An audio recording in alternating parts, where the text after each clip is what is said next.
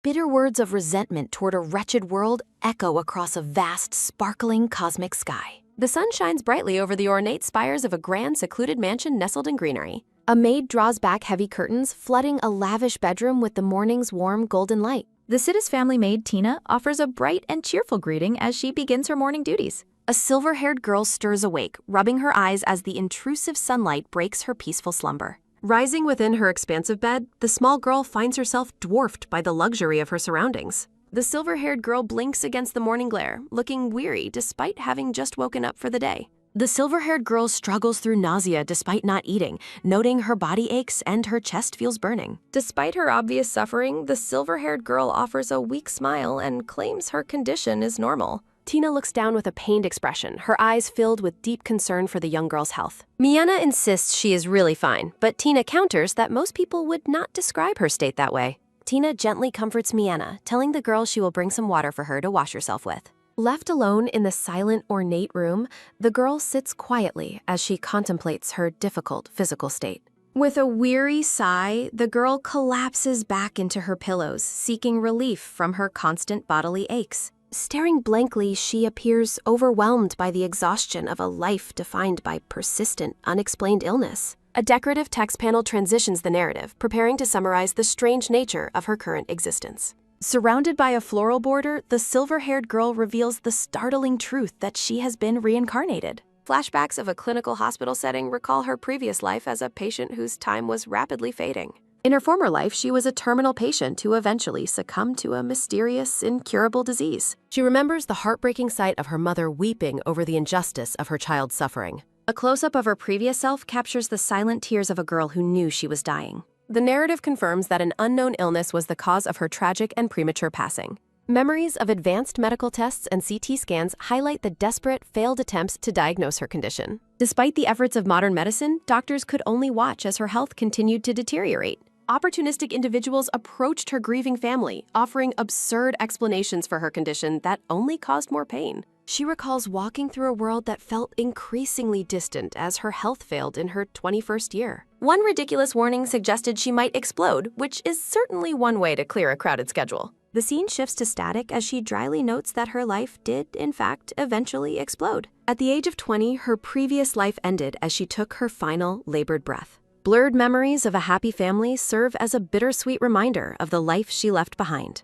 A cascade of jewels, gold coins, and fine dresses illustrates the immense wealth of her new family. Now a child again, she enjoys the adoration of a full staff within a life of extreme privilege. Identifying as Miana Sidis, she resolves to enjoy the present, but then her eyes glow with mysterious energy. Miana recalls being told it would be difficult to survive the winter as she sits weakly in bed. At 5 years old, her new life repeated the past as she received another terminal diagnosis. Though she survived 7 more winters, Miana spent them confined to her bed, watching the snowfall. Lying in bed, Miana feels her body reaching its breaking point as her remaining time grows short. Her parents desperately sought every possible cure, from the Empire's best doctors to the rarest medicinal herbs. Even a healing mage was summoned, but Miana secretly felt that giving up would be much easier. Tina clenches her hand tightly, refusing to accept the grim fate that seems to be claiming Miana. Miana apologizes to Tina as the maid approaches her bedside to check on her well-being. Tina adjusts the bedsheets and firmly declares that they will never stop fighting for Miana's survival. Looking directly into Miana's eyes, Tina implores the young girl to never lose her own will to live. Touched by the maid's devotion, Miana offers a genuine smile and thanks Tina for her unwavering support. Miana asks Tina not to wake her until mealtime, noting she will merely look like she's sleeping.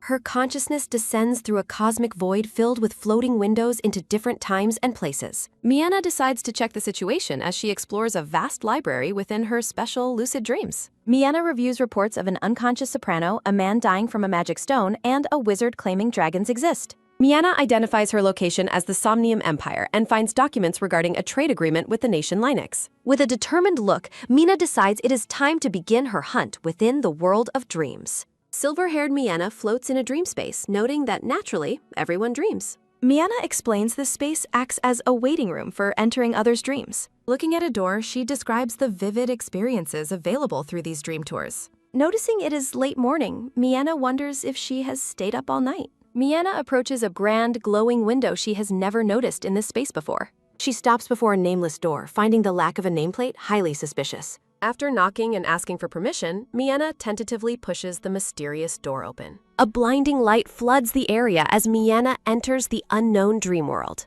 Miena blinks as she enters a realm that seems oddly devoid of any content. Feeling uneasy in the empty void, the young girl considers leaving the dream immediately. Miena finds the nameless door suspicious and tentatively explores the darkness beyond it.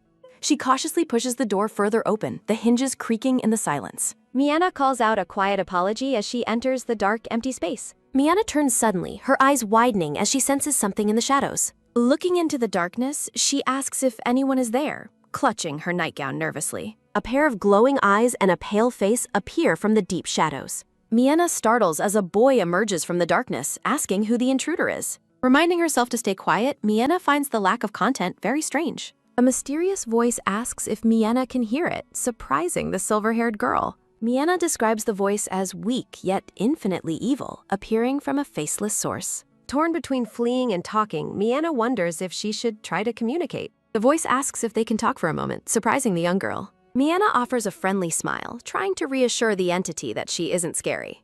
She proposes a talk, but asks to brighten the dark place she finds so unpleasant. Miena looks disappointed as the mysterious entity denies her request to change the lighting. She tries to compromise by asking for just a short conversation instead. The entity remains silent, causing Miena to look at the door handle with frustration. Frustrated by the refusal to talk, Miena prepares to leave the strange dream. The boy stops her, explaining that he was forbidden from talking to anyone. The boy clarifies he needs permission, and Miena asks who gave him such orders. Miena asks for the boy's name, but he doesn't seem to understand the question. A sudden surge of energy startles Miena, signaling that her physical body is waking. Realizing her time is up, Miena laments that her body is waking up too soon. Miena shouts a promise to return, telling the mysterious boy to wait for her. A final burst of light marks Miena's sudden departure from the dream world. Miena gasps as she snaps awake in her bed, her eyes wide with shock. Tina stands by the bed, apologizing for the noise as Miena's heart races. Narrative panels describe the Citus family's decline and their lack of visitors. The family status is irrelevant because Miena is constantly on the verge of death. Miena sits up in bed, reflecting on how her terminal state overshadows all family matters. She realizes the answer to her situation is obvious, looking weary and resigned. A metaphorical debt collector looms over the family, illustrating their dire financial situation. Miena looks saddened as she contemplates the weight of her family's mounting troubles. Tina offers a gentle, reassuring smile, trying to comfort the ailing young lady. Miena grips her bedsheets, wondering how long things have been this desperate for her family. Her eyes widen in a sudden realization or shock as she processes her situation.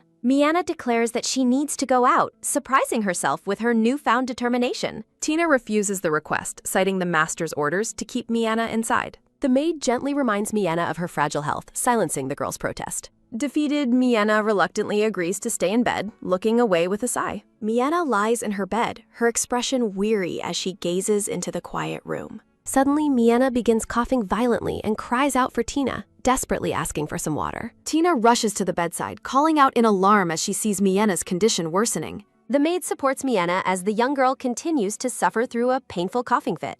Tina urgently calls for water, her face filled with anxiety for the struggling silver-haired girl. Realizing water is not enough, Tina decides she must also get cough medicine for Miena. Tina promises to return quickly and rushes out of the room with a loud slam. Left alone once more, Miena sits in her bed within the vast, silent, and ornate chamber. Miena's bare feet touch the cold floor as she prepares to move despite her weakness. The young girl walks across the marble floor, her breath misting in the cool morning air. Shivering by the window, Miena realizes she cannot continue living in this state of constant suffering. Miena tentatively pushes open a heavy door, peering into the room where voices are echoing. Miena's father asks for more time, but the man confronts him about the unpaid interest. The moneylender states that Miena's father should never have borrowed if high interest was problematic. Miena watches the confrontation, noting the deadline hasn't passed and reflecting on the family's mess. She wonders if they can even repay the interest even if they wait until the deadline.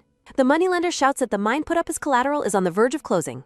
Miena realizes the family's desperation led them to seek help from a predatory pawnbroker. The moneylender threatens to take the mansion, while Miena's father pleads for mercy and time. Miena's father and the visitor turn in shock as they hear a sudden cough. Miena offers a weak smile and greets her father, acknowledging the wretched state of her body. Surprised to see her out of bed, her father notes how noisy it is outside. Miena's father looks at his sickly daughter with an expression of profound sadness and worry. Miena stares back at him with large watery eyes, appearing incredibly frail in the light. Miena politely addresses the intruder, hoping her presence hasn't disrupted their talk or been an intrusion. The moneylender looks at Miena with pity, clearly affected by her obvious and extreme fragility. Moved by the sight of the child, the moneylender decides to leave the house for today. Miena reflects on her performance, while the moneylender mentions having a daughter of the same age. The man walks away, stating he will return at the Monsen to collect interest. The moneylender warns that there will be consequences if the money is not ready by then.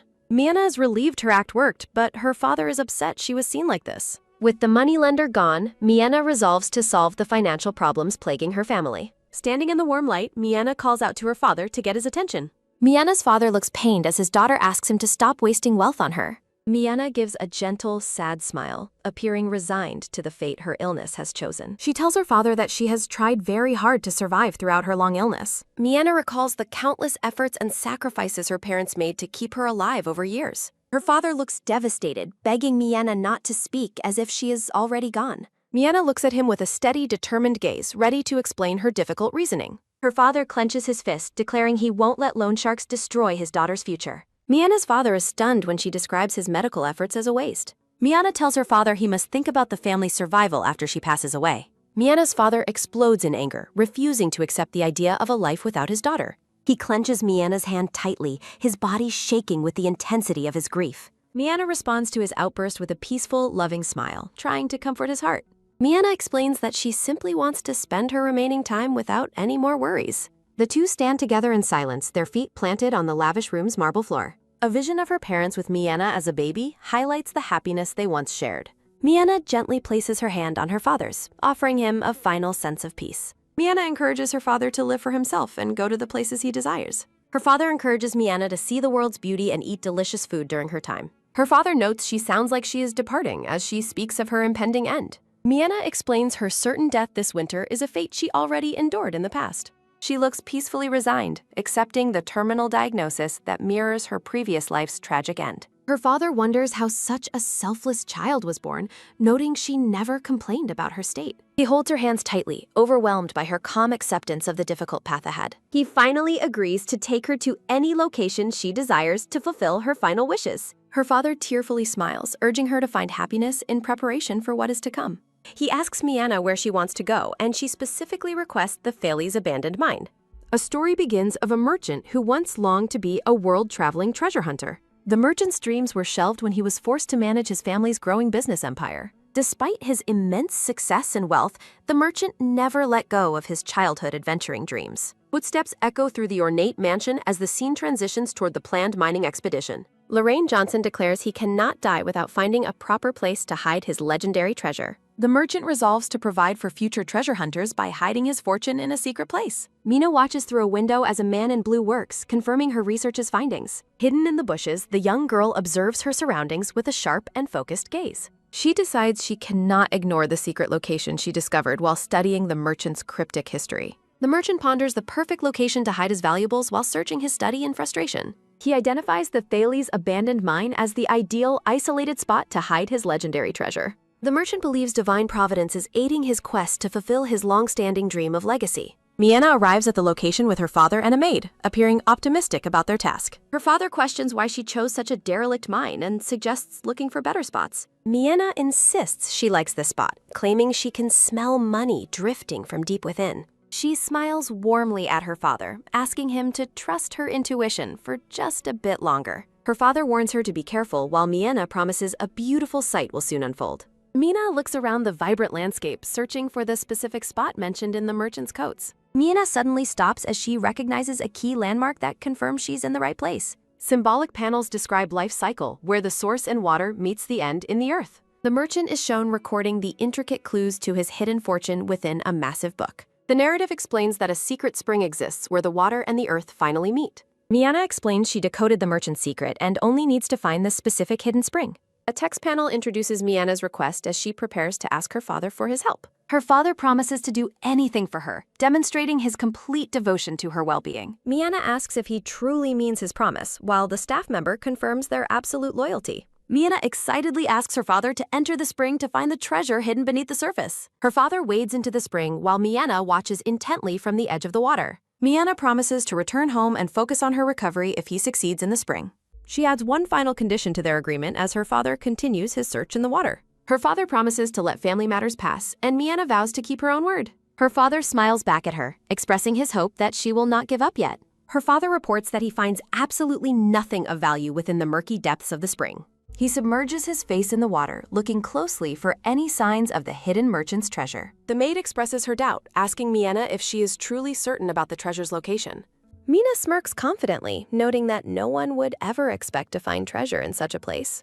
Gold coins drift across the screen as a message states treasure's value transcends its humble surroundings. A massive pile of gold and jewels illustrates the valuable lesson the merchant intended to teach. Her father lifts a heavy, ornate chest out of the water while Miana watches with excitement. Miana asks if the treasure is real, while her father wonders how this discovery even happened. The father acknowledges her success, and Miana reveals she can literally smell the presence of money. Miana explains her initial plan to hide the treasure, but changed it for her family's sake. Her father calls her name, startling the girl as she looks up at him with wide eyes. She wonders if he suspects she made up her money-smelling ability on the spot. Miana fidgets nervously and apologizes to her father for keeping her secret hidden for so long. She vows to repay the debt incurred by her medical expenses while her father looks grim. Miana explains that the treasure box is under a lightweight spell, making it easy to carry. She reveals she avoided bringing an escort, knowing the coachman would mistake the chest for junk. Miana warns that others will soon flock to the mine, urging her father to secure it. Her father suddenly grabs her arm, calling her name as the scene shifts to a field. The father stares intensely at Miana, his expression unreadable as he holds her steady. Miana looks back at him, her eyes reflecting the soft light of the surrounding garden. Tina observes the emotional exchange from a distance, looking on with a calm and supportive expression. Her father insists the treasure should be used for Miana's treatment, but she firmly rejects it. The narrative notes that a small portion of the treasure cleared her father's massive financial debts. Silver-haired Miana floats through a starry cosmic void, clutching a large book to her chest. She notes that stopping her father was exhausting as she drifts among books in the dreamscape. Mina observes a paper airplane soaring through the void, realizing she still has tasks to complete. She approaches a glowing, ornate door in the dream world, her curiosity piqued by its light. Recalling her previous encounter, Miana prepares to re-enter the dream and find the mysterious boy. She peeks through the heavy wooden door, the interior bathed in a deep, sapphire blue light. Miana pushes the door open, declaring her preference for death over continued suffering as she enters. Miana calls out an excuse and enters the glowing room, which is filled with blue energy. She greets the boy cheerfully, and he responds with a hesitant, quiet greeting from the shadows. Miana proposes a chat, but the boy hesitates, repeating that he is forbidden from talking. She tells the boy that their communication began the moment they first exchanged greetings earlier. Mina reasons that as long as they don't speak aloud, no one will know their secret. She observes that the boy is extremely cautious, despite his fragile and unassuming physical appearance. Miana wonders if he has been brainwashed to the point of being trapped within his dreams.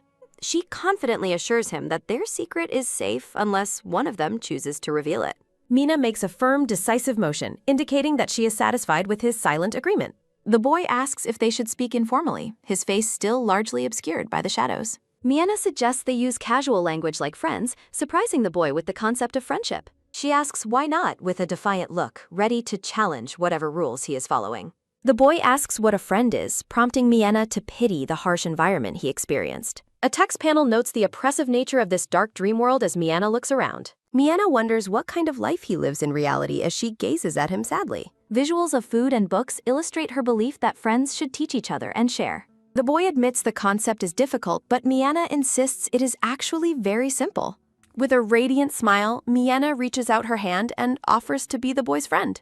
Miana asks for the boy's name while vowing to find whoever is responsible for his state. She suggests the name Luminous or Loomis, looking thoughtful as she considers the best option. The boy repeats the name Lewis, his face blushing slightly as he processes his new identity. Miana smiles warmly, noting that he seems to like the name she chose for him. Miana introduces herself as a member of the Sidus family, her face glowing with genuine happiness. A text panel notes that he must remember to return the favor to her family later. Miana asks Luce his age and location, but he doesn't know, making her feel frustrated.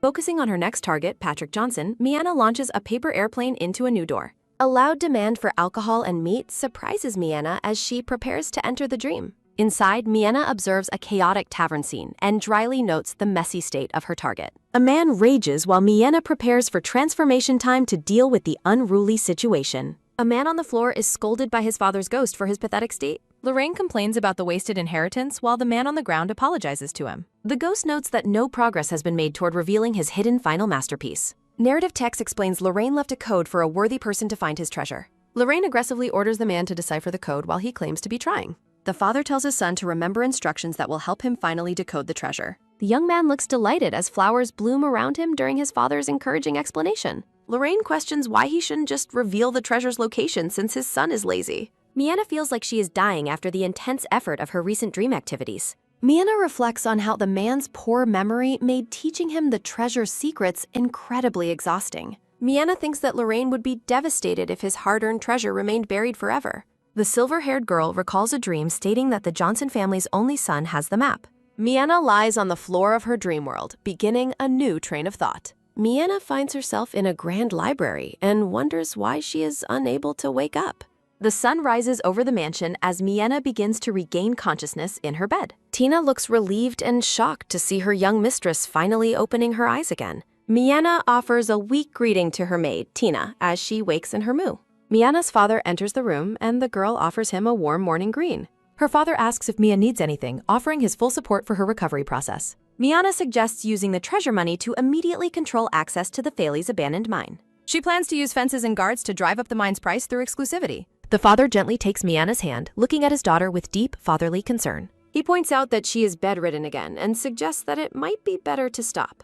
Mianna is stunned when her father tells her to give up on their financial schemes. Mianna's thought bubbles express her frustration at being told to stop making money despite her illness. Her father carries her, noting that long travel is difficult for even the healthiest of people. Mianna tells her father she enjoyed yesterday, and he smiles warmly at her happiness. Vibrant white flowers frame a shift in the mood toward a more peaceful garden setting. Mianna's father kneels by her bedside, addressing his dear daughter with profound and loving affection. A shimmering vision shows Mianna standing happily with her parents in a world of flowers. He strokes her hair, urging her to take care of herself so they can enjoy life. Mina reads a letter about a grand prince with symptoms similar to her own terminal illness. She hopes the prince recovers quickly so she can finally leave and meet her mother. Mianna launches a paper airplane toward a glowing portal, preparing for her next dream adventure. Entering a new room, Mianna realizes she has arrived at her mother's private quarters. The name Justin Everdeen is revealed, connected to the mysterious boy in her dream. Mianna ponders the connection between her illness and the prince as she enters a new door. The young girl decides to explore the mysterious and massive study she has found. Mianna walks through the library, feeling a sense of familiarity as a dark-haired boy approaches. A narrative panel notes that this creation is unlike anything she has made before. A boy with dark hair and a stern expression asks Mianna to identify herself. Mianna observes his jet-black hair and silver eyes, noting the deep exhaustion within them. Looking into the boy's eyes, Mianna realizes that he possesses abilities very similar to her. Mianna transforms into a maid and tells the young master Justin that it is lunchtime. Justin is confused by the sudden appearance of the maid in his private study. Justin is suspicious of the maid, while Mianna jokingly asks him to just let it slide. Mianna notes the extreme detail of the dream and the presence of someone with similar powers. Justin demands to know who she is as he stares at the mysterious smiling intruder. Mianna transforms into a golden angelic figure and greets the human boy with a smile. Justin is unimpressed by her angel costume, while Mianna playfully tells him to lighten up. Mianna tells the boy that his mother's prayer was heard and commands him to sit down. The boy looks confused as Mianna repeats her claim that she is there to help him. Mianna questions the boy's faith and suggests he would remain a skeptic even if shown miracles. The dark-haired boy remains silent and skeptical against a background of stylized cat patterns. Mianna asks the boy to describe his specific symptoms so she can evaluate his medical condition. Justin explains that his head feels heavy and he has been suffering from headaches and fever. Justin admits to having no appetite, a racing heart, dizziness, and extreme breathlessness after short walks. Justin questions the angel's omniscience, but Mianna tells him to become a believer if he feels wrong. Justin details his busy schedule of skipped breakfasts, endless lessons, hunting practice, and managing estate reports. Mina looks shocked and asks if the boy ever does anything other than work and study. Justin explains that he attends formal meals and sleeps at night, though he provides no other activities. Justin reveals that even during sleep, he reviews the theories and lessons he has previously memorized. Mianna slams her head onto the table as she finally understands the cause of his illness. Mianna scolds the boy, identifying his condition as severe overwork, while Justin looks on in confusion. Text panels explain the cultural connection to overwork and the relentless cycle of overtime and late-night tasks.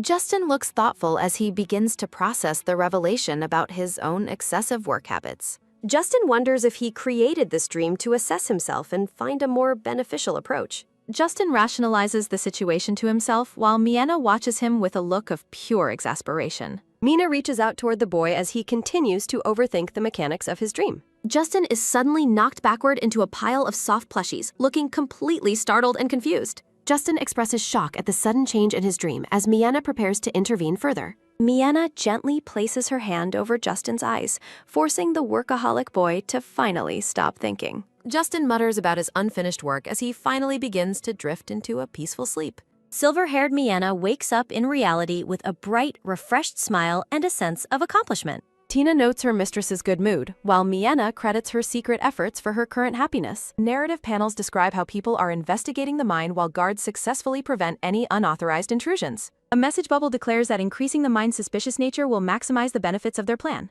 Miena enjoys tea with a sinister expression, prompting Tina to note that she looks more villainous. Miena takes a calm sip of her tea, appearing deeply satisfied with the progress of her schemes. Justin is woken by a strange noise and finds Angel Miena performing ASMR with a microphone. Miena continues her loud ASMR performance, causing Justin to tremble in intense frustration and mental distress. Miena sent a prescription letter to her mother and ensured Justin slept deeply in his dreams daily. A grand golden carriage arrives at the mansion, signaling that Miena's mother has finally returned home. A maid comments on the lovely weather while a silver-haired woman sits in the sunlit hall. Miena glows with happiness as she anticipates the perfect day once her mother finally arrives home. Miena's expression turns to one of pure shock as she hears an unexpected and familiar voice. A handsome young noble with dark hair and silver eyes stands in the hall, smiling warmly. The silver-haired woman tells Miena she shouldn't have come out as the young prince stands nearby. Miena hides behind her mother's arm, staring at the visitor with a look of extreme apprehension. Justin looks at the young girl with a neutral expression as she avoids his direct gaze.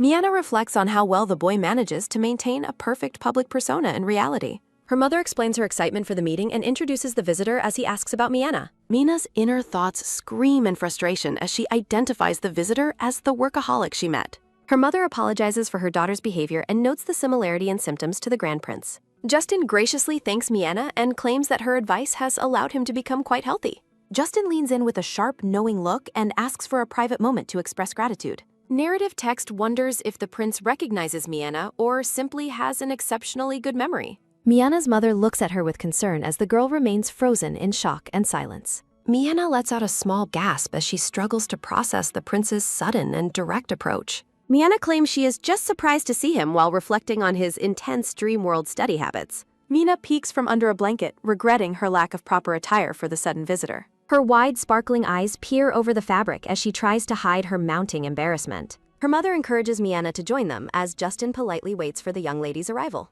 Her mother and the maid share a warm, knowing smile while observing the children's formal interaction. Miena stands across from the prince in the grand hall, the atmosphere thick with unspoken tension. Miena politely requests the honor of having tea with the Grand Prince in the sunlit garden. Justin returns the sentiment with a gracious smile, expressing his genuine honor in meeting Mercedes. Miena explains her family's decline and expresses deep gratitude for the prince's personal visit despite her illness. She thanks him for supporting her mother, noting that her medical expenses keep her mother from home.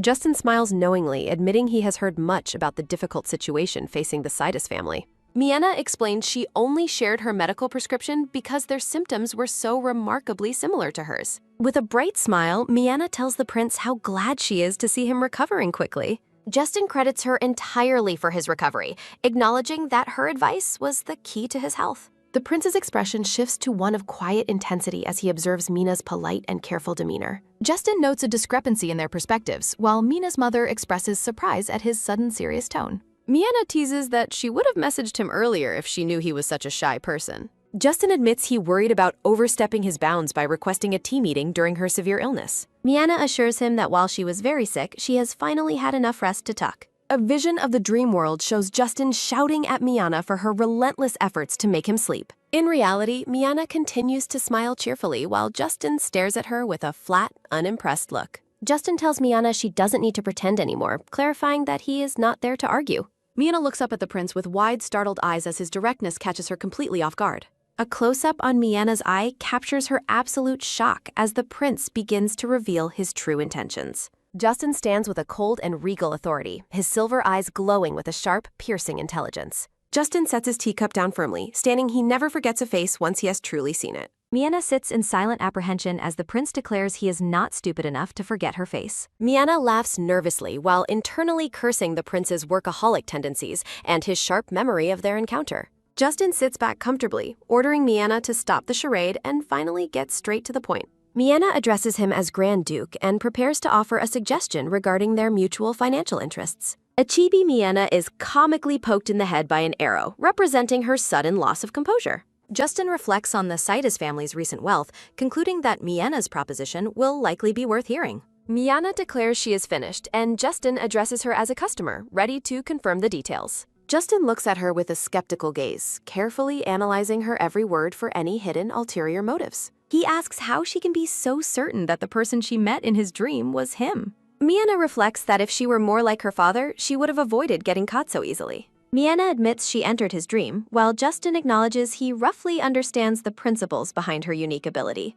Miena fidgets nervously with her fingers as she prepares to explain the actual truth behind her secret actions. She looks flustered and asks the prince why he is speaking so formally and intensely to her again. Miena recalls being quite rude in his dream, while a memory of her angel persona harassing him appears. Justin smiles, claiming the dream therapy was beneficial and won't negatively affect his upcoming formal proposals to her. He assures her that his proposal will be a formal contract, promising that he will keep his word. Miena suggests discussing the contract with her father, since her terminal illness prevents her from inheriting the estate. She looks down sadly, reminding the prince that she truly does not have much time left to live. Shimmering coins fall as she explains her treatments are failing, making her every remaining moment incredibly precious. A massive pile of gold illustrates her belief that every second of her life is now meaningful and valuable. Miena reaches toward a glowing light, wondering if the prince's offer is worth trading her limited time for. Justin stares at her with a serious and contemplative expression,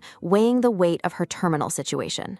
He acknowledges her point as he sits with a relaxed yet commanding posture in the sunlit garden. Justin explains that while holdings are secret, fund distribution in the financial industry is much harder to hide. He concludes that the Sidus family's recent financial flow is highly unexpected and uniquely strange to his eyes. Justin notes that such a massive influx of funds is rarely accidental. The dark-haired prince attributes the sudden wealth to a lady's secret involvement. Justin maintains a confident gaze as he discusses the Sidus family's finances. Miena listens intently, her expression serious as the prince reveals his observations. Shocked by the high-stakes conversation, Tina drops her tray with a loud clatter. Miena calmly dismisses her maid, requesting that the tea kettle be left behind. Tina looks flustered and apologetic as she prepares to report back to Miena's parents. With Tina gone, Miena asks Justin to clarify his specific proposal for sponsorship. Miena pours tea, noting the importance of keeping their financial sources above suspicion. The silver-haired girl states that the contract relies entirely on fulfilling specific conditions. Justin affirms his authority as the successor to authorize an official sponsorship proposal. Miena looks down thoughtfully, carefully weighing the potential benefits of the prince's offer.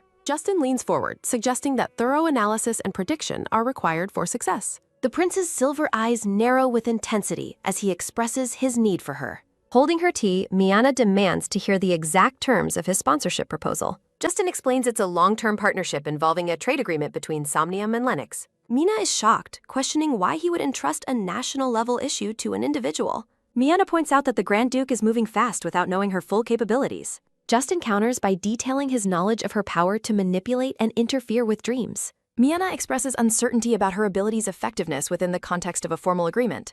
Justin dismisses her hesitation, urging her to stop being humble about her unique gifts. The prince smiles warmly, admitting that he is genuinely glad to have met her. A close-up shows Miena nervously fidgeting with her fingers beneath the garden table. Miena questions if resting in a dream actually provides real physical recovery for him.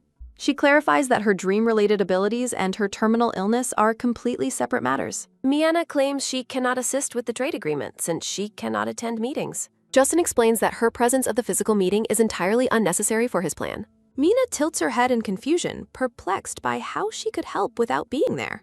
Justin reveals his plan involves Miena infiltrating the dreams of the Lennox diplomatic team.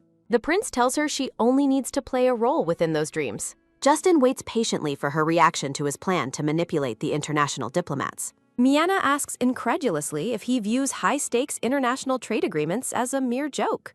Justin looks at her calmly, explaining that the signing is stalled due to minor details. Miena reflects on how Lennox suddenly changed their minds and began imposing ridiculous conditions. She realizes Lennox is acting arrogantly because they know they hold the superior position. Justin acknowledges Samyam's leverage with magic stones and Mina's sharp insight into the situation. Miana argues that Linex's reliance on religious authority makes the negotiations even more difficult. The young girl stares at the prince, stunned by the depth of his deductions. Justin is pleased she understood everything, though Miana reminds him she hasn't accepted yet. Justin teases her about her dwindling resistance while Miana worries about committing national fraud. Mina officially accepts the offer, admitting that his logic has made refusal nearly impossible. She establishes their status as equal business partners, demanding timely and accurate information exchange. Miana looks at him with a mix of determination and wariness as they finalize terms. Justin agrees and asks if there is any other request she has for Anne. A close-up shows Mina's hands clasped together as she prepares to state her condition. Miana looks at Justin seriously, stating she doesn't want her business partner to be ill. Justin responds with a genuine, gentle smile, clearly moved by her unexpected concern.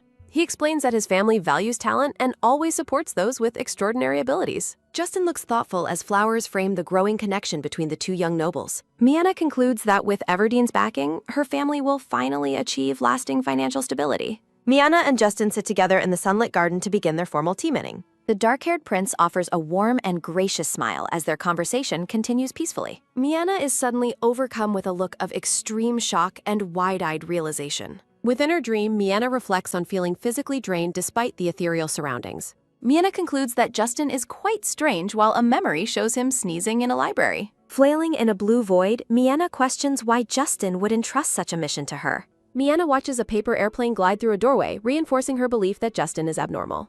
Mina greets a silver-haired boy named Ruth with a bright and friendly smile. Ruth is completely stunned to see the girl, stuttering her name in disbelief. Miana is surprised to find Ruth crying and asks why her greeting caused such a reaction. A narrative panel presents a quiz asking why Ruth began crying so suddenly. Ruth admits he heard a strange sound while Miana apologizes for startling the emotional boy. Miana asks about Ruth's life and he details a routine of meals and fatherly instruction. Miana questions the nature of Ruth's education while pondering her own mysterious dream world abilities. Ruth refuses to reveal his powers, fearing a catastrophe if he breaks his father's silence. Miana is horrified as Ruth admits he lacks basic childhood joys like toys or windows. She explains that his dark dreams are a subconscious reaction to his severely restricted environment. Ruth is confused by her words, but Miana assures him he doesn't need to understand yet. A glowing hand reaches toward the light, symbolizing a new connection formed in the darkness. Miana demands to see Ruth's home to better understand his isolated and mysterious life.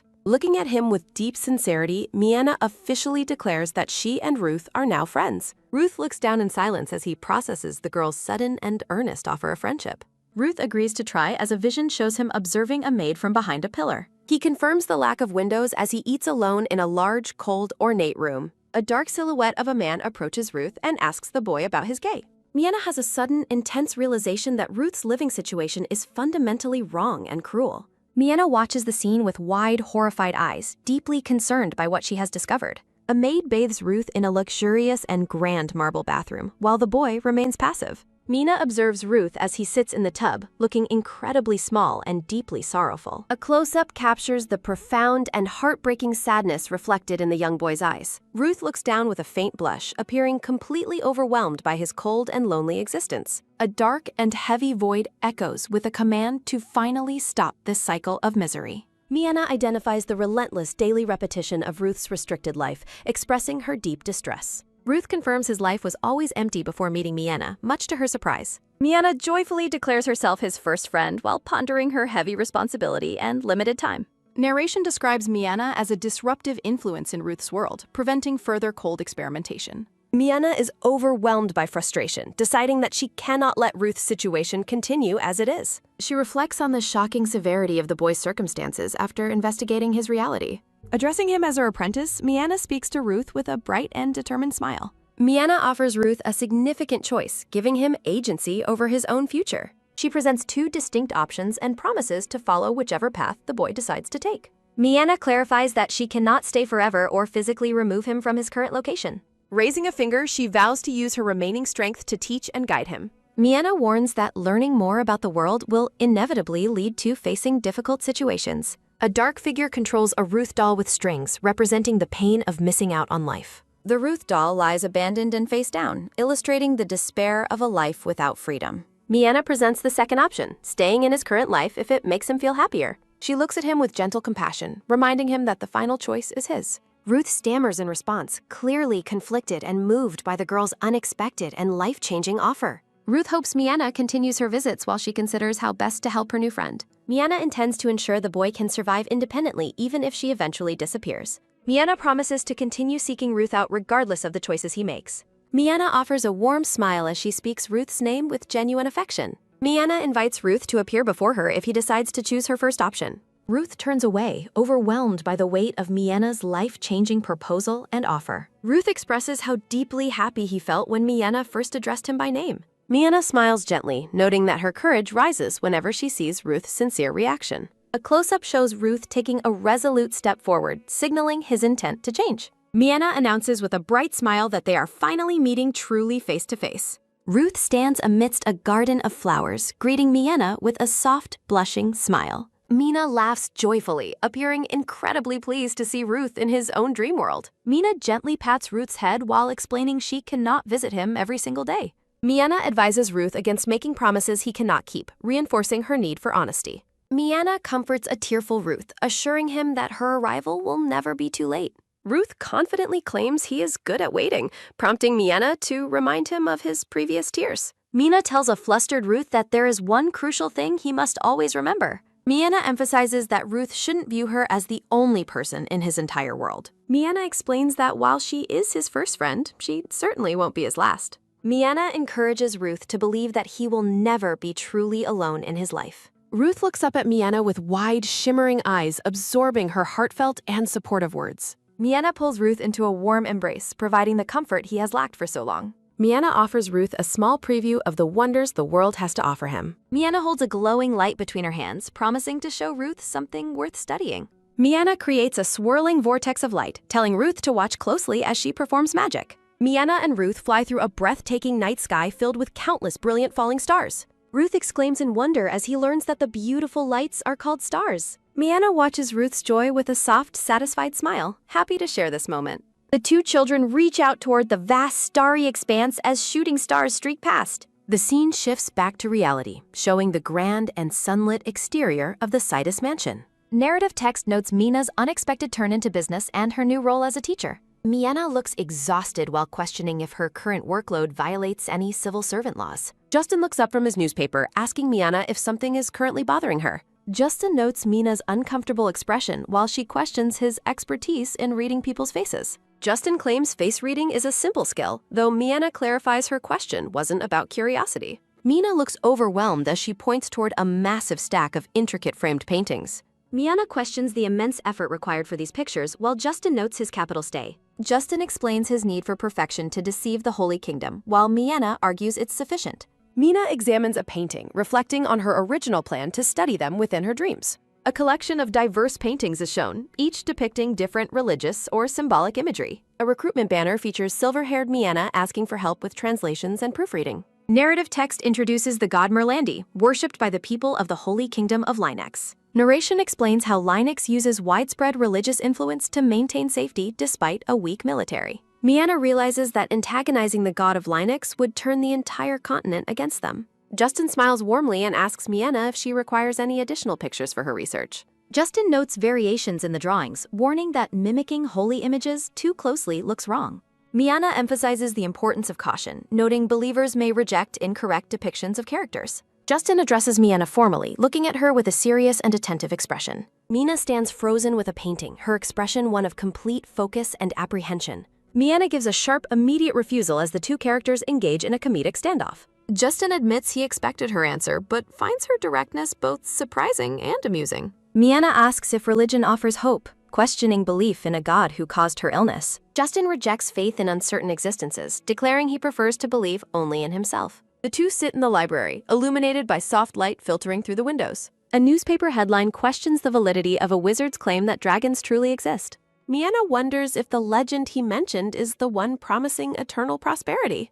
Justin notes the public legend, but mentions another secret version known only to royals. Startled, Miena asks why he would reveal a top-secret imperial legend to a commoner. Miena admits curiosity, but fears knowing such dangerous secrets could lead to her family's ruin. Miena looks toward the prince as they continue their conversation in the grand study. Mina bluntly refuses to hear any information that cannot be turned into a profit. Justin questions if she would listen for money, but Miana remains cautious and selective. Justin is satisfied with her pragmatism, while Miana realizes he never intended to share. Justin signals the end of the meeting, noting they must respect professional boundaries. Justin prepares to depart for an auction, telling Miana she can see a muff. Chibi Miana returns to her room to rest as Chibi Justin departs for his business. The festive atmosphere of Rampus, the imperial capital, is captured in the bright sunlight. Citizens whisper in surprise about the Grand Prince of Everdeen attending a local auction. Justin sits with cold composure in the crowded auction house, drawing everyone's silent attention. Justin analyzes Miana's information about the mine, considering if his family status skews things. The prince reflects on potential exceptions to his logic, his thoughts lingering on Miana Cetus. A close-up reveals Justin's intense focus as he weighs the risks of the upcoming bid. Justin smiles, deeming Miana a valuable asset who knows exactly how to maintain professional boundaries. Justin observes that despite her intelligence, the silver-haired girl still possesses some foolish traits. Miana argues that paying for terminal illness treatments is like pouring money into a bottomless pit. Justin recalls Mina's grim warning about his potential miscalculation and her own limited time. Miana turns away with a somber expression as Justin contemplates the weight of her words. Justin is captivated by Mina's presence, watching her silhouette against a backdrop of glowing light. The prince stares at Miana with a mixture of surprise and genuine intrigue. Justin offers a soft, admiring smile while focused entirely on his mysterious business partner. A simple declaration in a white bubble emphasizes Justin's absolute faith in his own intuition. Justin finds Mina's previous awkwardness amusing, appreciating her inability to hide her true feelings. A handshake over maps and magic stones symbolizes a highly profitable and strategic investment. Justin realizes Miana was likely ignorant of the true scope of the business deal. He concludes that Miana had likely given up on surviving rather than lacking business sense. A gloved hand firmly grips the official paperwork for the high-stakes auction property. The auctioneer announces the sale of the Thales abandoned mine and its surrounding territories. The crowd erupts in excitement as the bidding for the mysterious mine finally begins. Justin reacts with calm calculation as the initial appraisal is set at 300,000 peons. Justin recalls the plan to keep the bidding reasonable to avoid unnecessary financial waste. Justin shocks the entire room by suddenly raising the bid to a staggering 2 million peons. Justin aims to use the Everdeen family name to secure a victory for his partner. Mina is visibly shaken and wide-eyed as she reads the unexpected results of the auction. Miana questions the bizarre winning bid while Justin casually enjoys his tea in the palace. Justin celebrates his partner's success as a document confirms the final 3 million peon price. Flustered, Miana explains she predicted a much lower winning bid of only 1.5 million. A comedic scene depicts the winning bidder celebrating a ruthless price Miana finds terrifying. Justin denies using threats, while Miana worries her shocked expression betrayed her inner thoughts. Justin explains that everyone watches the Everdeen family's movements, purchases, and even their associates. Miana finds his words about their public association to be particularly ominous and unsettling.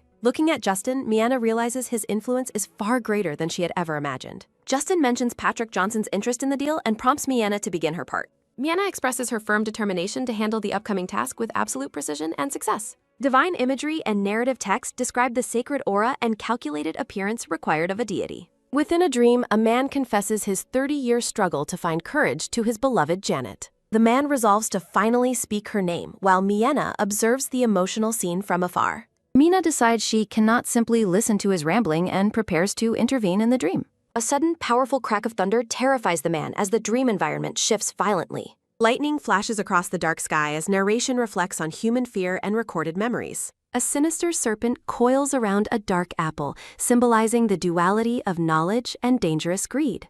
The man reacts with pure terror and shock as the divine revelation overwhelms his fragile consciousness. Miana watches from above as the man prostrates himself, believing he has received a holy message. Miana smiles at her success, noting she has more tasks ahead before concluding her work. The sun sets behind the grand, ornate cathedral that serves as the heart of Linex diplomacy. A close-up shows a dignitary walking briskly through the halls, his movements hurried and full of purpose. A red-haired man burst into a room, shouting frantically about a vision he has just witnessed. A steady hand rests on a shoulder as a calm voice demands attention amidst the growing panic. The red-haired man and a bearded elder struggle to speak, both desperate to share their revelations. In the grand hall, the two diplomats engage in a heated argument over whose words are more urgent. A blonde official looks on with growing apprehension, sweat beading on his forehead as chaos erupts. A sudden realization strikes one of the men like a bolt of lightning, freezing him in place. The entire diplomatic delegation descends into a state of panic, everyone demanding to be heard at once.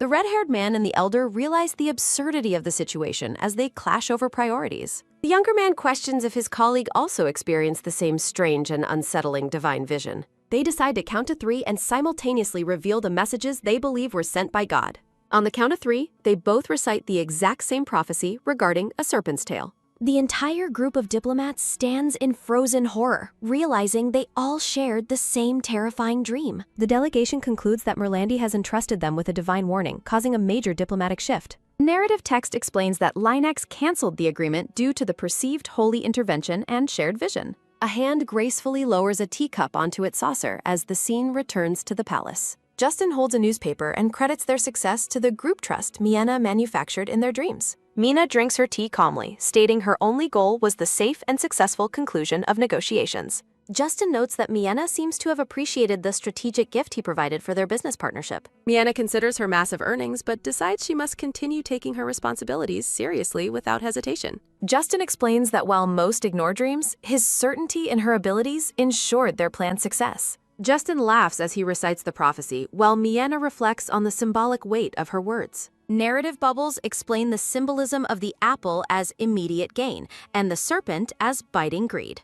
Miena holds a glowing cup while questioning if the day's events will truly benefit Verandis' faithful followers. Narrative text describes the Ouroboros as a symbol of eternal reincarnation and punishment for the greedy souls. References to the Linex scriptures and historical dates provide a religious framework for Miena's fabricated vision. A final warning emphasizes that those who act recklessly in pursuit of greed will face dire consequences. Justin expresses satisfaction with the outcome, hoping to leverage the situation to build better international relations. Miena offers a bright and genuine smile, clearly relieved and happy to have met his high expectations. Miena observes that Justin always seems to frown whenever she shows even a hint of softness. Justin notes that while negotiations are paused, the diplomatic atmosphere has significantly improved in their favor. Miena is visibly startled to learn that their primary business deal has already been effectively concluded. She becomes serious, contemplating how the Grand Duke meticulously manages every detail to ensure a perfect outcome. Miena worriedly asks Justin if he is feeling sick or if he resumed working within his dreams.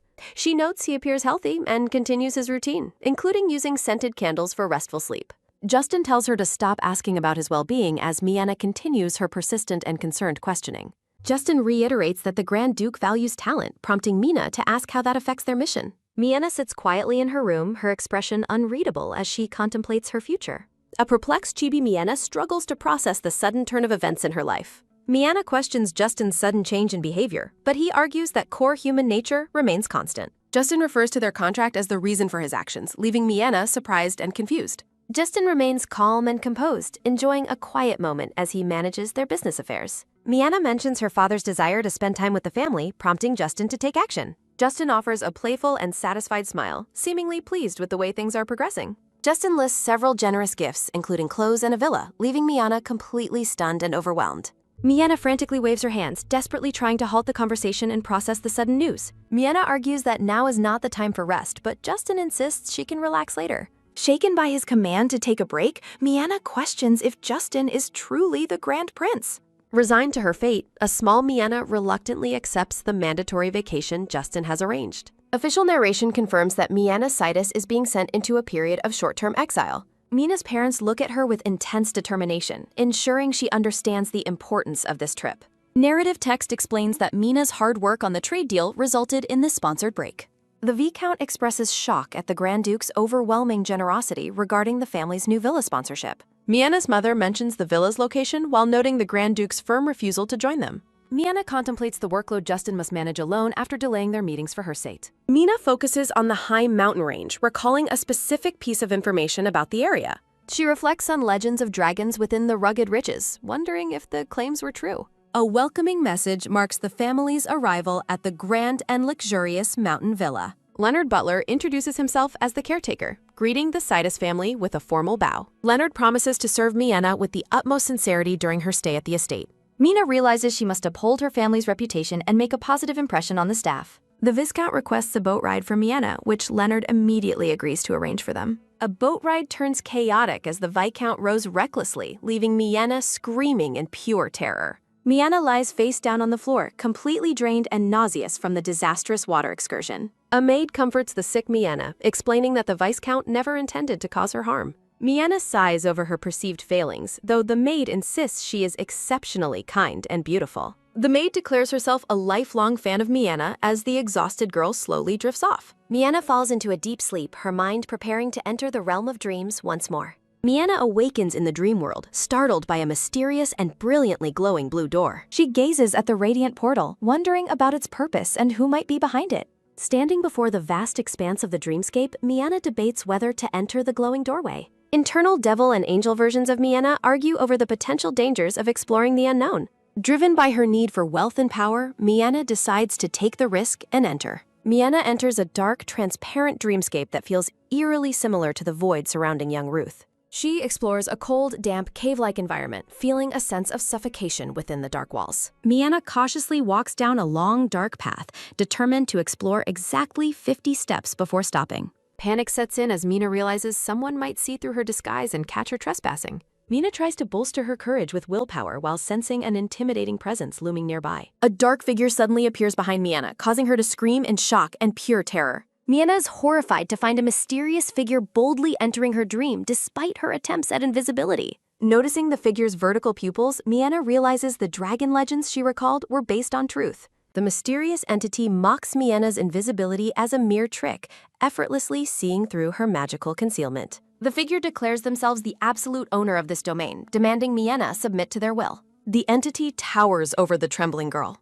questioning how she managed to intrude upon this private space. Miena remains paralyzed with fear, believing that even speaking could lead to her immediate and certain death.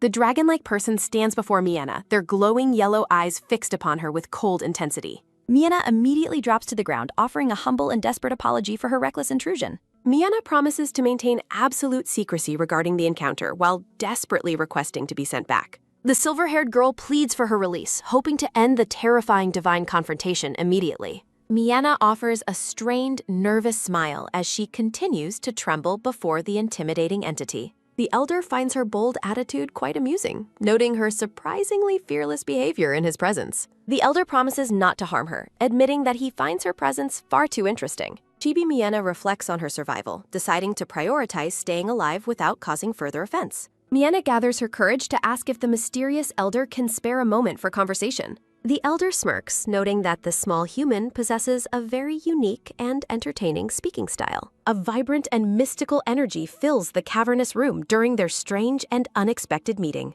The elder commands Miena to follow him as he leads her through the grand treasure-filled hall. They walk through a sea of gold and gems, the scale of his wealth becoming apparent. Miena is stunned to find a grand palace where she expected only a simple, dark cave. The elder explains his nest is unique, while Miena admits her expectations were far more basic. The elder laughs at her honesty, noting that few people speak so directly in his presence. The elder mocks human arrogance, while Miena diplomatically notes that all creatures tend towards self-centered thinking. A close-up reveals Mia's wide-eyed shock as she struggles to process the entity's overwhelming power. Surrounded by vast riches, Miena wishes she could simply gather her scattered thoughts and safely depart. Miena follows the elder deeper into the palace, her expression filled with a mixture of wonder. The elder proposes a deal, offering 3 questions in exchange for Miena's continued and absolute honesty. Miena wonders if a dragon's heart is more generous, questioning the perceived wisdom of their kind. She contemplates the nobility of the dragon as they continue their walk through the opulent halls. The elder decides to focus on the unanswered questions first, maintaining his dominance over the conversation.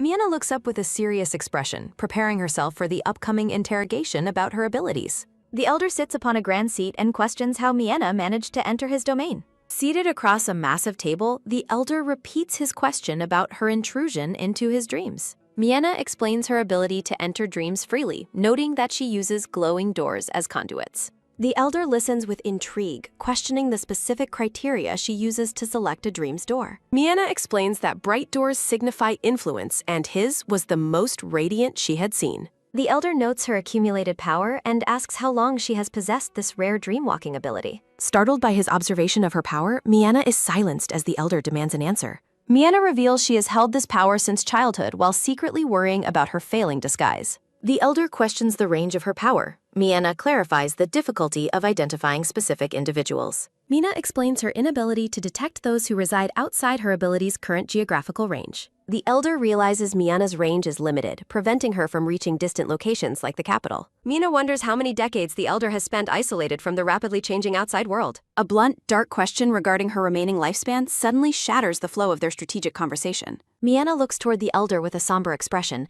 the question striking a deeply personal chord. A close-up of Miana reveals her silent struggle to find the words for her terminal diagnosis. Mina is suddenly seized by a violent coughing fit, her physical pain manifesting within the dream. Mina admits she has a year left. The elder is surprised by her calm and composed. Miana explains that fixating on the unchangeable leads to losing sight of what truly matters in life. A mental image reflects her father's desperate struggle to save the family from their impending ruin. The elder asks a hypothetical question about the possibility of changing her inevitable and tragic fate. The dragon offers a gruesome solution, claiming his heart could extend her life, leaving Miana horrified. Miana rejects the joke, noting his lack of intent while reflecting on the cruelty of her. A silent close-up captures the elder's unreadable expression as he weighs the girl's blunt, honest response. The elder praises her boldness, admitting he has never seen a small creature act so fearlessly. Satisfied with her answers, the elder officially grants Miana the opportunity to ask him her questions. Miana exhales in massive relief, realizing she has successfully navigated the conversation without offending the dragon.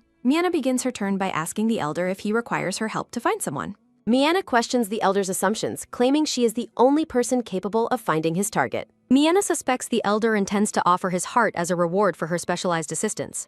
A close-up shows Miana nervously adjusting her collar while considering the dragon's potential life-saving offer. Miana offers a radiant and hopeful smile, her eyes sparkling with excitement at the potential deal. The elder watches Miana with piercing, glowing yellow eyes, maintaining his intimidating and regal composure. The elder laughs at Minina's behavior, calling the small human impudent for her surprisingly bold attitude. Miana nervously explains the human perspective on the silence that usually precedes death.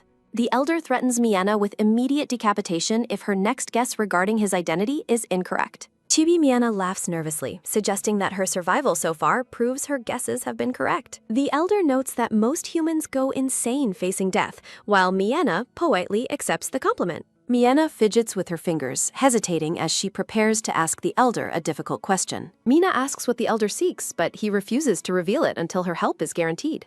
Miana asks for clarification on how the accumulated power in her body relates to her unique abilities. The elder warns that Mia's body will soon burst from overwhelming power, terrifying the young girl. Chibi Miana finds the muse unbelievable, noting she lacked these destructive powers in her previous life. The elder explains that her abilities are merely a byproduct of the massive, overflowing energy within her. He warns that her power is amplifying too rapidly for increased usage to offer any relief. Mina's expression darkens as she processes the awful reality of her rapidly approaching time limit. The elder moves to the final question, while Miana realizes she has discovered her life's secret. Mina assumes the elder is in a hurry and asks if other dragons still inhabit the world. A close-up highlights the elder's inhuman eyes as Miana questions the existence of other dragons or gods. Miana mentions her recent impersonation of a deity while nervously awaiting the elder's response about other entities. The elder confirms the existence of another entity, his expression remaining somber and ancient. The elder declares that none are left and asks Miana to commit to helping him. Chibi Miana refuses to cooperate unless she is guaranteed a certain and highly valuable reward. The elder reminds Miana of his promise to give her his heart if the target is found. Miana skeptically questions why anyone would risk their life for another person's personal desires. The elder appears offended, warning Miana that she takes a dragon's solemn promise far too lightly. Miana suggests reconsidering the situation, pointing out that the elder is currently unable to leave his domain. Mina explains her limited time in the dream world and the difficulty of receiving rewards within it. The elder ponders Miana's logical argument and concedes that her assessment of the situation is correct. The elder proposes a new reward, granting Miana the permanent right to enter his sacred nest. He reassures her that he won't seek petty revenge, as harming her is beneath his dignity. Miana considers the strategic benefits of accepting his offer and building a friendship with a dragon. Miana looks back at the elder's massive hoard of gold, gems, and ancient treasures. Miana asks about the treasure, and the elder casually tells her she can take it all. Chibi Miana celebrates the prospect of owning the treasure, already imagining her future of immense wealth. Miana suddenly realizes she is physically unable to carry the entire treasure hoard by herself. Miana asks the elder if the ownership of the treasure can be transferred to her family. Claiming she is young and weak, Miana bargains for the right to bring one more person in. Miana thanks the elder while he officially concludes the discussion to finalize their agreement. The elder reaches out to seal the contract, placing his hand on Miana's forehead. A magical notification confirms that XXX, the Doomsday Watcher, has officially set his seal on Miana. The Sidus mansion stands quiet under the night sky as Miana's dream encounter finally comes to an end. Mina reacts with frustration, calling the entity a crazy bastard for the unexpected turn of events. Floating through the dreamscape, Miana confirms the dragon's insanity and asks for the target's name. A system message confirms the contract is completed as Miana asks for the identity of the target. The elder tells her not to worry, claiming humans shouldn't have forgotten the target's ancient name. Sparkling trails of light cross the starry sky as Miana ponders the scope of her new mission. Narrative text reveals that the target is the legendary and sacred world tree, Yggdrasil. Miana ponders the strange name of the world tree while questioning how to find a legendary object. Strengthening her resolve, Miana stares ahead and declares that she is capable of completing her mission. Miana sits in the dreamscape, concluding the target isn't there after a paper airplane experiment yielded no response. Gripping a door handle, Miana plans to travel the world to find the tree, knowing her parents would support her. Mia bursts into the room and apologizes to Luz for her lateness, excited to see her precious disciple. Luz turns around with a bright, happy expression as he calls out Mia's name. Mia hugs Luz while apologizing for the delay, but the boy reassures her that he is fine now. A quiet moment passes between them as Mia softly says the boy's name in the dream. Luz playfully pinches Mia's cheeks, expressing concern for her while she reacts with mild shock and confusion. Luz mentions the stars floating in his dreams, noting he remembers everything Mia showed him previously. Mia notes the positive changes in the dream world, admiring how the star constellations are now beautifully placed. Mia stares wide-eyed as she begins to recognize the shifting environment of the dream realm. Luz looks up at Mia with concern, sensing a change in her mood and questioning her silence. Mia realizes she has likely seen the target before, though she only caught glimpses of it a few times. Mia stands stunned by Luz's genius memory, wondering if she can handle a student who memorizes everything quickly. Floating papers drift through the sky as a playful song claims their house dog is a genius. Shimmering trails of light fill the sky as the dreamscape transforms into a brilliant and ethereal wonderland. Mia points toward a massive glowing tree that has suddenly appeared in the center of the dreamscape. Mia tests Luz's vocabulary by picking an apple, pleased when he correctly identifies the fruit and confirms his progress. Luz offers a sweet, blushing smile while holding one of the floating papers from the sky. Mia analyzes Luz's abilities, noting that he possesses a perfect photographic memory for anything he sees once. Mia identifies a significant hurdle. Luz can read text but fails to comprehend the actual meaning of the sentences. A narrative bubble confirms that despite the boy's ability to read, he does not understand the definitions of words. Mia reflects on the strange concept of neglect, wondering why he was taught to read without being explained meanings. Narrative text explains the issue persists even when Luz is asked to repeat specific learned words or sentences. Luz waves his hands frantically, insisting that speaking in such a manner simply will not work for him. Mia ponders the situation, concluding that the boy's communication difficulties are likely rooted in deep past trauma. Mia notes his advanced language development despite his hardships, yet he still faces a massive communication barrier. Mia hugs Luz, deciding her mission is to give him various experiences to help him interact with society. The scene transitions as Mia acknowledges the extreme difficulty of explaining the complex situation to young Lewis. A sudden, blunt question asks if the Grand Duke is completely devoid of any friends or social connections. Justin pauses his tea to ask why Mia is questioning him before noting her own lack of friends. Mia apologizes for the accidental insult, though Justin points out she only spoke the truth about both of them. Justin tells her not to worry about the slip of the tongue as they sit together in the palace. Justin attempts to steer the conversation back to Mia's recent travels, though he appears slightly uneasy and guarded.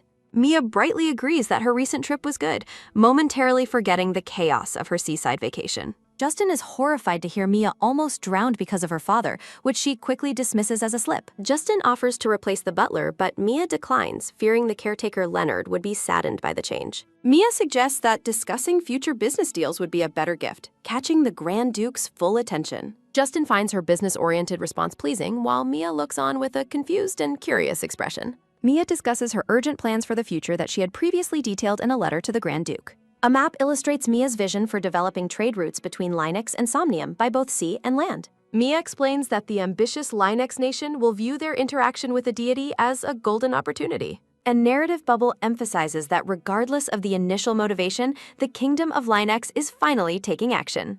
Justin leans in, intrigued, and asks for more details on how the business will continue to evolve. Mia confidently declares that their primary client base will consist of people from the powerful Linux kingdom. Mia notes the Everdeen family owns various banks that are currently managed by the Grand Duke himself. Mia explains how Linux manages temple donations and distributions, identifying a major flaw in their current financial system. Mia points out that the double exchange of currency results in the kingdom paying excessive fees twice over. Justin proposes using Everdeen Bank's lower fees and superior ledgers to monopolize the kingdom's international financial transactions. Miana explains that submitting orders stamped with Everdeen Bank's seal allows for the receipt of money from foreign banks. Miana asserts that because Everdeen Bank possesses such credibility and resources, the foreign institutions will certainly not refuse. Justin notes that if Linux's side is rejected, they might pursue a similar business opportunity, making this a venture only he can handle. A close-up shows the Grand Duke's hand tapping the table as he simply agrees to her proposal.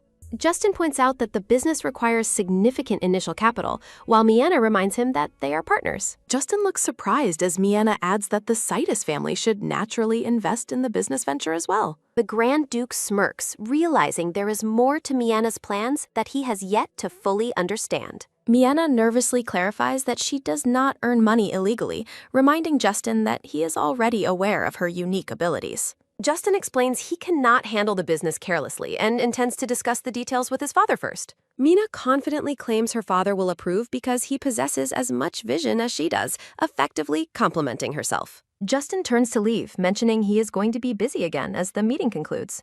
Miana sits alone on the grand sofa, watching the Grand Duke depart from the opulent room. A close-up of Miana's wide-eyed expression captures her moment of sudden realization or surprise. Justin suddenly reaches out and grabs Miana's hand, asking her to wait for a moment.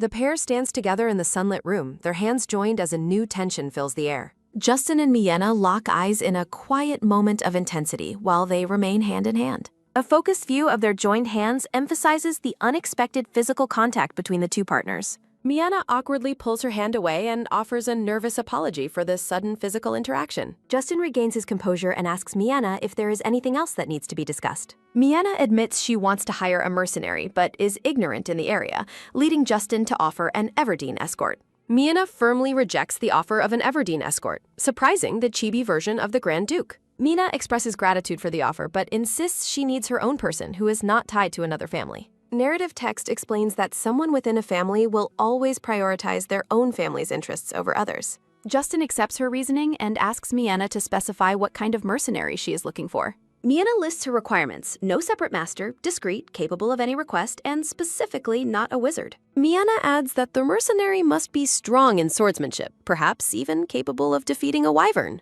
Justin ponders if anyone meets such high requirements, but promises to begin looking for a candidate. Miana holds up a finger, signaling that she has one final and important condition to discuss. Justin proposes re-establishing their relationship as friends rather than just business partners, patrons, or beneficiaries. Justin offers a charming, friendly smile while suggesting that being friends with Mina would be nice. Miana reacts with utter shock as a game-like prompt asking her to accept or decline friendship appears. Miana admits she will accept the proposal, but remains confused, asking Justin why he wants to be friends. Justin smiles mysteriously and tells Miana to think about the reason herself as he makes his exit. In the dreamscape, Miana tells Luce the world is full of unknowns, and the boy dutifully agrees. Miana reflects on Justin's strange request for friendship, wondering why he would want to change their relationship. The question of why the Grand Duke made such a request echoes through the shimmering dream world. Miana wonders if the friendship is a trade for a mercenary or a favor within the dream realm. Miana concludes that Justin surely has people lining up to be his friend, making her feel unnecessary. Miana suspects something fishy is happening, while Lewis interrupts her thoughts to ask what she is doing. Miana asks Luce if he has finished reading the story about scheming, and he happily confirms that he has. Luce excitedly recounts the story's ending, where a puppy meets its friend, hoping they live together forever. Miana pats Luce on the head, reassuring him that the two characters in the story will definitely remain friends. Mina asks Luce if he continues to spend his time as usual when he wakes up in the real world.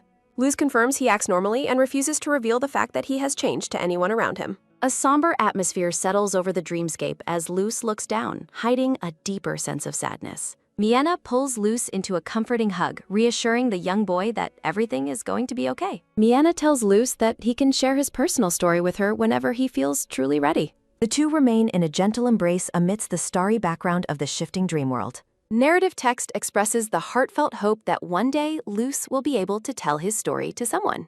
Miana snaps her fingers and suggests inviting another friend into their dream world to join them. A black-haired boy introduces himself as Justin Everdeen to Luce while running through a sparkling dreamscape.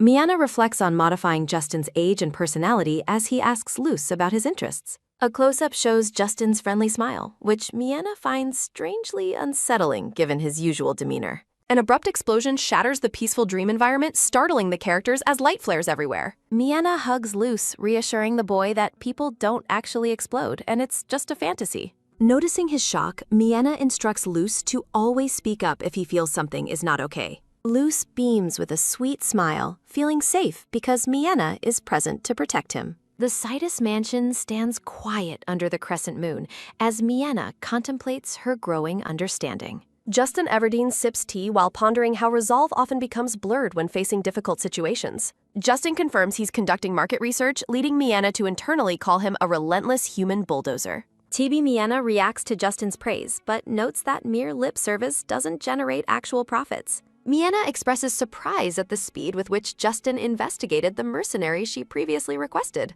Justin playfully asks if she stayed up, but Miana insists she strictly followed her established bedtime. Justin reveals he has successfully found a person who meets all of Miana's specific requirements. Miana looks at Justin with curiosity, wondering if there is an unspoken problem with the candidate. Narrative text explains the target is a vanished former knight who disappeared after becoming a mercenary. Miana continues drinking tea, acknowledging the information about the mercenary's mysterious disappearance. Silence fills the room as Miana sets down her tea, her expression unreadable and calm. Miana slyly questions if this basic info is all the Grand Duke has, suspecting he knows more. A thought bubble emphasizes Mina's skepticism that Justin only found public information about the man. Justin notes that her abilities should make finding the vanished man easy if provided a location. Miana yells about her detection range, nearly slipping up about another target before frantically backpedaling. Miana regains her cool and asks if there are any other candidates besides the one mentioned.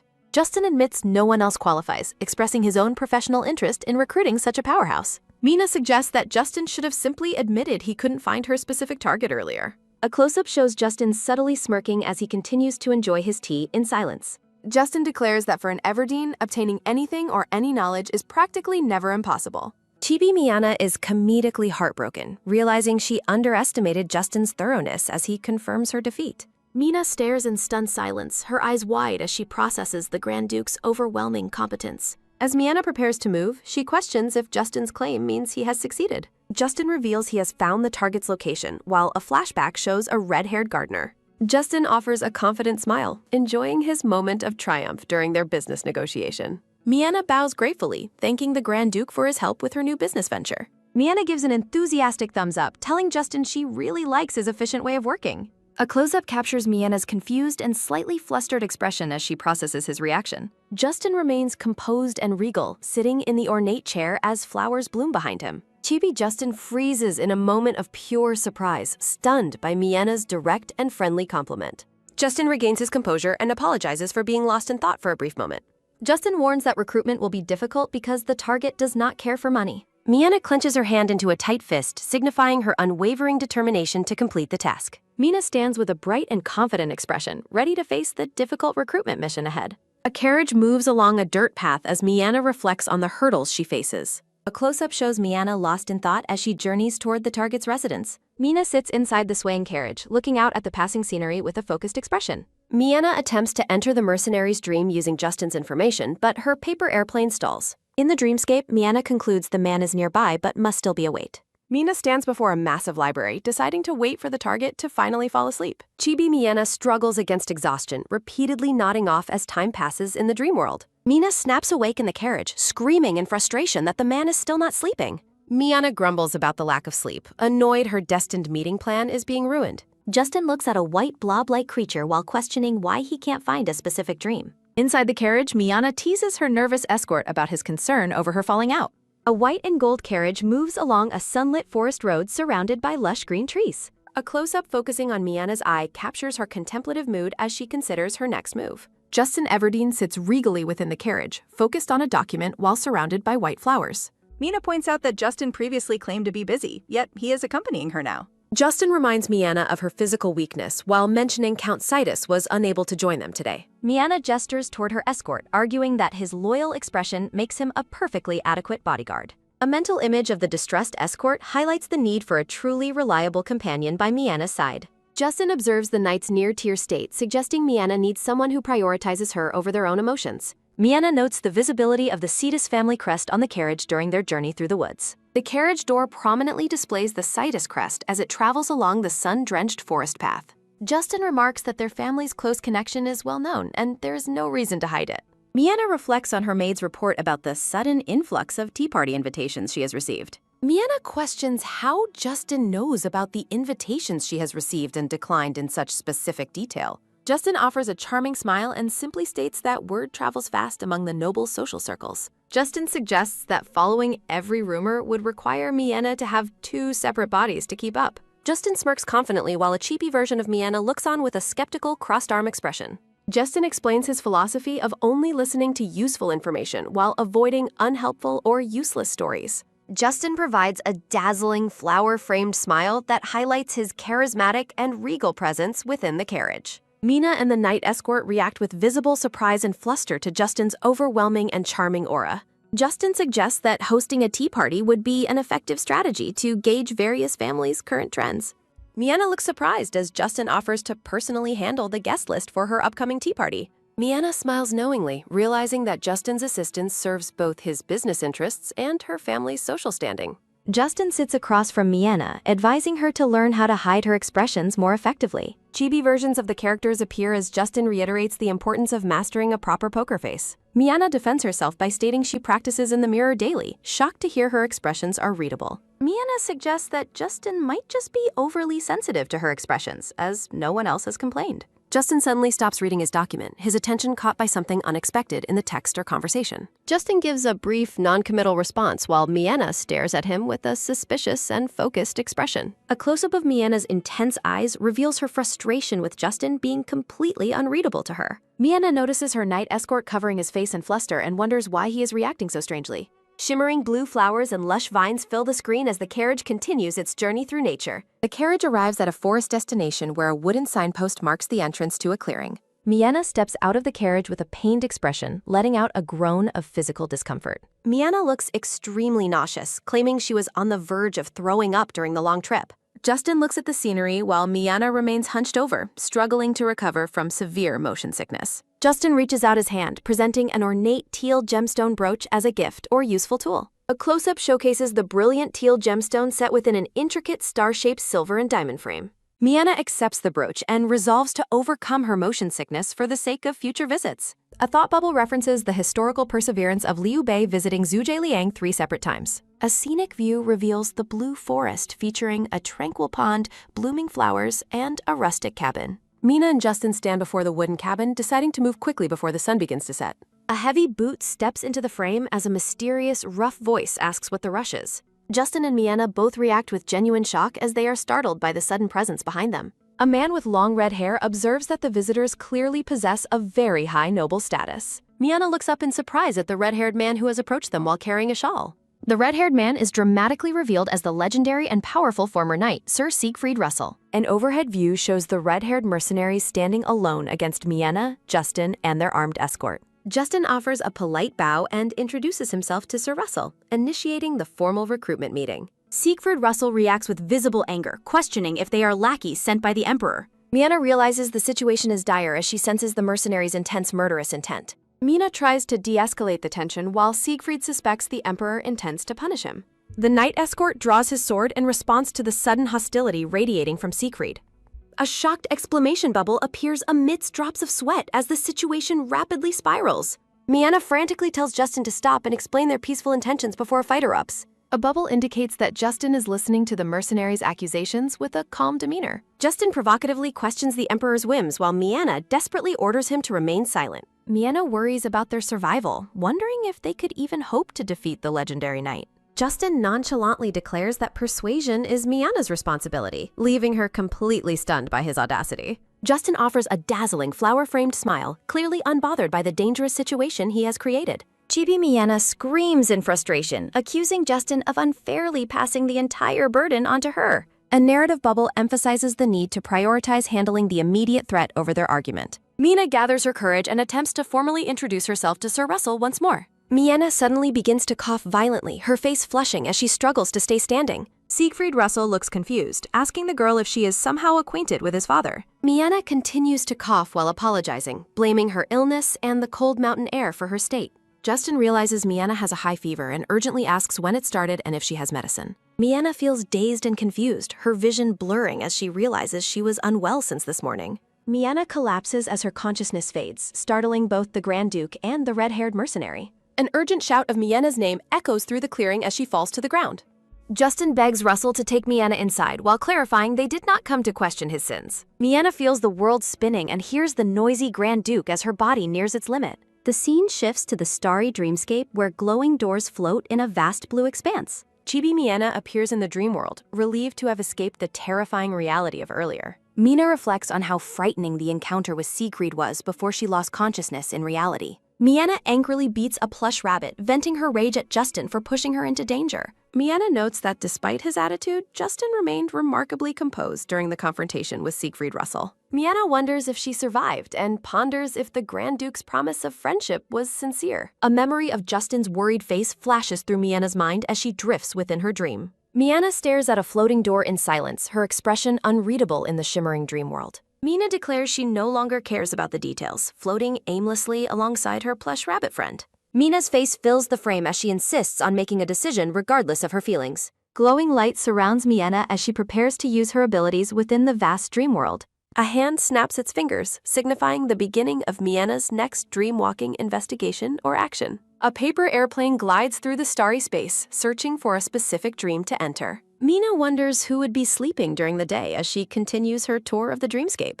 Miena feels lucky as she spots a bright light, indicating she has found her target's dream. A vision shows a younger Siegfried with his hair tied back standing before a blonde woman. Mina observes the beautiful, nostalgic scene, noting that the peaceful environment looks like a painting. Miena watches from the shadows as the blonde woman runs through a field of vibrant flowers. Whispers ask if the man is Sigrid and note the presence of a royal guard uniform. Young Sigrid speaks seriously while the blonde woman laughs, claiming he always talks complete nonsense. The blonde woman smiles warmly, admitting she likes his nonsense, while Miena observes their intimate connection. A close-up shows the blonde woman's flowing dress as she stands bathed in warm sunlight. A lush arrangement of white and pink flowers symbolizes the beauty of the memory Miena is witnessing. The blonde woman, Victoria, tells Siegfried it is no time for jokes as he speaks her name.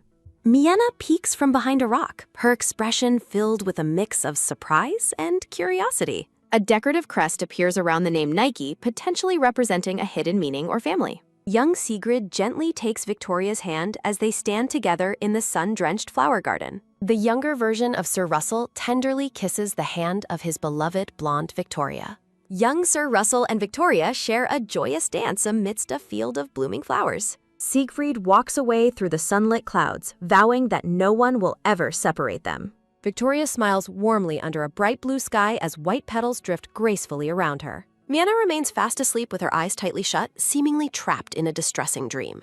Miena finally opens her eyes, looking disoriented as an urgent voice calls out her name. Through a window, Justin sits by Miena's bedside, urging her to rest until a doctor arrives. Miena wakes up and scolds Justin, telling him she previously ordered him to keep it down. Justin informs the startled girl that they are currently resting inside Sir Russell's humble cabin. Justin hands Miena a vial of medicine, explaining that he provided her with temporary first aid.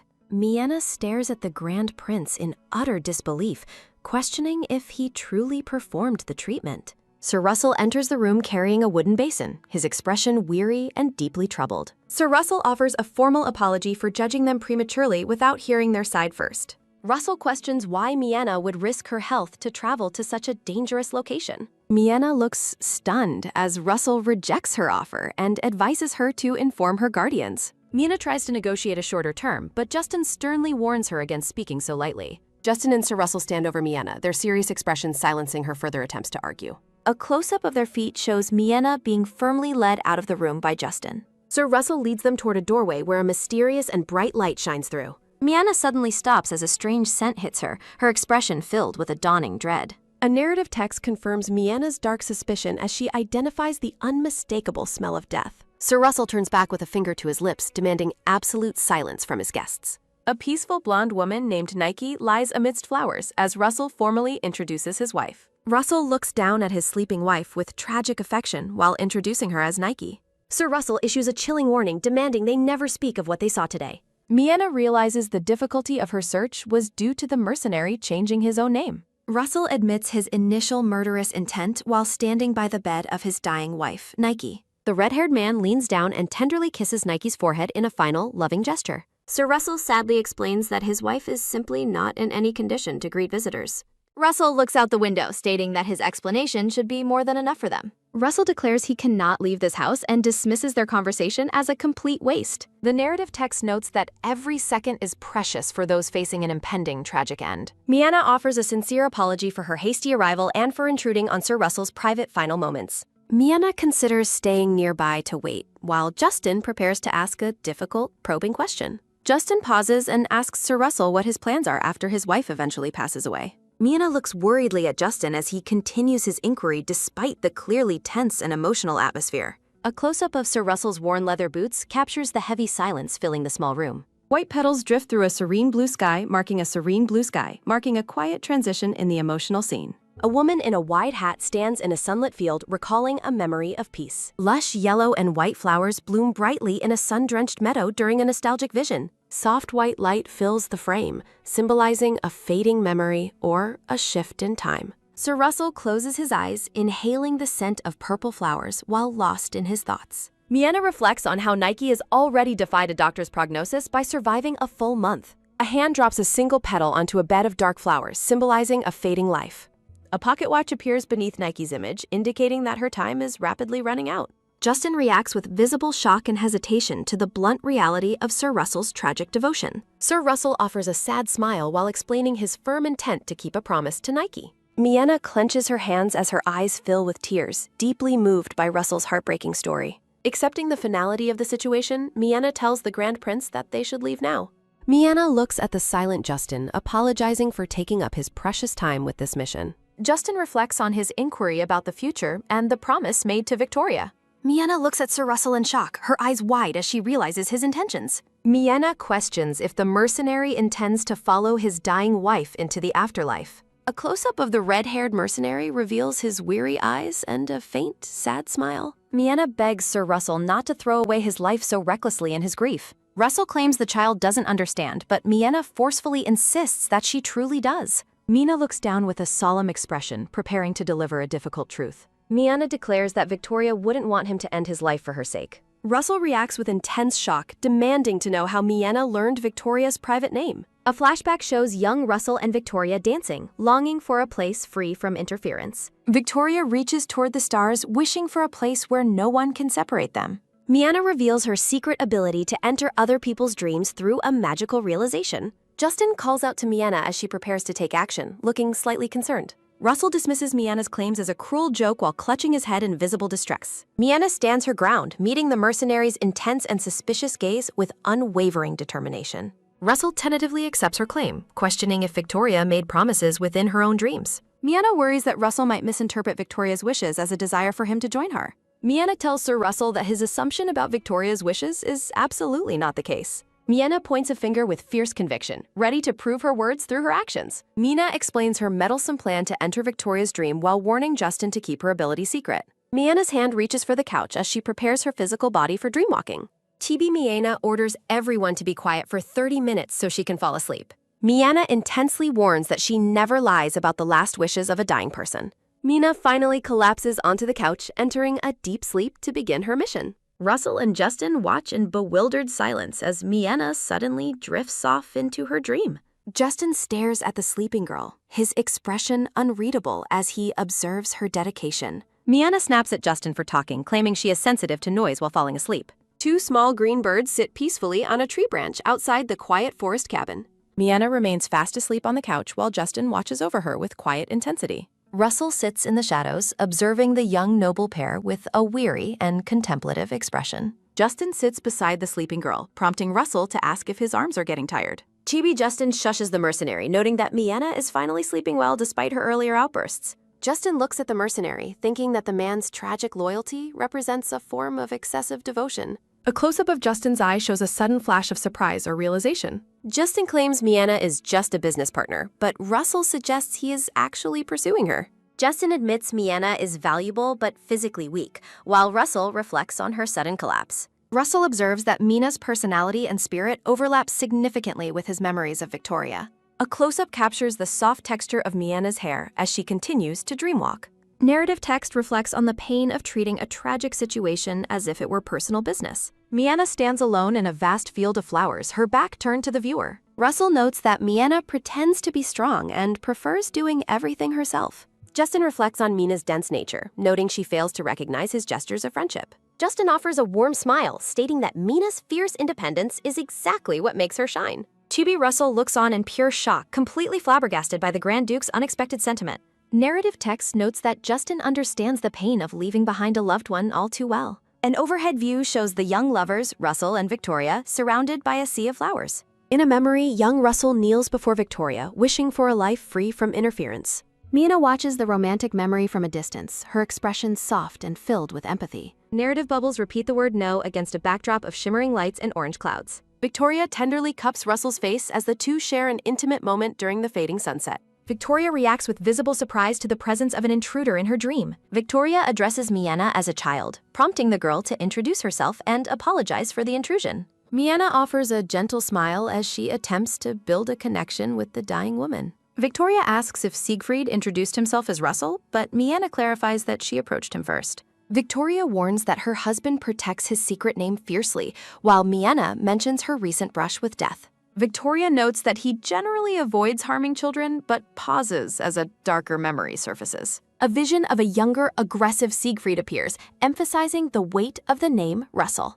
Victoria admits her husband's paranoia regarding the Emperor's charges, while Miana mentions Justin's noble lineage. Victoria explains that Siegfried lived in constant fear of royal betrayal, shown through a bleak flashback. Narrative text begins explaining the deep-seated reasons behind the couple's decision to change their identities. The narrative notes that while names define a person, this pair abandon their pasts for love. Narrative text emphasizes that their sacrifice was made entirely for the sake of a shared future. Victoria smiles brightly while mentioning her husband's new name, Peter, and asking if they suit one another. Miana looks at the blonde woman, recalling her earlier resolve to intervene and stop Peter's despair. Victoria turns to the young girl, questioning why she is going to such lengths for him. Miana reacts with a startled and contemplative expression to the dying woman's blunt and curious inquiry. Victoria quickly clarifies that she meant no offense and urges the young visitor not to be flustered. Chibi versions of the characters show Miana laughing softly, while Victoria feels embarrassed by her own question.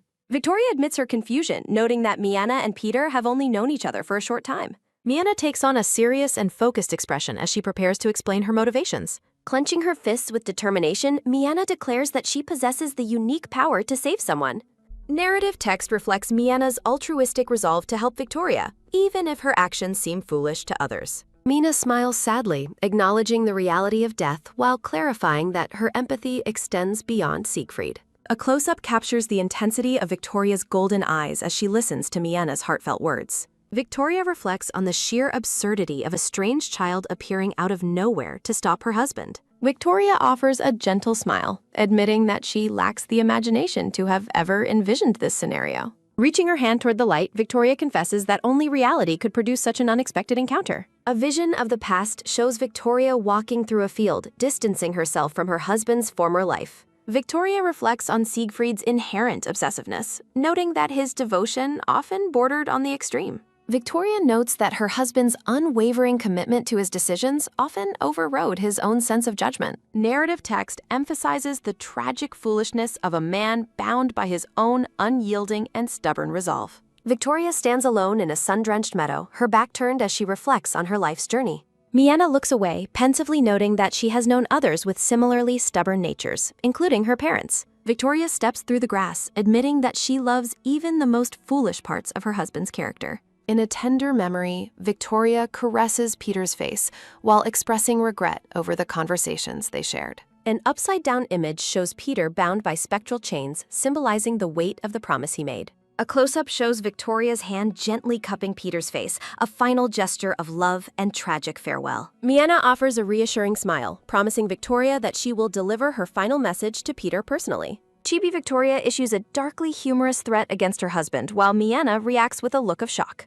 Victoria further instructs Miana to tell Peter not to look so shabby, fearing he won't be popular. A hand reaches out toward the golden sky, symbolizing a final connection before the dream begins to fade. Victoria suggests that Peter should join the Imperial Guard to find a new purpose after she is gone. Narrative text conveys Victoria's wish to be buried in this meadow where she found her greatest happiness. Victoria thanks Miana for the chance to leave her final words, as her condition has rapidly deteriorated. Victoria expresses profound gratitude, claiming that Miana's arrival is a great fortune for both her and Peter. Victoria offers a peaceful smile, declaring that she is no longer afraid of the end of her life. Miana looks on in silence, her expression unreadable as she reflects on her own past wishes and regrets. A single tear falls down Victoria's face as the weight of her impending departure finally begins to settle. Victoria breaks down in tears, her face flushed with the raw emotion of a woman facing her end. Victoria trembles as she finally voices her most vulnerable and heartbreaking truth. She doesn't want to die. Victoria adds a final whispered condition to her request while her eyes remain tightly shut. Victoria smiles through a single tear, asking Miana to keep her moment of weakness a secret. Standing in the grass, Miana provides a respectful verbal confirmation of the dying woman's final request. Narrative text reflects on those who stay and those who leave as the sun sets. Peter sits on the floor, realizing his wife would never forgive him for wasting his life. Peter breaks into a fit of hysterical laughter, finally understanding the true depth of Victoria's love. Miana tells the red-haired man that his wife simply wanted him to live a life of freedom. A nostalgic vision of white flowers accompanies a reflection on the precious nature of their shared time. Victoria stands alone in a field of blooming flowers, her back turned toward the fading sunset. Victoria looks back with a peaceful smile, marking the end of her presence in the dream. The red-haired man remains on the floor, his grief finally beginning to transform into quiet acceptance. Inside a moving carriage, Miana asks her companion if it is really all right to leave now. Miana notes that staying was a nuisance and she can always ask her father for assistance. Miana worries about her failed investment search while Justin sits silently across from her in the carriage. Justin tells the silver-haired girl not to worry, prompting a look of pure confusion from her. The Grand Prince offers a confident smile, implying he has already found a solution to her problem. The small log cabin stands silent and peaceful amidst the dark, dense forest under the moonlight. Peter sits in the shadows by his wife's side, keeping a silent vigil in the dark room. A close-up of Peter reveals a faint, peaceful smile as he honors his wife's final wishes. Narrative text explains that an unexpected event catches everyone off guard 1 week after their departure. Peter appears remarkably transformed, clean-shaven and dressed in expensive noble attire with a confident posture. Miana stares at the man in the doorway with wide eyes, completely blindsided by his appearance. Shimmering text floats against a backdrop of blue sky and white clouds, signaling a new beginning. A grand white-stoned mansion stands beneath a bright sky, surrounded by lush gardens and singing birds. Sitting in a lavish parlor, Peter begins the conversation by offering his sincere thanks to Miana. Peter explains that he was unable to express his gratitude properly during their previous emotional encounter. A close-up of Peter's hand captures his earnestness as he mentions his and Nike's shared gratitude. Peter reaches out toward Miana, declaring that he is now deeply in her debt for her help. Mina offers a modest and warm smile, pleased to see the man has regained his spirit. Peter and Miana share a formal and respectful handshake in the center of the brightly lit room. Chibi Miana thinks a letter would have sufficed while Peter continues to shake her hand vigorously. Peter invites Miana to meet his parents, explaining that they are out but will return shortly. Miana admits she came to see him first and questions if the maid had already informed him. The silver-haired girl stands amidst a decorative floral arrangement, looking slightly overwhelmed by the noble atmosphere. Mina looks up in surprise as Peter makes a sudden, candid observation about his recent past. Peter crosses his arms with a smirk, looking every bit the capable warrior he was meant to be. Looking around the room, Peter admits that he previously harbored some incredibly foolish and dark thoughts. A memory of Victoria's dress appears as Peter reflects on how his wife wouldn't want his eternal grief. Chibi Miana nods in agreement, acknowledging that the man has finally found the correct path forward. Peter's expression turns serious as he acknowledges that the current situation requires their immediate and focused attention. Miana thinks about the necessity of confirming a treasure before their upcoming meeting with a saint. Peter tells Miana not to feel burdened, acknowledging her selfless desire to honor his wife's wishes. Miana smiles brightly, asking the red-haired man to take good care of her in their new partnership. Peter warns Miana that the information provided by the Grand Prince might actually be an understatement. Miana enthusiastically suggests negotiating his salary, but Peter shocks her by refusing any form of payment. Mina's eye twitches in disbelief as she processes the man's flat rejection of a professional salary. Peter insists he won't take money, prompting a panicked Chibi Miana to scream that he is crazy. Miana suffers a mental breakdown, questioning if people with zero greed actually exist in the world. Peter raises his hand, explaining that his only motivation is to repay the immense favor she did. Peter clarifies that lodging and gear are sufficient, as he has no personal need for financial gain. Peter remains stubborn, firmly stating that he will not accept any monetary compensation. Miana resolves to pay Peter's overdue salary by including him in her future will. Narrative text explains that Siegfried greeted Miana's parents with a warm and respectful attitude. A hand grips a wooden pillar as text notes Siegfried's difficulty in explaining their meeting. Glowing blue light and floating feathers create a serene transition between the two scenes. Luce runs excitedly through a sunlit field toward a mansion doorway where Miana stands. Narrative text conveys Luce's overwhelming sense of awe at experiencing such a beautiful environment. Looking at the grand mansion and nearby water, Luce mistakenly identifies a lake as a bathtub. Miana corrects the young boy, offering to take him closer to see the vast lake. Luce reacts with a radiant and wide smile, clearly thrilled by the new surroundings. Miana leads Luce by the hand toward the water against a decorative floral backdrop. A butler in formal attire welcomes the two children with a polite and deep bow. Luce is suddenly gripped by a paralyzing shock, his face cast in a cold blue light. Miana reflects on Luce's need for social training while instructing him to greet others politely. Luce trembles in visible terror, his distress causing Miana to pause and look down worriedly. Miana calls out to the boy, sensing his internal struggle as he freezes in place. Narrative text questions whether a past memory of Leonard triggered a sudden trauma in Luce. Mina kneels beside the boy, gently reassuring him that his grandfather is no longer present. Miana pulls Luce into a comforting embrace, promising him that everything is safe now. Luce offers a tearful apology, but Miana insists that his reaction was not his fault. Miana gently pats Luce's head, her warm smile helping to soothe his lingering fears. Looking up at the bright sky, Luce expresses his desire to continue to the lake. Miana walks Luce through the woods, warning him to be careful near the water's edge. Luce stares into the clear water, mesmerized by his own reflection and the shimmering light. Miana watches as Luce kneels by the shore, his previous fear replaced by quiet wonder. Luce looks back with a peaceful and radiant smile amidst a backdrop of soft flowers. Miana and Luce discuss the various shades of blue found in his eyes in the lake. Luce reflects on the fascinating differences between colors, even when they share the same name. Luce reaches toward the water, asking if it will stain him blue, while Miana warns him. A massive splash erupts as someone falls into the lake with a loud, watery sound. Luce sits in the shallow water, completely soaked and looking bewildered by his sudden accident. Miana looks at the wet boy from the shore, reacting with a look of pure confusion. Wearing a yellow safety hat, Miana jokingly tells the drenched boy to finally get up. Riding in a carriage at night, Miana considers taking an imaginary friend on their next picnic. Miana reflects on the mystery of what part of Leonard's character terrified Luce so deeply. Inside the carriage, Miana asks to borrow Sieg's face while he tells her to use his name. Sieg smirks, questioning who she plans to scold as they continue their journey through the night. Miana smiles brightly, announcing that they are currently on their way to raid a dragon's nest. An owl hoots as the grand mansion stands silent and illuminated under the bright full moon. Siegfried explains that the villa is an intermediate base belonging to the prestigious Everdeen family. Mina considers her desire to care for her father while wondering why others make a fuss. Chibi Miana reflects on her father's business prohibition and the impact of the earlier Russell case. Stepping out of the carriage, Miana praises Sir Russell for being a literal one-man army. Siegfried looks on seriously while a text box notes his diligence in ensuring medicine is taken. Bold narrative text declares that the man's current dedication represents the peak of top talent. Miana discusses her plans while a narration bubble notes the necessity of Sir Russell's presence. Narrative bubbles emphasize the need to take medicine quickly to avoid stunted growth during the night. Miana reacts with visible shock and distress, declaring that something important has suddenly vanished. Standing in a void, Miana observes where a dream once stood and labels someone a liar. Holding a paper plane, Miana wonders what they should do to pass the time until sunrise. Miana falls through a starry void as a massive paper plane glides through the air above her.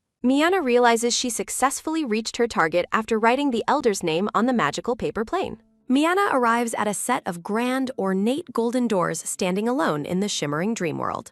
Mina wonders if her detection range has expanded as she looks at the sparkling, ethereal blue environment. Mina tentatively pushes open the heavy doors, wondering if the Elder is nearby in the villa. The Elder suddenly looms behind Miana, startling her with his intense, glowing golden eyes and silent presence. Miana warns the Elder that his sudden appearances are frightening while he complains about the long wait. Miana clutches her heart and asks the Elder about his purpose for being in this place alone. The Elder explains he was waiting so long that he almost started chewing on a nearby stick. Mina asks if the elder is a vegetarian while she stares at him with a flat, confused expression.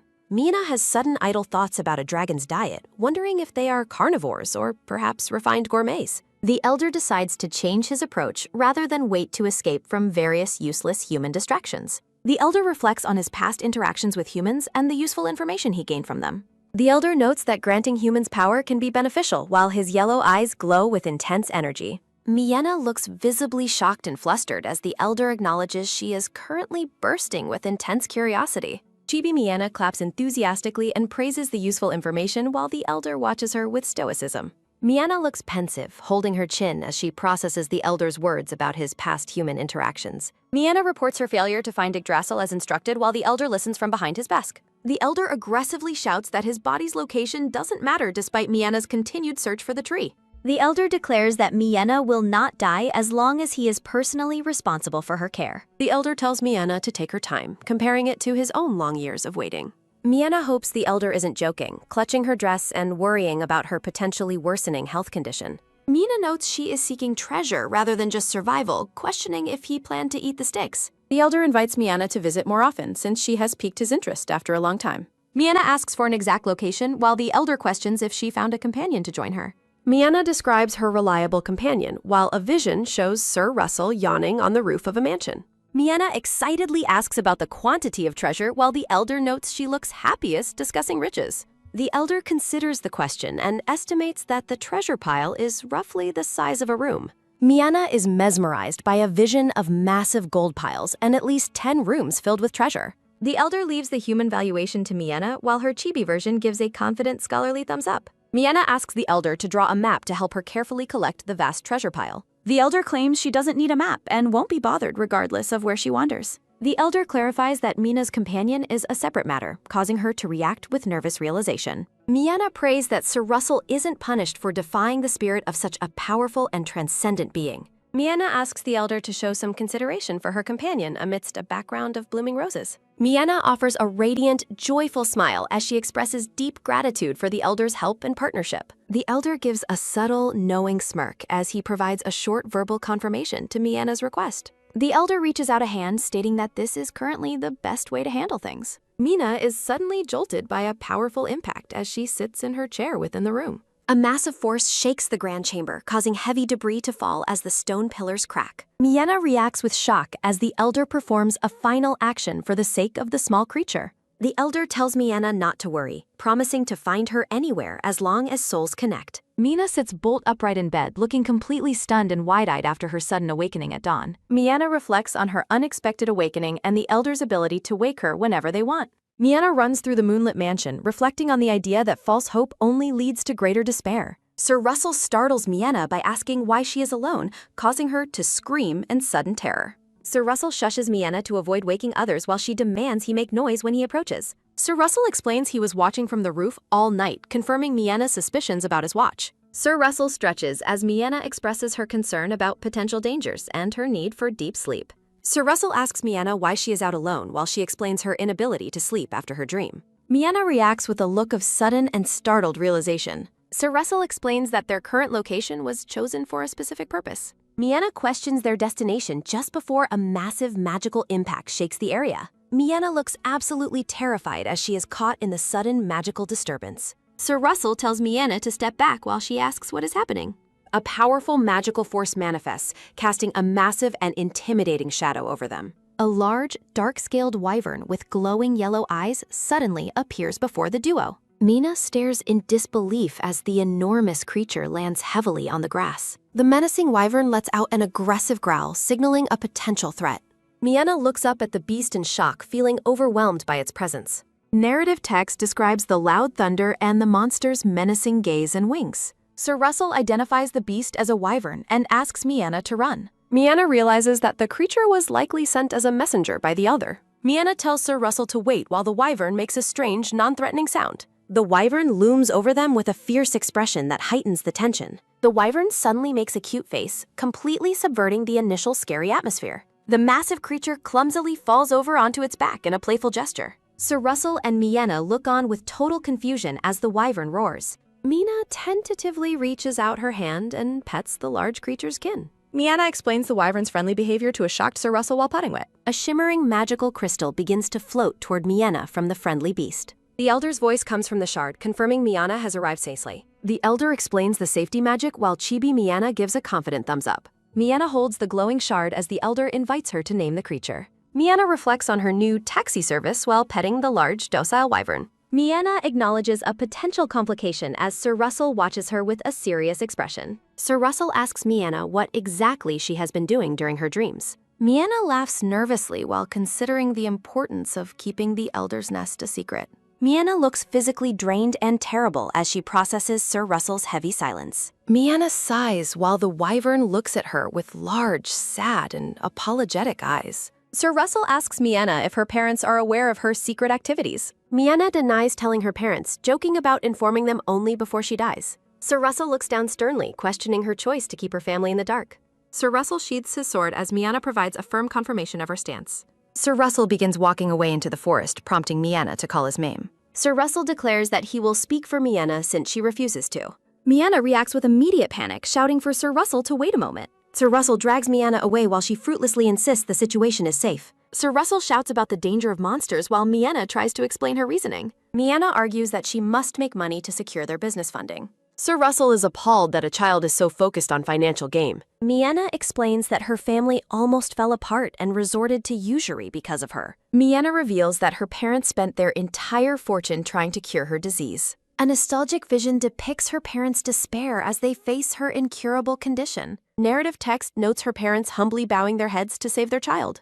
A memory shows Miana's parents looking happy, contrasting with the suffering she feels she caused. Miana reflects on the time she spent bedridden, ignoring the family's worsening situation. Sir Russell looks down, admitting he doesn't understand why Miana blames herself. Sir Russell kneels to reassure Miana that her parents would never demand repayment. Miana insists she wants to repay her family and cannot simply do nothing. Miana looks down at her blue floral shoes, noting that she is finally able to move a little bit on her own. Miana radiates pure joy with a wide, bright smile as she experiences her newfound physical freedom. Sir Russell reflects on his desire to leave greed behind and spend peaceful time traveling with his parents once their current task is finished. Sir Russell leans against Miana's shoulder with a sigh, agreeing to set aside his skepticism and let things go for now. Miana plans to use the wyvern as a high-speed taxi service to the mansion if her physical condition suddenly takes a turn for the worse. Miana introduces the name Kim Richard III for the wyvern, prompting Sir Russell to question when she could have possibly come up with it. Miana admits she thought of the name 3 seconds ago and excitedly asks the wyvern if it likes its new title. Sir Russell urges Miana to hurry before they are discovered, while she coordinates their plan to return to the mansion by morning.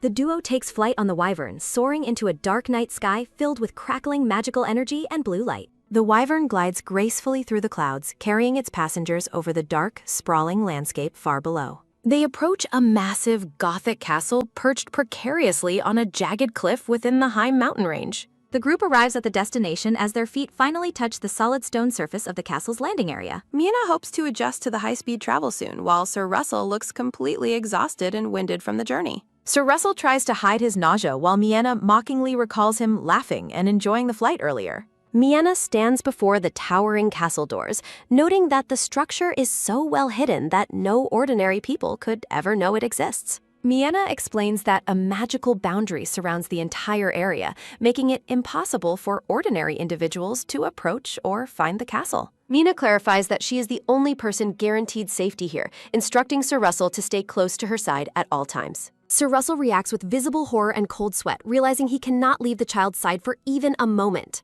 Miana brightly announces their arrival and leads Sir Russell toward the grand entrance to see what lies inside. They step into a dark, dusty hallway where Sir Russell skeptically questions if Miana actually knows their destination. They walk past massive, ancient tree trunks growing inside the castle as Miana continues to lead the way through the shadows. Miana peeks around a wooden corner, certain that she has finally found the specific location she was searching for. Miana's face breaks into a radiant smile as she discovers a room overflowing with shimmering gold and open treasure chests. Miana asks Sir Russell to help her gather the riches while he jokingly wonders if he can take some as a gift. Sir Russell is overwhelmed by the sight of more treasure than he has seen in his entire life as Miana starts collecting coins. Miana examines a piece of paper, realizing it is the specific map she previously requested from the elder. Chibi Miana triumphantly holds up the map, celebrating the successful discovery of the Elder's Guide to the Castle Secrets. Miena looks closely at the document, noticing a mysterious red dot and strange text that she is currently unable to read.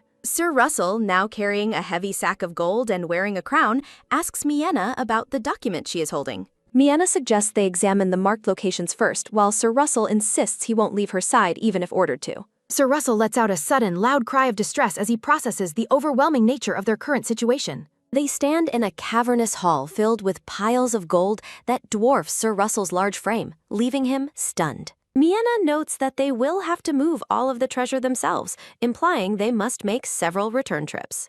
Miena expects the task to become routine over time, while Sir Russell's spirit appears to visibly drain away in the background. Miena discusses finding a secret hiding spot at the mansion while Sir Russell remains silent and hollow-eyed from exhaustion. Sir Russell internally screams his intent to demand a massive salary increase the very moment they return to safety. Miena plans to auction the cleaner artifacts and hand over the gold and silver bars to Justin for business funding. Miena giggles wickedly over the wealth while Sir Russell stares at her, wondering how a child can be so greedy. The text on the map suddenly shifts into a clear warning, instructing her to stop before taking the document any further. Miena realizes she can now read the hidden message and decides that she must proceed alone for a moment. Sir Russell looks on with confusion as Miena announces her need to go somewhere without him. Sir Russell lifts Miena up, arguing that it is too dangerous for her to go alone and claiming this room is the safest spot. Miena clarifies that she meant the danger was for Sir Russell rather than herself, leaving him in a stunned silence. Miena jokingly tells Sir Russell that the situation isn't that serious, while he stares back with a deadpan expression. A magnificent set of giant golden doors stands before them, glowing with light and covered in intricate floral carvings. Looking up at the massive gates, Miena feels an ominous sensation that they are something that should never be touched. Miena tentatively places her hand on the ornate golden surface and politely announces her presence before pushing the door open. Miena peeks through the opening, her eyes widening as she spots a dark, colossal silhouette resting in the chamber. A vertical view reveals a massive, dark-scaled dragon sleeping atop piles of gold, with Miena appearing like a tiny speck below. Miena is paralyzed with fear as the dragon's enormous, glowing eyes suddenly opens and locks its gaze directly onto her. Miena looks visibly flustered as the elder looms behind her, mentioning his wish for humanity's survival. Miena screams in terror while the elder questions her hesitation and boasts about his majestic form. Miena clutches her racing heart as the elder observes her overreaction to his present physical manifestation. A close-up reveals Miena's startled expression as she processes the surreal nature of the elder's appearance. Miena realizes the elder is currently transparent, prompting him to maintain a stoic and watchful presence. The elder rests a hand on Miena's head, explaining his inability to stay far away for long. Miena expresses her deep gratitude for the treasures and the assistance provided during her arduous journey. The elder questions Miena's casual greeting, while she explains her familiarity with receiving gifts from elders. The elder adopts a pensive look, while Miena waits expectantly for him to share more information. The elder focuses his attention on the unstable magical energy currently swirling within Miena's small body. Pointing at Miena's glowing chest, the elder questions how she can function with such intense power. Miena explains her reliance on painkillers, insisting she remains fine as long as the medication works. The elder warns Miena against wasting her life, while she dismisses his nagging to focus on tasks. Miena notes her use of various medications while the elder acknowledges the necessity of her current regimen. The elder offers a comforting smile, promising to save Miena if she can hold out longer. Miena clenches her fist, drawing strength from the elder's conviction that she can eventually be cured. Miena leans against the elder and desperately asks if he has the power to save her immediately. Miena praises the unprecedented and impressive magic the elder placed upon the wyvern to ensure its safety. Miena questions if his magic can maintain her health, while the elder offers to visit her personally. The elder asks Miena if she understands the true nature of the magic granted to the wyvern. Miena honestly admits her ignorance regarding the specific type of magic the elder used on the beast. The elder reveals that the powerful force protecting the wyvern is actually rare and potent wish magic. A chibi illustration depicts the elder explaining that his wish magic usually functions as a direct command. The elder clarifies his wish was to create a safe environment where humans could travel without dying. Miena asks why he cannot simply wish for her health, and he explains wish magic's inherent limits. The elder explains that only his heart can withstand the overwhelming power currently bursting from Miena's body. The elder notes that giving his heart won't kill him, though it is currently in a slumber. The elder pokes Miana's forehead while she reflects on having finally sorted out her complicated internal feelings. Surrounded by flowers, the elder expresses his relief at seeing Mina's strong and renewed will to live. Miana offers a gentle, blushing smile as she feels the elder's genuine concern for her well-being. The elder tells Miana to visit often as she begins to vanish from the shimmering dream world. Miana calls out to the elder one last time before her consciousness fully returns to the mansion. The elder watches her departure, noting that his full awakening should occur in the very near future. Mina's eyes glow with blue magical light as she successfully awakens back in the waking world.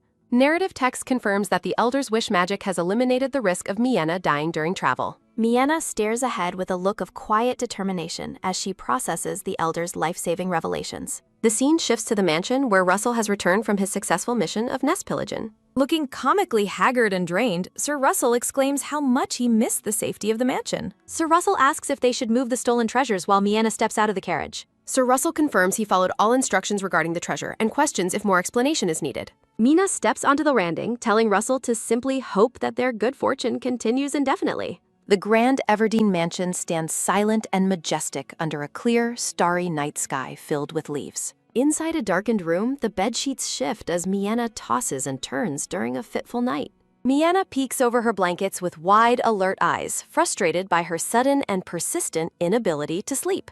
Chibi Miana reflects on sleeping too much during the carriage ride and considers visiting Lucy's dream instead. A close-up of Miana's eyes shows her growing boredom as she waits for sleep that will not come. Miana decides a late-night walk is the best solution and quietly sneaks down the mansion's grand staircase. Miana wonders if Siegfried is already asleep and expresses surprise that he hasn't come to check on her. The moonlight illuminates the quiet hallways as Miana wanders through the vast, empty corridors of the mansion. Miana sadly considers bringing antiques from the dragon's nest to replace those her father sold during her illness. Mina's foot steps on the stairs while she wonders if her father is being lenient. A voice startles Miana, demanding to know why she is awake at such a late hour. Miana finds her father and explains that today's events made it impossible for her to sleep. As wine is poured, the red-haired man expresses a preference for beer over his host's vintage. The brown-haired man refuses a drink, vowing to stay clear-minded to protect his beloved daughter. Miana feels awkward overhearing her father discuss his wife's disdain for his loud, drunken night serenades. Her father gazes into the night, questioning the nature of Miana's recent and mysterious grand adventure. The red-haired man calls it recuperation, but the father notes that recuperation rarely yields massive treasures. A steady hand swirls a glass of red wine as the late-night conversation continues in secret. The red-haired man questions why the father doesn't stop Miana from engaging in such dangerous activities. Zeke asks the red-haired man what he sees when he looks into Mina's vibrant, determined eyes. A nostalgic vision depicts Miana as a child so full of life that her illness seems impossible. Zeke recalls Mina's lifeless eyes and her heart-wrenching request to finally cease her agonizing life-sustaining treatments. Past voices demand to know why the sick child is sent away instead of being allowed rest. A close-up of an eye reflecting the father captures a moment of deep and silent understanding. Zeke reflects on his daughter's immense suffering and his inability to simply stand by and do nothing.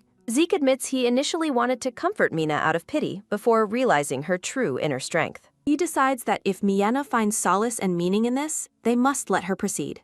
A warm and genuine smile touches the father's face as he accepts his daughter's new path.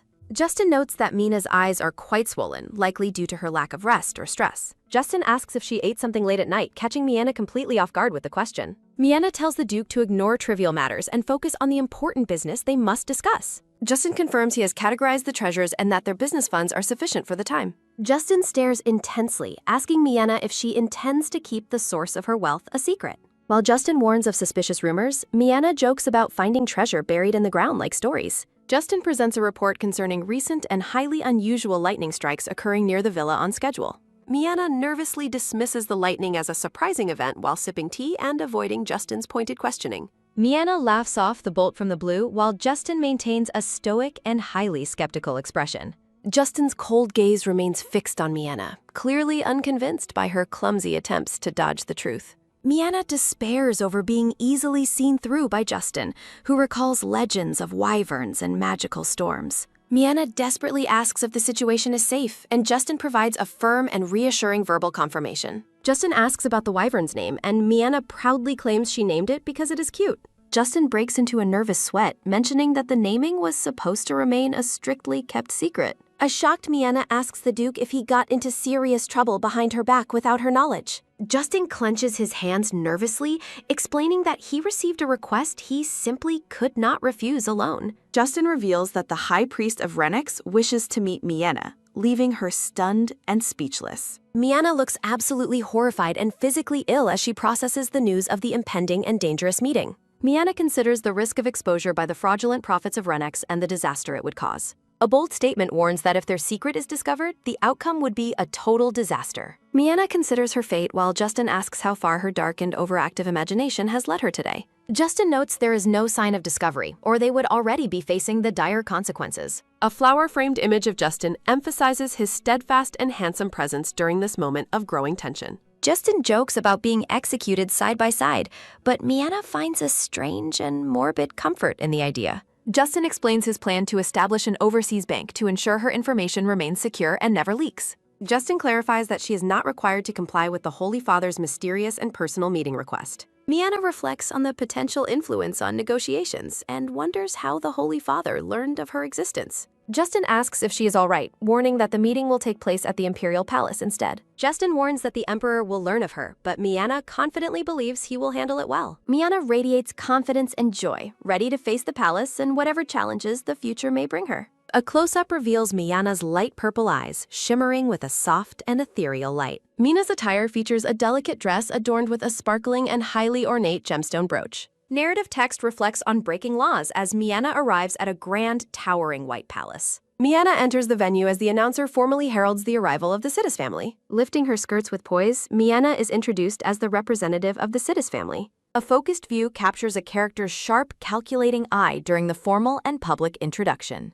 Glowing light fills the cathedral as narrative text reflects on the unexpected connection this meeting created. Miena stands before the grand throne where a high-ranking figure waits in the brilliant light. A narrator or unseen character humorously points out that Miena's eyes have turned comically triangular. In a library dream world, Miena tells Luce she intended to research the Holy Emperor's dreams. A paper airplane drifts through a vast starry sky as the scene begins to shift. Miena stands amidst the stars, looking down in silent shock at a crashed paper airplane. With a tearful smile, Miena sighs as she acknowledges that things rarely go as planned. Miena realizes the Emperor woke up early, thwarting her plan to use his dreams for research. Soft light illuminates Miena's hands as she prepares for the next phase of her journey. Luce gently pats Miena's head, trying to comfort her during their encounter in the dream realm. A flustered Luce apologizes for upsetting Miena while she sits on the ground looking stunned. Miena pulls Luce into a warm hug, thinking of him as a precious and lovable child. Miena resolves to stay strong for Luce and decides to make the Holy Emperor her ally. Miena bows formally in the throne room, greeting the Holy Emperor of Renix with proper respect. The Emperor reaches out a hand, mentioning he should have prepared sweets for his young guest. Startled by the Emperor's polite tone, Miena looks up as he tells her to raise her head. Miena wonders why the Emperor is using formal speech with a child from an unknown family. Miena politely asks the Emperor to drop the formalities since she is of lower social status. The Emperor's sharp eye focuses on Miena as she addresses him by his formal holy title. Looking slightly embarrassed, the Emperor continues the conversation from his seat upon the golden throne. Surrounded by floral patterns, the Emperor warmly invites Miena to come closer and take a seat. The Holy Emperor reveals himself as a handsome man with long pinkish hair and striking eyes. Approaching the Emperor, Miena notes his intense dark circles and worries his health is worse than hers. Miena expresses her gratitude for the private audience while a servant pours tea into a pot.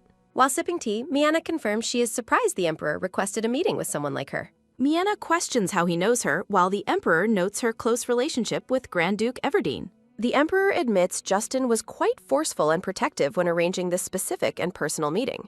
Miena asks why the Emperor wanted to meet her, wondering what Justin could have told him. The Emperor leans forward with an intense expression, stating they must handle something else first. A sudden burst of magical energy erupts in the room, catching Miena completely off guard. Miena shouts in alarm as a powerful gust of wind or magic nearly knocks her backward. Clinging to her seat, Miena stares in bewilderment at the sudden and overwhelming display of power. The Emperor rests calmly on his throne, watching Miena with a serene and knowing golden smile. A close-up of the Emperor's smiling face emphasizes his mysterious and potentially dangerous magical nature. A panicking ghost like Miena desperately hopes the Emperor hasn't detected her unique and secret mage status. The Emperor extends a hand toward Miena, casually suggesting they change the topic of their conversation. Miena gulps nervously as the Emperor prepares to reveal his true reason for summoning her today. With an hourglass glowing over his face, the Emperor reveals his ability to see others' pasts. Mina is left speechless and wide-eyed as she processes the Emperor's terrifying and godlike ability. The Emperor laughs off Mina's concern, promising his secret is safe if she keeps hers too.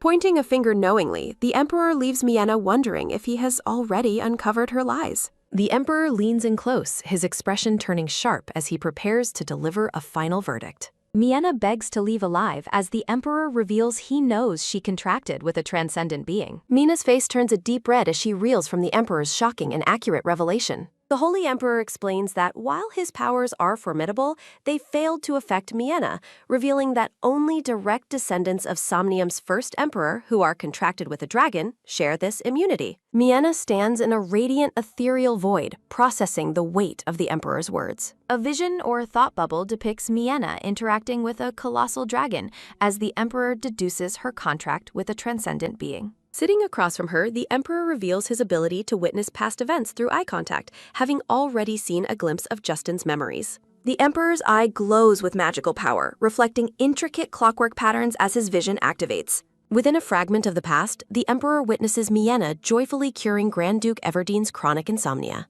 Miena reacts with visible anxiety, realized her secret role in the Duke's recovery is exposed. The Emperor recounts his own struggle, explaining that since his ascension, he has been plagued by frequent wakefulness and a total lack of restful sleep. Haunted by a dark silhouette in his mind, the Emperor admits he fears sleep due to the lingering, unpleasant dread of forgotten nightmares. The Emperor suggests that Miena's success with the Grand Duke implies she possesses the unique power to resolve his own sleep crisis. A warm smile touches the Emperor's face as he looks toward Miena with newfound hope. As the Emperor frames his plea as a personal request, a contemplative chibi Miena wonders if helping him could somehow lead to her own liberation from pain. Miena's eyes light up with excitement as the Emperor promises to grant any wish in exchange for her assistance. Realizing her true identity remains hidden, Miena decides the potential rewards and a connection with the Emperor make the attempt worthwhile. Brimming with confidence and greed for the opportunity, Miena declares she cannot possibly let this chance slip away. Under the starry night sky, Miena successfully launches a magical paper airplane to initiate her dreamwalking plan. Miena reflects on finding an ancient sleep aid recipe in the Elder's storage, allowing her to analyze the ingredients discreetly while preparing to help the Emperor. Approaching a grand glowing door in the dream realm, Miena worries the Emperor's long-term insomnia might have created a resistance to her magic. Standing before Eden III's dream gate, Mina focuses on the delicate task of entering his subconscious without alerting him to her presence. Inside the dream, a frantic and glowing Ragnar screams in agony as a dark, turbulent energy consumes him. Miena is visibly shaken and pale as she witnesses the sudden and violent manifestation of the Emperor's trauma. Miena watches in horror as a crowd of spectral figures flees in terror under the light of a full moon. A memory reveals Ragnar desperately shielding a younger boy from an unseen threat, shouting commands amidst the chaos. On a jagged cliffside, the struggle intensifies as one figure is nearly sent plummeting into the darkness below. A younger, tearful version of the Emperor reaches out in despair, calling for his master as the vision turns grim. The dream shifts to a crowded, oppressive scene where shadowy figures swarm around a central, grieving individual. Young Eden's face is contorted with shock and grief as he cries out for his master once more. Ragnar's eyes flash with a blinding white light as his name is shouted through the echoes of the dream. Present-day Eden reels in shock as an accusatory voice blames him for the tragedy while he whispers his master's title. The Emperor is crushed by the weight of the dream voice claiming the entire catastrophe was his fault. Ragnar struggles against the dark forces within the nightmare, his form flickering as he attempts to fight back. Miena is thrown backward by a sudden surge of magical feedback, her eyes wide with alarm at the dream's instability. The vision of Ragnar remains fixed in the distance, a haunting anchor within the swirling vortex of the Emperor's mind. A violent explosion of magical energy shatters the dreamscape, forcing a transition between the subconscious and reality. The dream collapses into fragmented pieces, leaving the atmosphere thick with confusion and unanswered questions. Floating in the starry aftermath, Miena wonders if the Emperor's subconscious is forcibly waking up to avoid the unbearable trauma. The magical door slams shut with a thunderous bang, abruptly ending Miena's journey into the Emperor's memories. Breathless and floating amidst the stars, Miena sighs in relief after narrowly escaping the collapsing nightmare. Reflecting on the chaos she witnessed, Miena begins to piece together the tragic origin of the Emperor's condition. A vision depicts the Emperor and Ragnar side by side, as Miena realizes the person he trusted most was the one who turned against him. Miena resolves to uncover the full truth behind the betrayal that shattered the Emperor's peace. Back in the physical world, Miena stands ready, her mind sharpened by the insights gained from her dream walk. Miena returns to her seat across from the Emperor, looking momentarily dazed as she adjusts to reality. Sipping tea, the Emperor vaguely recalls the sensation of being chased, unaware of the specific details Miena witnessed in his dream.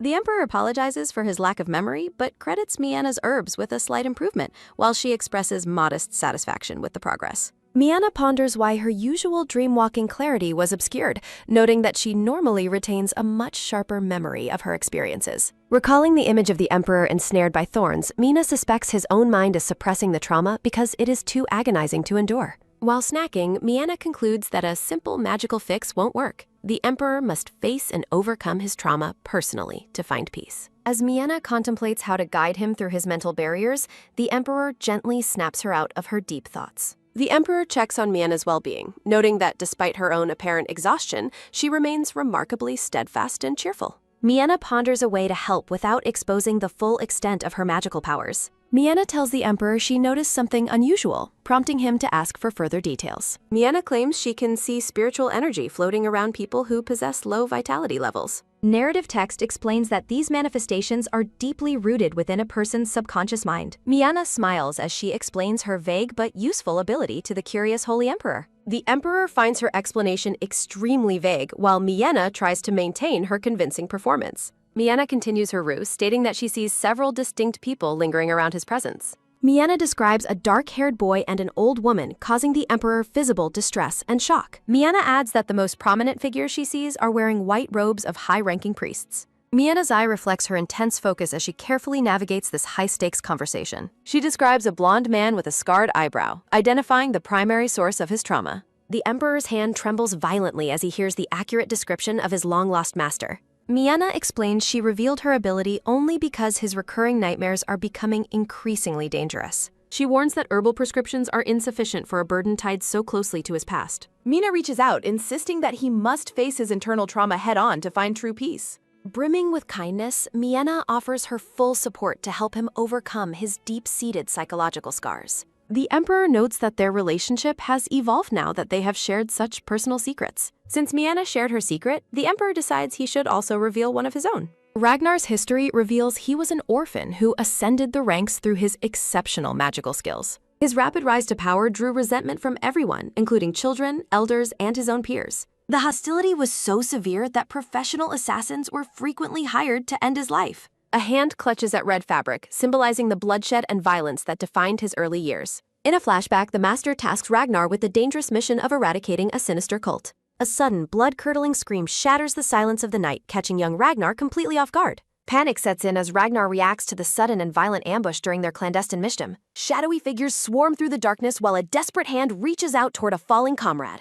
A close-up reveals the Master's glasses as he witnesses the unfolding tragedy with silent, grim resolve. Blood splatters across the scene as the nightmare reaches its most violent and chaotic turning point. The Emperor recounts falling from a cliff and hiding while waiting for reinforcements that arrived late. He recalls the horrific sound of his master's body being pierced by blades during the ambush. The Emperor admits this story is inappropriate for a child, but feels relieved by her presence.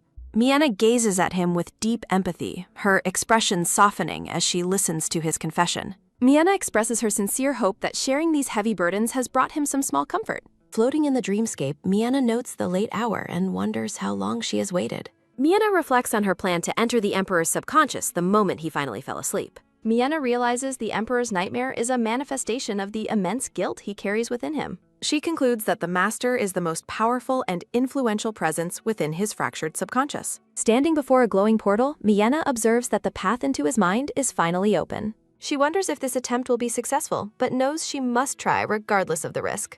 With eyes shining with determination, Miena prepares herself to dive into the Emperor's deepest psychological nightmare. Miena vows to intervene and prevent this memory from ending in tragedy once again this time. Narrative text reflects Miena's resolve to act as a mentor would and guide him through guilt. The dream memory shifts to the woods, where spectral figures represent the ghosts of his past. Miena notes that the scenery is unchanging and realizes that passive comfort is no longer enough. Miena intervenes in the dream, holding back the Dream Master as the scene begins to distort further. Ragnar looks back in shock as Miena encourages him to hold on for just a little longer. The Dream Master struggles against his attackers while Miena works to stabilize the rapidly collapsing mental landscape. A sudden surge of magical power signals that the intervention is reaching its critical, decisive moment. A hand reaches through the light, seeking a connection to pull him out of the darkness. Miena reflects on the depth of his suffering as she continues her mission to heal him. Within the dream, the Master warns Ragnar that reliving past regrets will only cause more pain. Ragnar expresses his deep-seated confusion and guilt over the lives lost during his rise to power.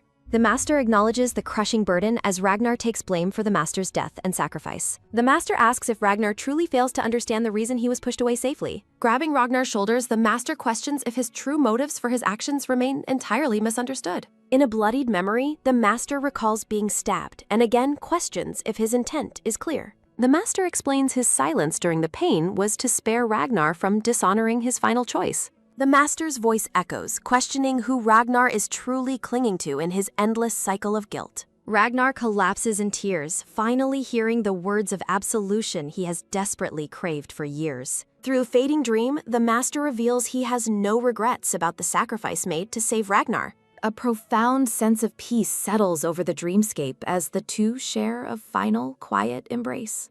Ragnar weeps openly as he finally begins to release the trauma he has carried since his youth. With a gentle and forgiving smile, the Master looks at Ragnar and declares it wasn't his fault. Ragnar's long-repressed sorrow pours out as he finally accepts the Master's forgiveness and finds emotional release. From beyond death, the Master's final message remains a comforting reminder that Ragnar bears no blame.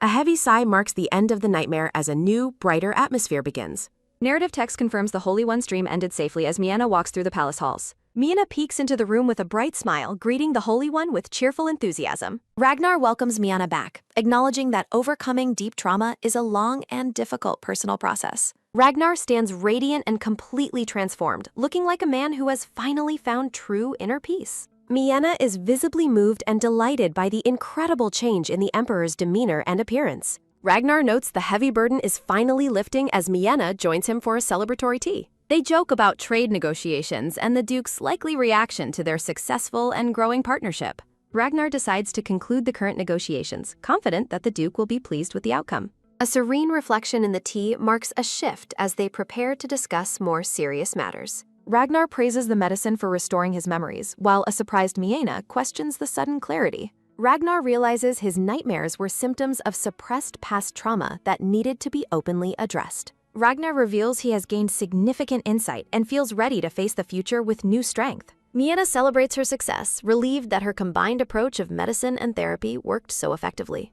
Mina's thoughts drift as she prepares to ask about another detail regarding the medicine's distribution. Ragnar mentions he shared the effective medicine with a recently arrived priest to test its general efficacy. A flashback reveals that for others, the specialized magical medicine functioned only as a common sleeping pill. Miena is momentarily stunned by the realization that her magical treatment only worked for the Emperor. Miena laughs nervously, explaining that the medicine's unique nature means it won't work for just anyone. Ragnar prepares to reveal a humorous and unexpected detail about his master that he previously omitted. Ragnar describes his master's legendary foul mouth and creative swearing, leaving Miena shocked and comically appalled. Chibi Miena sips tea in stunned silence, struggling to reconcile the master's image with this news. Miena realizes she completely misinterpreted the master's personality, sweating as she reevaluates her mental image.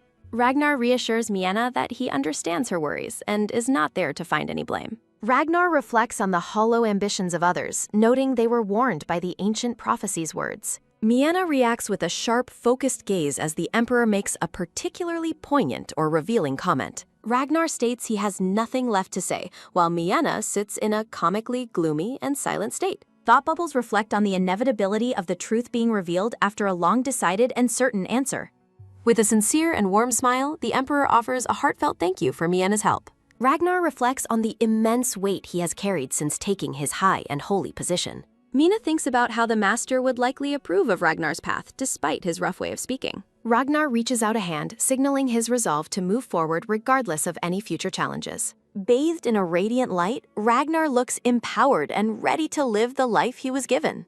A final, mysterious thought bubble suggests a desire to repay Miena's kindness in a significant way. A flustered and blushing Mianna wonders what the Emperor means by being saved and how to respond. Ragnar explains that since their arrangement is unofficial, the rewards he can offer are limited. Ragnar feels that a single wish is insufficient compensation for someone who saved him. Ragnar promises to assist Mianna to his full capacity, leaving her stunned and confused. Mianna dismisses the title of savior and suggests they simply help each other as equals. Ragnar is taken aback when Mianna tentatively proposes that they become friends instead. Mina apologizes for her boldness, but Ragnar reassures her that age is irrelevant to friendship.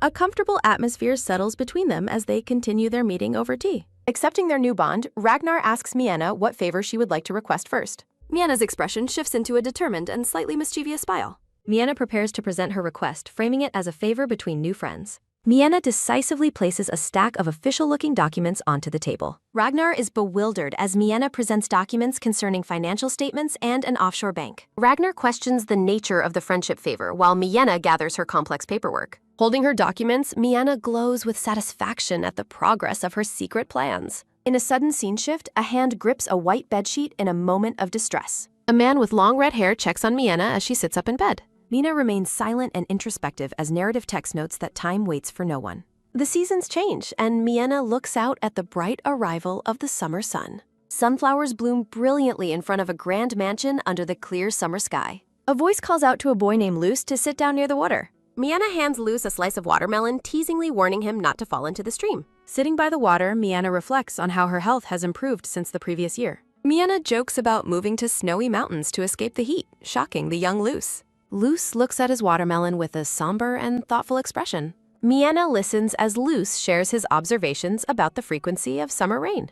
A memory shows Luce alone in a vast room, finding comfort in the sound of rain. Young Luce hugs a stuffed bear, reflecting his deep-seated loneliness and need for comfort. Mina tells Luce that he has struggled to properly face and acknowledge his own emotions. Mianna observes that Luce has always found it difficult to express his inner thoughts. Patting his head, Mianna warns that bottling up feelings will eventually lead to overwhelming mistakes. Mianna encourages Luce to speak his mind freely without any fear or hesitation. Luce looks down at his watermelon, struggling to find the words to express himself. In a starry void, Luce admits his feelings weren't clearly defined as anger or sadness. Luce stares into the darkness, confessing that he feels completely trapped in his current situation. Luce admits that despite the repetition, his physical needs are met and he sleeps well. Luce looks up with a renewed sense of hope and vulnerability. Luce apologizes to Mianna, expressing how much he values the lesson she has taught him. Mianna takes his hand, reassuring Luce that there is absolutely no need for him to apologize. Mianna explains that apologies should be reserved for actual wrongs, which Luce hasn't committed. Mianna takes the blame herself, offering a sincere apology to the young boy. Embracing Louis, Mianna expresses regret for her previous half-heartedness in helping him face his pain. They share a tender moment of mutual understanding and connection in the flowery garden. A close-up of their joined hands emphasizes the strength of their growing bond. Luce returns the embrace, finding emotional release in Mianna's supportive and kind presence. Luce smiles happily while hugging Mianna, mentioning a new feeling that has been growing lately. Under a full moon, Luce thinks about his deep desire to see Mianna in the physical world. A powerful man with long dark hair and golden eyes looks on with a stern expression. The elder questions Mina's interest in an insignificant creature while she praises his immense capabilities. Mianna asks the elder to use his magic to find someone, promising her help in return. The elder tells Mianna to take her time, noting the many meals they have shared. Mianna warns the black-haired man that if her condition worsens, finding the person might become impossible. The black-haired man points at a startled Mianna, questioning if she doubts his promise to save her. Mianna frantically denies any doubt, sweating as she wonders how she could ever dare to disbelieve him. Sitting at a massive desk, the black-haired man calls Mianna a smooth talker while she jokingly agrees. A blunt refusal echoes through a flowery background as Mianna's hopeful request is immediately shot down. Mina looks up with wide, sparkly eyes full of excitement and anticipation for the answer. Mina deflates into a grumpy, pouting expression as the conversation takes a disappointing turn for her. The black-haired man summons his Wyvern Legion, commanding them to find the person Mianna is looking for. He grumbles about the difficulty of wishing magic, skeptical that it could ever be as easy as she thinks. Shooting stars streak across a cosmic sky as narrative text warns of the dangers of vague wishing magic. He warns that poorly handled magic causes gruesome results, while a terrified Mianna begs him to stop. Mianna ponders the need for detailed info, noting Justin's bank work while dreading frequent dream diving. A sudden realization strikes Mianna, shifting her focus as she remembers something important regarding her plans. A lavish spread of cakes and tarts fills the table as a guest expresses gratitude for Mina's invitation. The green-haired maid pours tea, telling Miena that being invited to her party is such an honor. Mina beams with a joyful smile while holding her teacup, clearly delighted by the success of her gathering. Narrative bubbles suggest that tea parties are the ultimate method for gathering information from various different areas. Miena sips her tea as a guest mentions a rumor, catching her attention amidst the casual conversation. Miena spits out her tea in shock when a guest asks about her engagement to Duke Everdeen. The maid rushes to help Miena, who coughed violently while the other ladies watch the sudden commotion. Miena recalls Justin picking out helpful ladies for her party, wondering if this specific outcome was intentional. A thought bubble emphasizes Miena's internal exclamation toward Justin, realizing the implications of his earlier suggestions. The maid offers a towel to a flustered Miena, who mentally questions Justin's motives for the guests. The ladies giggle about pure love, mentioning how the rumors of Miena's romantic relationship have already spread. Mina sinks into a dark background, horrified that her ward-sponsor dynamic is being viewed as a romance. A brown-haired girl with green eyes shyly asks Miena what it is like being with Duke Everdeen. Miena is caught off guard by the question, her attention snapping toward the quiet girl across the table. Miena stares in shock at the girl, realizing she is a member of the reclusive Eckhart family. The brown-haired girl, identified as the lady of the Eckhart family, nervously sips her tea while blushing. Narrative text introduces Claire Eckhart, describing her as the lovely and mysterious lady from the Eckhart family. Claire looks incredibly anxious, her face shaded with worry as she grips her teacup with trembling hands. Miena wonders if Claire's unremarkable presence was a disguise or if she intentionally came to help. Miena smiles brightly, claiming the Grand Duke always makes sure she has plenty of things to do. The other ladies enthusiastically agree that they would also want to take care of someone like Miena. Miena sighs in relief as she gets the situation under control, while another guest prepares a new topic. Dark thorns surround a silhouette of a girl, illustrating the Mount Baron family's oppressive policy of isolating daughters. Miena looks saddened by the news that some noble families merely use their children for business gains. Miena notices an intense, lingering gaze coming from one of her guests, making her feel slightly uneasy. She can still feel their eyes on her even as she tries to focus on the other conversations. A sudden spark of magical static surrounds Miena as she reacts with wide-eyed surprise to an unexpected query. A thought bubble hangs in a void, questioning the identity and motives of the person she just noticed. Guests thank Miena for the day, while she feels as exhausted as a part-time worker at a cafe. A close-up shows Claire's shoes as she tentatively approaches Miena to speak with her in private. Claire calls out to Lady Cetus, who turns around in the sunset light to find the shy girl waiting. Claire fidgets with her fingers, hesitating as she wonders if she should ask a very specific question. Claire looks Miena directly in the eyes under the golden sunset, asking if she believes in past lives. Miena stands frozen in utter shock, her pupils dilated as the heavy question echoes through her mind. Panicking, Claire frantically apologizes and tries to take back her weird question, begging Miena to forget it.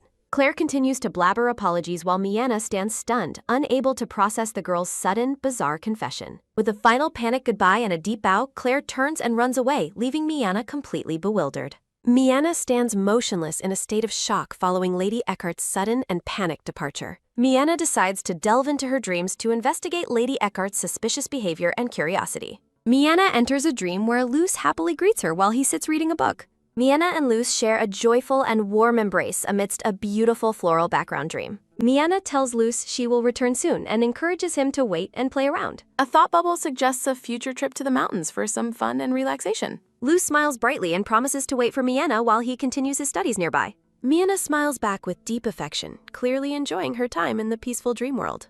A thought bubble expresses how Luce seems to be getting more adorable with every day. Miena observes a paper airplane flying through the void and wonders where it could lead. Miena realizes the dreams of Lady Eckhart and Luce are connected as the plane travels. Miena stands before a large glowing blue gate that stands alone in the vast void. Looking through the gate, Miena wonders about Lady Eckhart's past and her current bad luck. Miena explores a dark hallway and wonders if the strange atmosphere is intentional or accidental. Miena excuses herself as she proceeds through the dark corridor under the bright crescent moon. Walking downstairs, Miena notes that everything here is unusually clear for a typical dream. Miena stops suddenly as she notices light spilling out from a nearby open doorway ahead. Miena hears someone crying in fear and wonders who could be in such deep distress. Peeking inside, Miena hears a kind voice offering comfort and reassurance that things will improve. Hearing a mention of children, Miena looks closer at the group huddling near the window. A woman huddles with children, promising they will be fine as they hide together safely. The woman vows to help them escape while Miena questions if they are trapped there.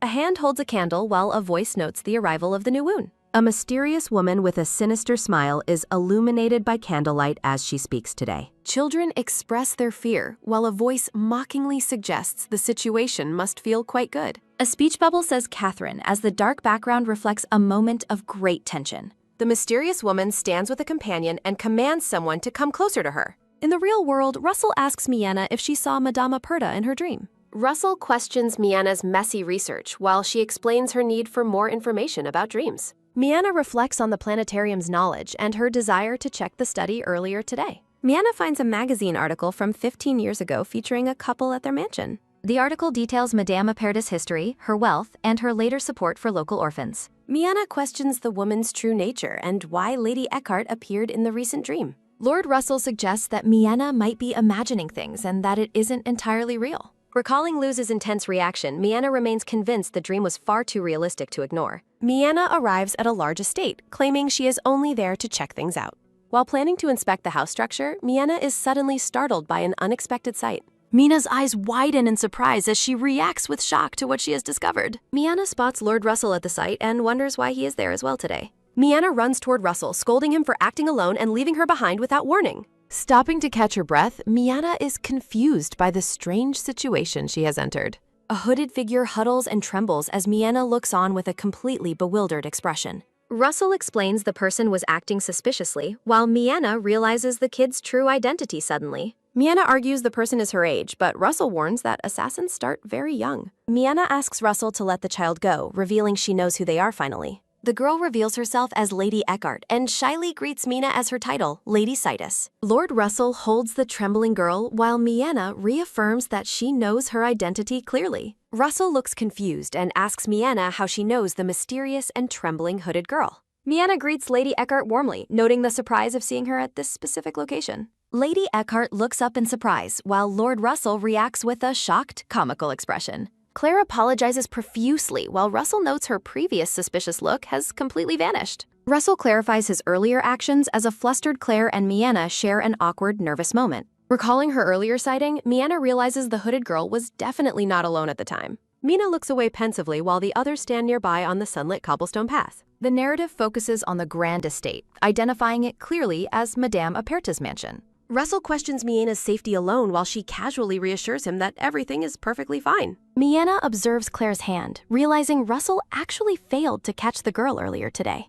A close-up of Miena's glowing eyes highlights her observation that Russell handled Claire roughly. Claire timidly asked Miena what business could have possibly brought her to this specific location. Miena declares she is here to meet Madame Aperta, prompting Claire to ask why. A flustered chibi Claire frantically explains she wasn't trying to pry, just worried for Miena. Miena reveals her plan for a sponsorship project and her need to consult the Madame. Miena wonders why Justin doesn't have a sponsorship project despite his busy and important role. Miena turns the question back on Claire, asking why she is traveling without any guards. Claire fidgets nervously, explaining that her guards usually do not accompany her on personal travels. Miena reflects on how Claire's dream gate was located near Luce's gate in her dream. Miena questions if Luce is connected to the mansion while Claire looks on with confusion. Miena worries if her questioning was rude, but a panicked Claire quickly denies any offense. A close-up shows Claire looking somber and determined as the weight of the moment settles.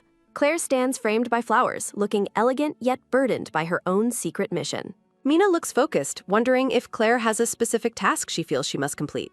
Miena considers the possibility that Claire approached her with some sort of hidden, ulterior motive. Miena reaches out, her hand glowing slightly as she questions the truth of the situation. Miena offers a radiant, confident smile that masks her inner calculations regarding their current mission. Claire suggests they proceed inside together, setting the stage for their encounter with the Madame. A close-up shows a hand holding the rolled recommendation letter needed for their entry. A bubble promises that despite their sudden visit, the mansion staff will welcome them. Miena glows with confidence, holding the scroll that guarantees their access to the Madame's estate. The narrative confirms that Justin provided the recommendation letter along with the address earlier today. Justin is shown writing with a quill, demanding an explanation from Miena for her actions. Standing before the grand entrance, Miena is impressed by the sheer size of the mansion. Inside, Miena wonders if the Madame lives alone in a house larger than her home. A polite butler greets the group, and Miena assures him that their presence is fine. The gray-haired butler looks toward them with a calm and welcoming expression on his face. As they enter, Miena notes the butler is new and wasn't present in her dreams.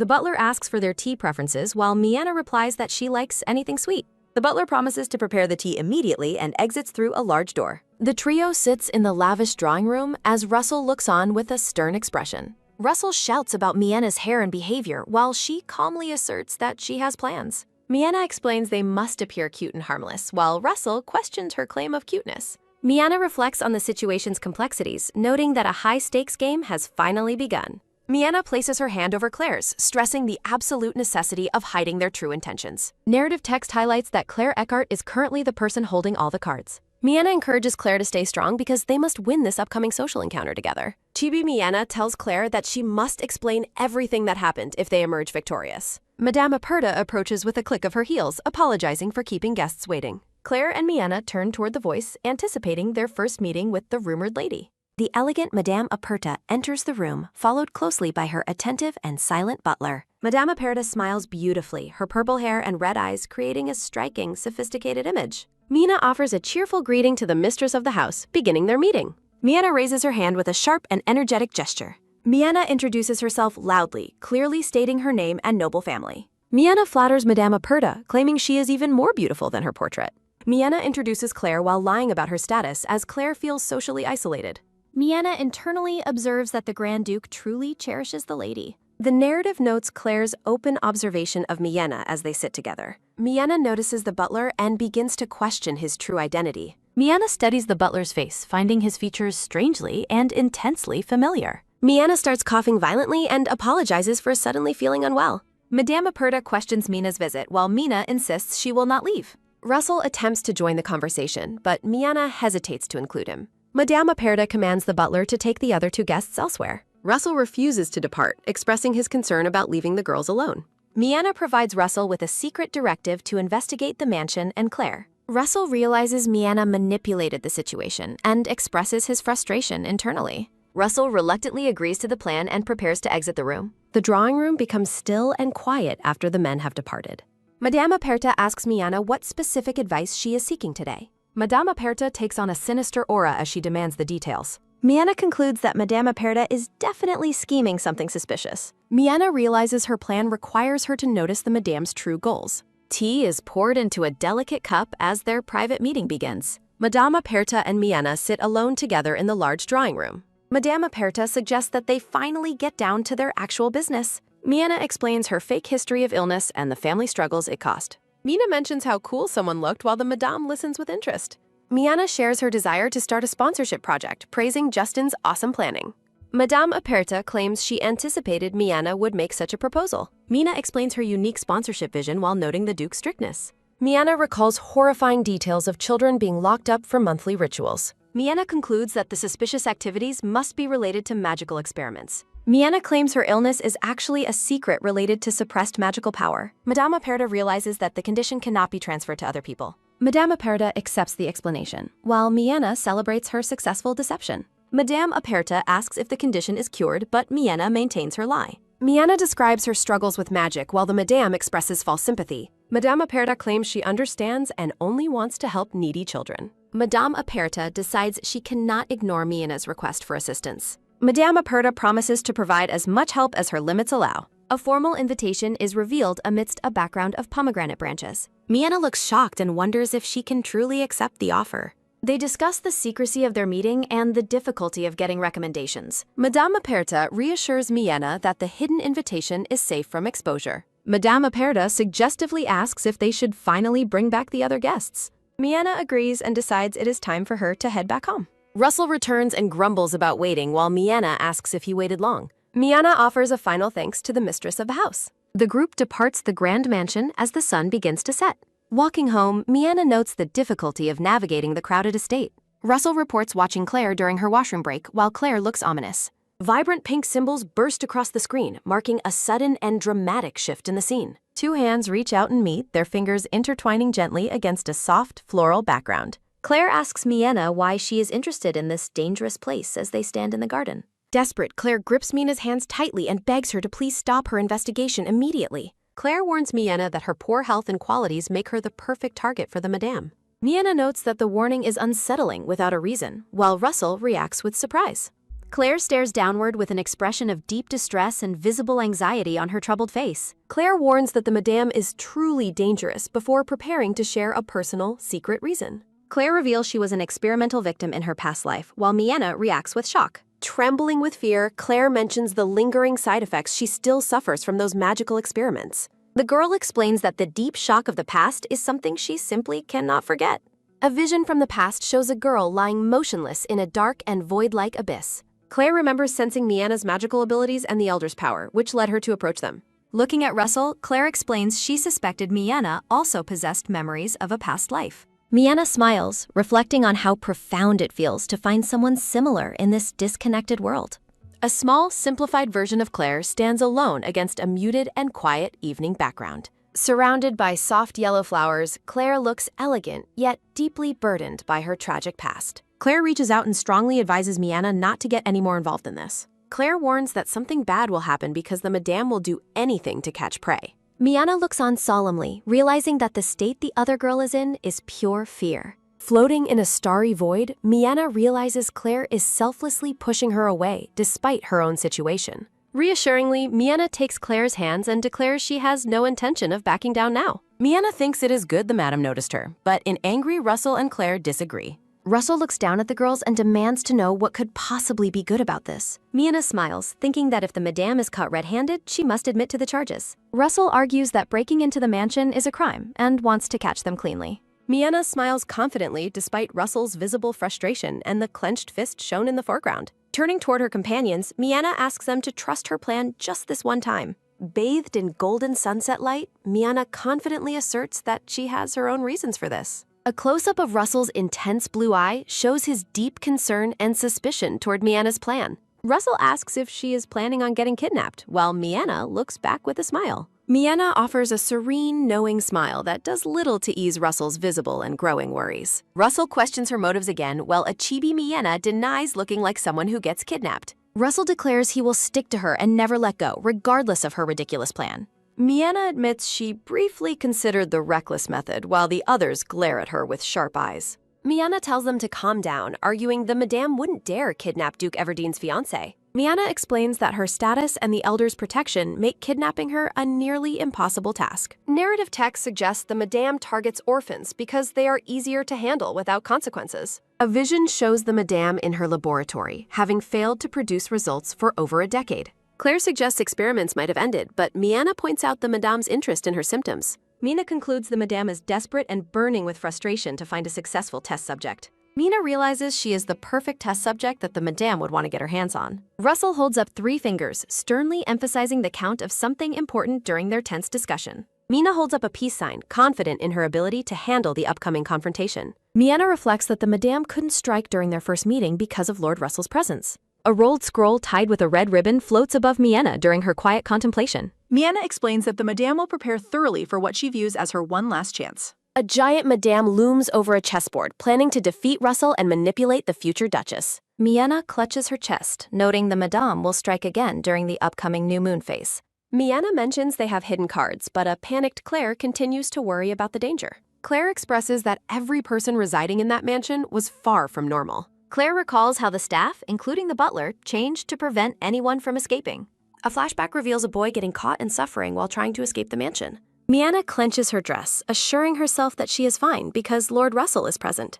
A radiant smile from Miena brightens the scene amidst a backdrop of colorful, blooming flowers. Claire looks toward Miena with hesitation, her expression revealing deep worry about their dangerous mission. A close-up shot focuses on Claire's trembling, clasped hands as she struggles with her anxiety. Claire offers to help while Russell expresses frustration about protecting 2 people at once. Claire insists on being helpful, acknowledging Russell's protective nature toward Miena's high social status. Claire points out that Miena and Russell have likely noticed why she travels without bodyguards. A floral thought bubble contains a solemn promise that she will not be a burden. Reaching out with determination, Claire pleads to be allowed to participate in the upcoming mission. Miena reflects on sensing intent from the Madame that isn't typical anger or murderous desire. Miena points out that she is unsure of what tricks the Madame will use for capture. Russell warns that prioritizing Miena's safety might inadvertently put the other lady in significant danger. A close-up captures a hand glowing with a soft, magical light and shimmering aura. A thought bubble expresses Miena's intent to count on Lady Eckhart for the task ahead. Lord Russell stands confidently behind the two girls as they share a moment of resolve. Narrative text highlights how Lady Eckert's help allowed them to gather internal information and layouts. The scene shifts to the drawing room where Miana discusses the logistics of child sponsorship. A narrative bubble emphasizes the goal of aggravating the Madame as much as possible today. From across the drawing room, Madame Aparta warns that direct sponsorship could endanger the children.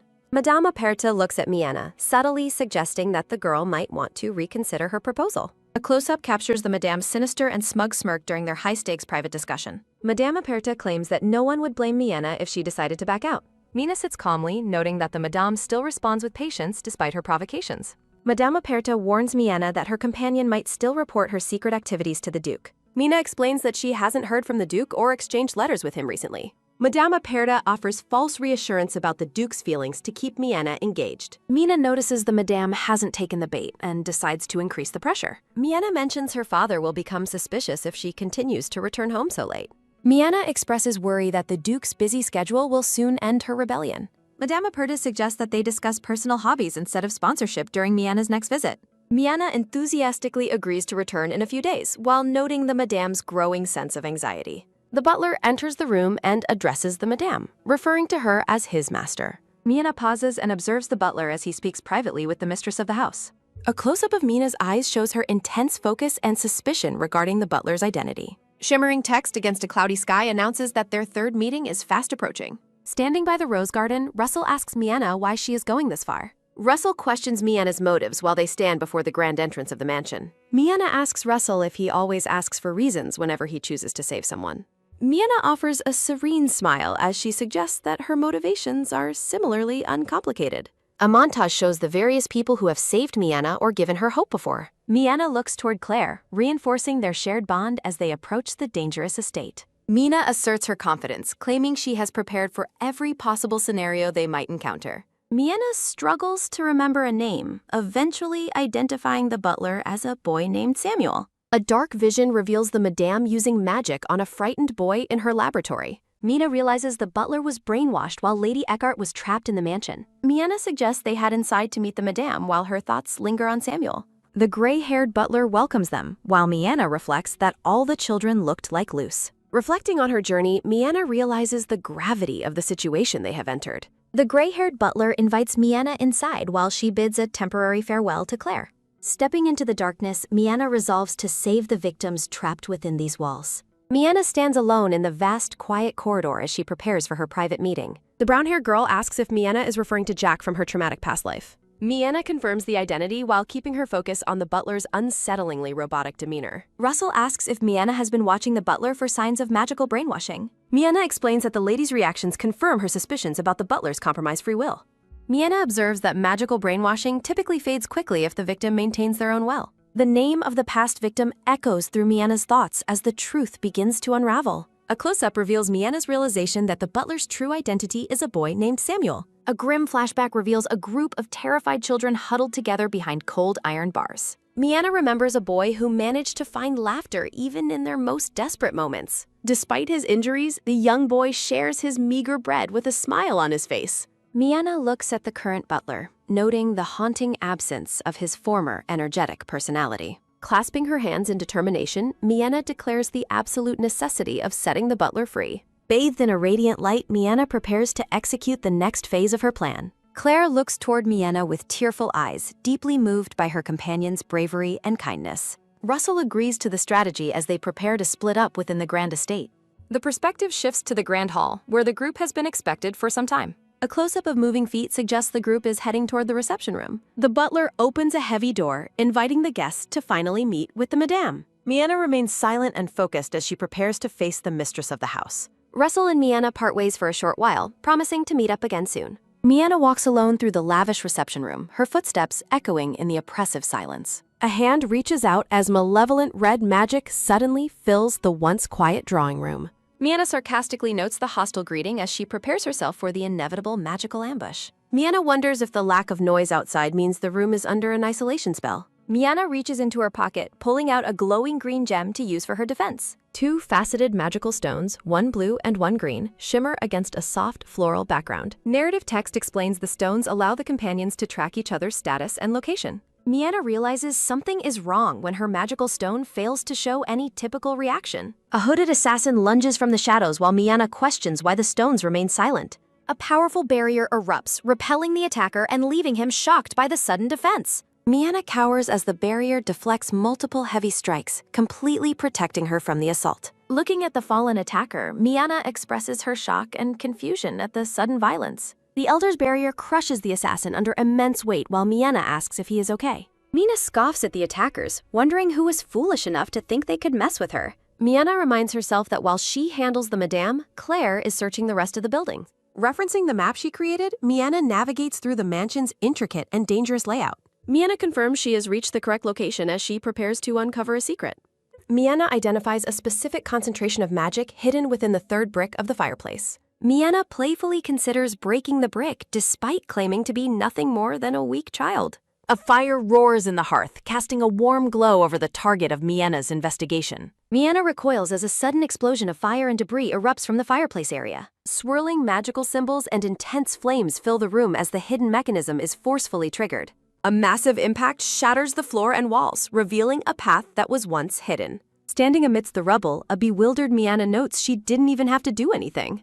The broken brick reveals a secret passage while Miana continues to question the initial attack's origin. Miana enters the dark tunnel, wondering if a sound-blocking spell covers the entire sinister mansion. Miana grows anxious, realizing that silence in the mansion puts her at a disadvantage. Miana hears a child's desperate sobbing and calls out for their mother in distress. Recognizing she must stay calm, Miana worries about her stamina and inability to call out. Clenching her fist, Miana resolves to hold out and finish the mission despite her condition. Amidst glowing flowers, Miana promises she will eventually arrive to save the victims. Miana's eyes burn with determination as she prepares to face the dangers ahead. Miana approaches the source of the crying, wondering if the children are nearby. The sounds of gasping and sobbing intensify as Miana moves deeper into the corridor. In a dark, shadowed corner, Miana discovers several children huddling together in terror. A small window allows moonlight to illuminate the cold brick walls of the children's cell. Behind heavy iron bars, the group of children trembles and sobs in the darkness.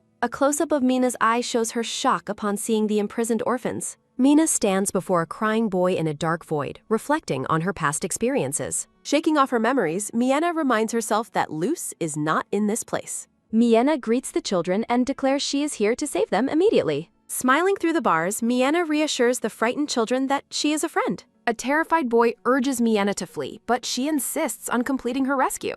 A dark-haired man looms in the shadows, asking if she truly came for the kids. Miana flinches and looks back in fear as a presence suddenly appears behind her. The man questions Miana's intentions while she stares up at him with visible shock. In a flashback, Miana meets with Lady Cetus and others to discuss a favor. Lady Cetus asks Miana to look out for Jack if she finds him first. Miana looks toward Lady Cetus, taking the request to heart during their meeting. A large blue symbol appears, signaling a heavy movement or a significant shift. Back in the prison, Miana shields the children from the mysterious dark-haired man. Mina panics, realizing she didn't hear him approach, and fears a sudden magical attack. Chibi Miana worries that the Elder's powerful barrier might accidentally hurt the man. Miana feels awkward but decides she cannot cause a scene after being asked for help. Miana holds out her arms and asks the man to refrain from attacking for now. Miana observes the man, noting that the Elder's barrier will kill him if he attacks. The man looks at Miana with suspicion, asking if she really heard him correctly. Noting his hesitation, Miana confirms her goal while he questions her source of power. Miana asserts her independence and wonders if she needs to prove her capabilities. Miana suspects the man isn't brainwashed because he hasn't attacked and seems deeply conflicted. Miana insists she can escape, while the man watches her with a skeptical expression. The man asks how she can be so certain she won't end up trapped too. The man warns her about staying out of her sight as Miana stands her ground. Miana senses his despair but maintains her resolve to escape the mansion's influence. Looking at the estate, Miana declares that the entire place will fall today. Miana promises the man she will ensure he leaves the mansion on his own. Surrounded by glowing flowers, Miana smiles and challenges the man to stop her. The man grits his teeth, his expression showing intense frustration or internal struggle. Calling her words nonsense, the man raises his hand and prepares to strike. Mina cowers and asks him to go easy on her if he must attack. The man swings his weapon, unleashing a violent arc of energy that fills the screen.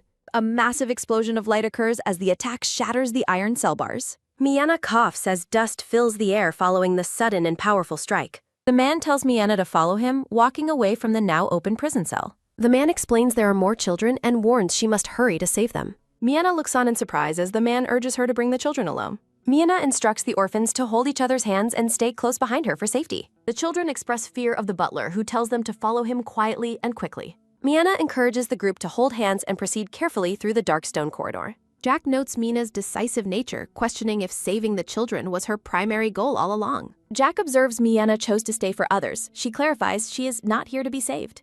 Miena claims her motives aren't grand, but a dark, magical presence suddenly interrupts her train of thought. Madame Aperta emerges from the shadows, surprised to find Miena acting so sneakily behind her back. Looming with a sinister aura, the Madame mocks Miena for her failed attempt at a secret rescue. Miena and Jack recoil in shock as the mistress of the house confronts them in the hallway. Miena attempts to maintain her composure, offering a casual greeting to the approaching and dangerous Madame Aperta. Madame Aperta notes her absence at the door and questions why she isn't in the laboratory. The Madame demands an explanation for the children's presence and asks about the location of Mina's companion. Madame Aperta finds Mina's true, knowledgeable nature fascinating now that their charade has finally come to an end. Mina questions her own performance, while the Madame mocks Duke Everdeen for choosing such a reckless fiancé. Madame Aperta labels Miena a foolish child with eyes that are clearly filled with a deep desire. A vision of Claire appears as the Madame claims both girls want something from within her mansion.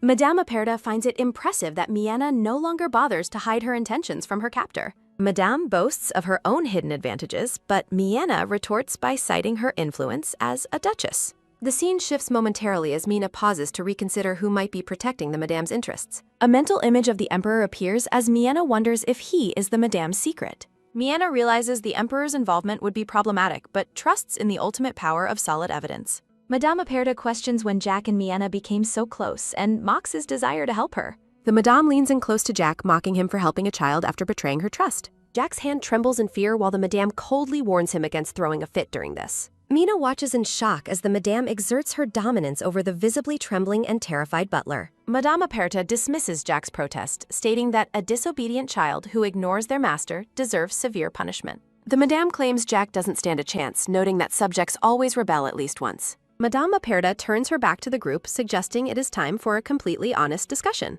Wearing a confident smirk, the Madame prepares to present Miena with a new and dangerous offer. Miena looks on with intense suspicion, anticipating a manipulative negotiation from the cruel mistress of the house. Madame Aperta admits she isn't easily deceived, but acknowledges the truth regarding Miena's ongoing health condition. The Madame explains Mina's illness is caused by her body's inability to process and accept magical energy. Gesturing with a glowing hand, Madame Aperta claims mundane medicine is useless for Miena's specific magical ailment. Madame Aperta declares herself the only person capable of curing Miena's illness through her specialized magical research. Mina retorts by calling her a mad scientist who masks her kidnapping experiments as legitimate magical research. Madame Aperta asserts her superiority, claiming she has successfully achieved what all other magicians and doctors could not.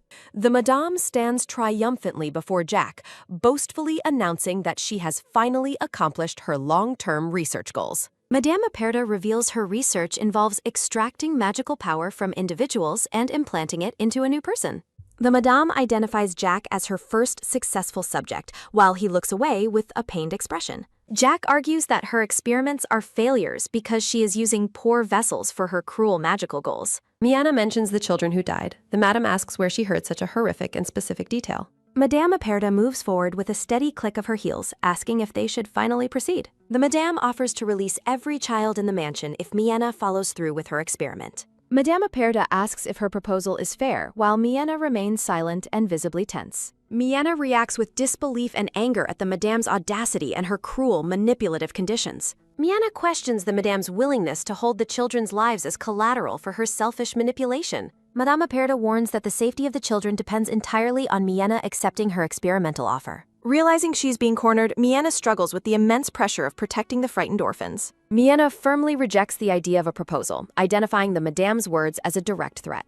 Madame Aperta remains unfazed, claiming she is far too powerful to be affected by Miena's threats. Mina offers a confident thumbs up and a bright smile while remaining calm during the confrontation. Madame Aperta mocks Mina's accusations as a threat, while expressing disappointment that her own sincerity is unrecognized. Calling Jack by name, Madame Aperta looks on with glowing red eyes and orders him to capture the children. Jack swings a sword toward the group, but Miena pulls the children into a protective embrace. While Miena worries for the children's safety, Claire calls out for Samuel to pull himself together immediately. Samuel strikes with his sword, but the blow is deflected by a shimmering green magical shield.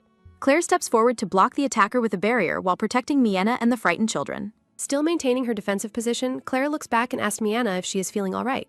Claire offers a playful smile, admitting she might be arriving just a few moments too late to help. In a chibi thought bubble, Claire explains she got lost but rushed over immediately upon seeing Miena. Claire mentions Lord Russell is coming as Samuel warns Miena to watch out for the danger ahead. Samuel unleashes a pained yell as he lunges toward the two girls with his heavy blade. Claire explains Jack is currently under the Madame's mind control, which intensifies through direct eye contact. A thought bubble notes the mind control becomes stronger while Samuel trembles under the dark magical influence. Claire says Samuel will regain his senses once the control is lifted because he previously tried to help. Miena points toward the struggling butler and urgently warns Claire to watch his eyes during the fight. Miena orders Claire to cover Samuel's eyes, and the girl quickly uses her magic to intervene. Samuel groans in agony as the bright magical light begins to disrupt the Madame's dark influence. Miena is pleased with the progress, while Claire focuses her energy on neutralizing the butler's possessions. While Miena prioritizes the children, the Madame's voice questions Jack's actions as he struggles with the control.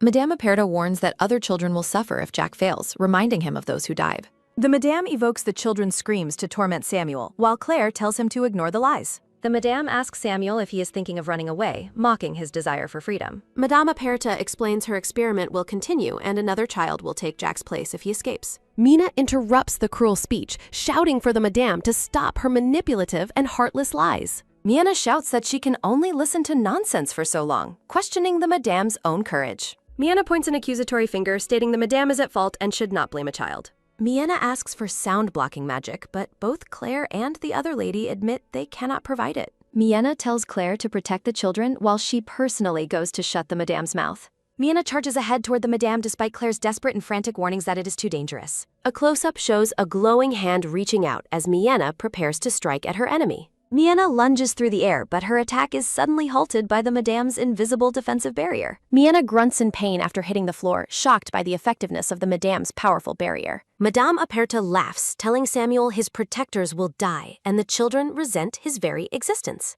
The Madame mocks Samuel's hesitation as Miena stares at him, realizing the depth of his mental struggle. Samuel collapses under the weight of his guilt and the intense magical pressure from the Madame's control. A soothing song begins to play as lyrics describe the moon going down for a baby. Claire sings a gentle melody, urging her baby not to cry even if the moon hides away. In a flashback, Claire sings to a young Samuel through the iron bars of their cold prison. The Madame reminds Samuel his life was spared for the children, while a young Samuel begs for mercy. Samuel rejects the Madame's command as Claire's voice breaks through the darkness, asking if he can hear her. Other children observe Samuel as Claire tells them not to be too hard on the sleeping boy. Younger Claire invites Samuel to sit and offers to sing a song while the orphans huddle again. The lyrics promise that even if the moon hides, a child should sleep peacefully and not cry. The song continues, describing the moon rising again to warmly wrap the children in its soft light. Claire's song concludes with the promise that the moon will watch over them while Samuel finally smiles. In the present, Claire gently cups Samuel's face, her warmth and music finally reaching his fractured soul. Surrounded by glowing flowers, Claire calls out Samuel's name with a look of pure relief and kindness. Claire pulls Samuel into a tight embrace, assuring him that she does not blame him for his actions. Claire continues to hold him, repeatedly telling Samuel that none of the tragedy was ever his fault. Miena, Claire, and Samuel share a warm, imagined moment of joy with the other children. Claire gently embraces Samuel, assuring him that he no longer needs to stay in this place. Tears fall onto the cold stone floor as Samuel finally begins to process his long-awaited freedom. Samuel breaks down in Claire's arms, letting out a pained cry as his emotional walls crumble. Miena and the children watch in silence as the group finds a brief moment of peace. Miena reflects that Claire's comfort is the only real thing she can offer the suffering butler. Miena admits to herself that she was unable to provide the emotional support Samuel truly needed. Darkness suddenly falls as Madame Aperta prepares a desperate magical strike, catching Russell and Miena off guard. Russell calls out to Miena as the hallway is swallowed by an oppressive and sudden magical gloom. Russell asks Miena if she is hurt, and she quickly confirms she is perfectly fine despite the shock. Madame Aperta prepares a powerful orb of blue energy, frustrated that her valuable subject is being taken. Miena flinches as the Madame unleashes her power, but a sudden shift in energy stops the attack. Miena looks around in confusion, noticing that the expected impact never came, and the air feels different. Standing alone in the shadows, Miena questions the source of the strange, rumbling noise echoing around her. Miena wonders if the Elder's barrier failed just as a mysterious, glowing blonde woman appears before her. The blonde woman mocks the group as foolish beings whose long punishment will only end at the conclusion. Miena is stunned by the newcomer and asks the important-looking lady to simply ignore her for now. The blonde woman leans in close, examining Miena with an air of intense and ancient curiosity. The mysterious lady goes full bloodhound, sniffing out the child's hidden and familiar magical connections. The woman reveals she appeared because she recognized a familiar scent, identifying Miena as a specific contractor. The blonde lady mentions sensing one of her own kin, subtly referring to the power of the Elder. Miena realizes the woman is talking about the Elder and wonders if she is also a dragon. Light shimmers around the blonde woman as she addresses Miena simply as an interesting child. The woman explains her manifestation exists solely to protect her contractor and eliminate any immediate threats. She notes Miena is unique for being under her kin's protection without being the actual summoner. Amused by Miena, the blonde woman decides to act on a whim as she touches her head. Thanking Miena for the brief amusement, the woman wishes her luck as she begins to fade away. The mysterious lady urges Miena not to lose her way as she disappears into brilliant, swirling light. The manifestation shatters like glass while Miena reaches out, shouting that she wasn't ready to let go. The scene fragments as the ancient presence departs, leaving Miena reeling from the intensity of the encounter. Russell catches Miena as she stumbles, urgently calling her name after the massive magical shift ends. Russell holds Miena steady as she looks around, trying to regain her bearings in the dark hallway. Russell asks if she is all right while Miena remains dazed by the blonde woman's sudden departure. Russell continues to check on Miena as Claire remains protective of Samuel and the frightened orphans. Miena groans in pain, feeling the lingering after-effects of the massive and chaotic magical energy. Madame Aperta recoils in shock, watching as a surge of light and energy washes over Miena. A sudden violent impact occurs, and a pained scream echoes through the dark, cold corridor. Miena struggles to stay upright, clutching her chest as the magical pressure finally begins to dissipate. Blood spatters across the stone floor as a pained grunt signals a devastating injury to their enemy. Madame Aperta collapses against the wall, coughing up blood as her own power seemingly backfires upon her. The madam glares. Miena stares back with determination, while Russell keeps a firm and protective hand on her shoulder. Madame Aperta is a mess of blood and frustration as the darkness around her begins to fade. Russell warns Miena to look at the madame's eyes, questioning why she would even want to help her. Miena looks toward Claire and Samuel, noting that she didn't expect the battle to end this way. A close-up shows the madame's hand, stained with blood as she struggles to remain conscious on the floor. Miena realizes the madame's current state is a catastrophic side effect of her own failed magical experiments. Bleeding and desperate, Madame Aperta laments that her research might have succeeded if she had chosen differently. A vision of the madame's past shows her in a grand ballroom, reflecting on the life she desired. Russell tells the defeated madame to be cautious, standing firmly between her and the rescued orphans. Madame Aperta collapses on the cold floor as Russell and Miena look down at her. Bleeding from her mouth, Madame Aperta leans against the wall and admits the situation. Madame Aperta confesses to succumbing to temptation and making a grave mistake with her research. Narrated text explains that the matter regarding Madame Aperta was quietly settled behind closed doors. Justin arrives to rescue Miena, who expresses her deep gratitude for his timely intervention. Seeing Justin, Miena finally relaxes and collapses as he carries her away from the estate. Justin holds an exhausted Miena, noting that the dangerous ordeal has finally come to an end. Back at the mansion, Justin slams his hand onto the documents detailing the investigation's results. Justin mentions a significant development in the case while Miena is identified as the reporter. Holding her teacup with trembling hands, Miena expresses profound relief that the crisis is over. Miena admits she needed help and explains her precaution of writing the letter left-handed. Justin gives Miena a chilling look while she laughs nervously about her secret and dangerous plan. Justin dismisses her excuses, stating that her safety was the most important point all along. Justin notes that the components of Miena's medication have been adjusted to be significantly stronger. Justin calls her solo mission a problem, but Miena argues she had favorable conditions this time. Miena claims her dragon-gifted artifact provided much better protection than the one Justin had previously given. Miena credits the help of Lord Russell and Lady Eckert for understanding the mansion's layout. Justin questions if she is boasting about her preparation after taking such a reckless risk. An awkward silence follows as Chibi Miena realizes she might have overstepped during her explanation. Justin moves on, mentioning that Lord Russell kept the servants alive for the official investigation. The investigation reveals that the servants participated willingly and showed no traces of magical brainwashing. Justin notes the servants are staying silent despite participating in the crimes of their own accord. Miena suddenly recalls an important detail as she sits across from the Duke in the hall. Miena places a golden artifact on the table, revealing it has a hidden recording function. Justin observes that the partial recording is sufficient to prove the Madame's many heinous crimes. Justin admits he did not expect Lord Russell to join Mina's efforts to stop the Madame. Justin asks how she persuaded him to help, and Miena begins to recount their interaction. Narrated text explains that Lord Russell had expressed doubts about the Madame from the beginning. Miena recalls looking back at the mansion as she prepared to enact her rescue plan. Lord Russell stands firmly, his cooperation proving to be a vital asset in the mission. Justin resolves to tell his parents the full truth once the current matter is finished. Justin promises that such dangerous incidents will not happen again as long as he is present. Justin agrees with Mia's assessment as they continue their serious discussion in the grand room. Justin asks how she discovered the experiments. Miena claims she saw them in a dream. Justin remains skeptical, noting that she isn't someone who would act based only on a dream. Miena falls silent, her expression softening as she considers the deeper truth behind her knowledge. A vision of a young, white-haired boy holding a teddy bear appears amidst glowing purple flowers. Miena asks Justin for help with her limited information, offering to share what she knows. Miena describes a white-haired boy, roughly 8 to 10 years old, with slightly downward-turned eyes. Miena adds the boy has blue eyes and lives in a windowless room with a chandelier. Miena notes the location is likely affluent and near the residences of Eckhart and the Madame. Justin looks closely at Miena and asks if she is certain about the boy's description. Justin notes that if the child isn't hiding his form, the situation is a serious matter. Justin promises to investigate the new lead and tells Miena to get some well-deserved rest. Miena quickly reaches out to grab Justin's sleeves, asking him to wait before he departs. Miena says there is one final thing she wanted to ask the Duke before he leaves. Miena asks Justin about the rumors claiming that the two of them are now officially engaged. Justin admits he expected rumors to start once he began visiting the Sidus mansion regularly. Chibi Miena reacts with shock, demanding to know why Justin never clarified the situation before. Justin points out that Miena used the rumors to stop unwanted marriage proposals from others. Miena asks if the engagement rumors trouble the Duke while sitting across from him in the hall. Justin smiles, noting the social label of their engagement will follow Miena for her entire life.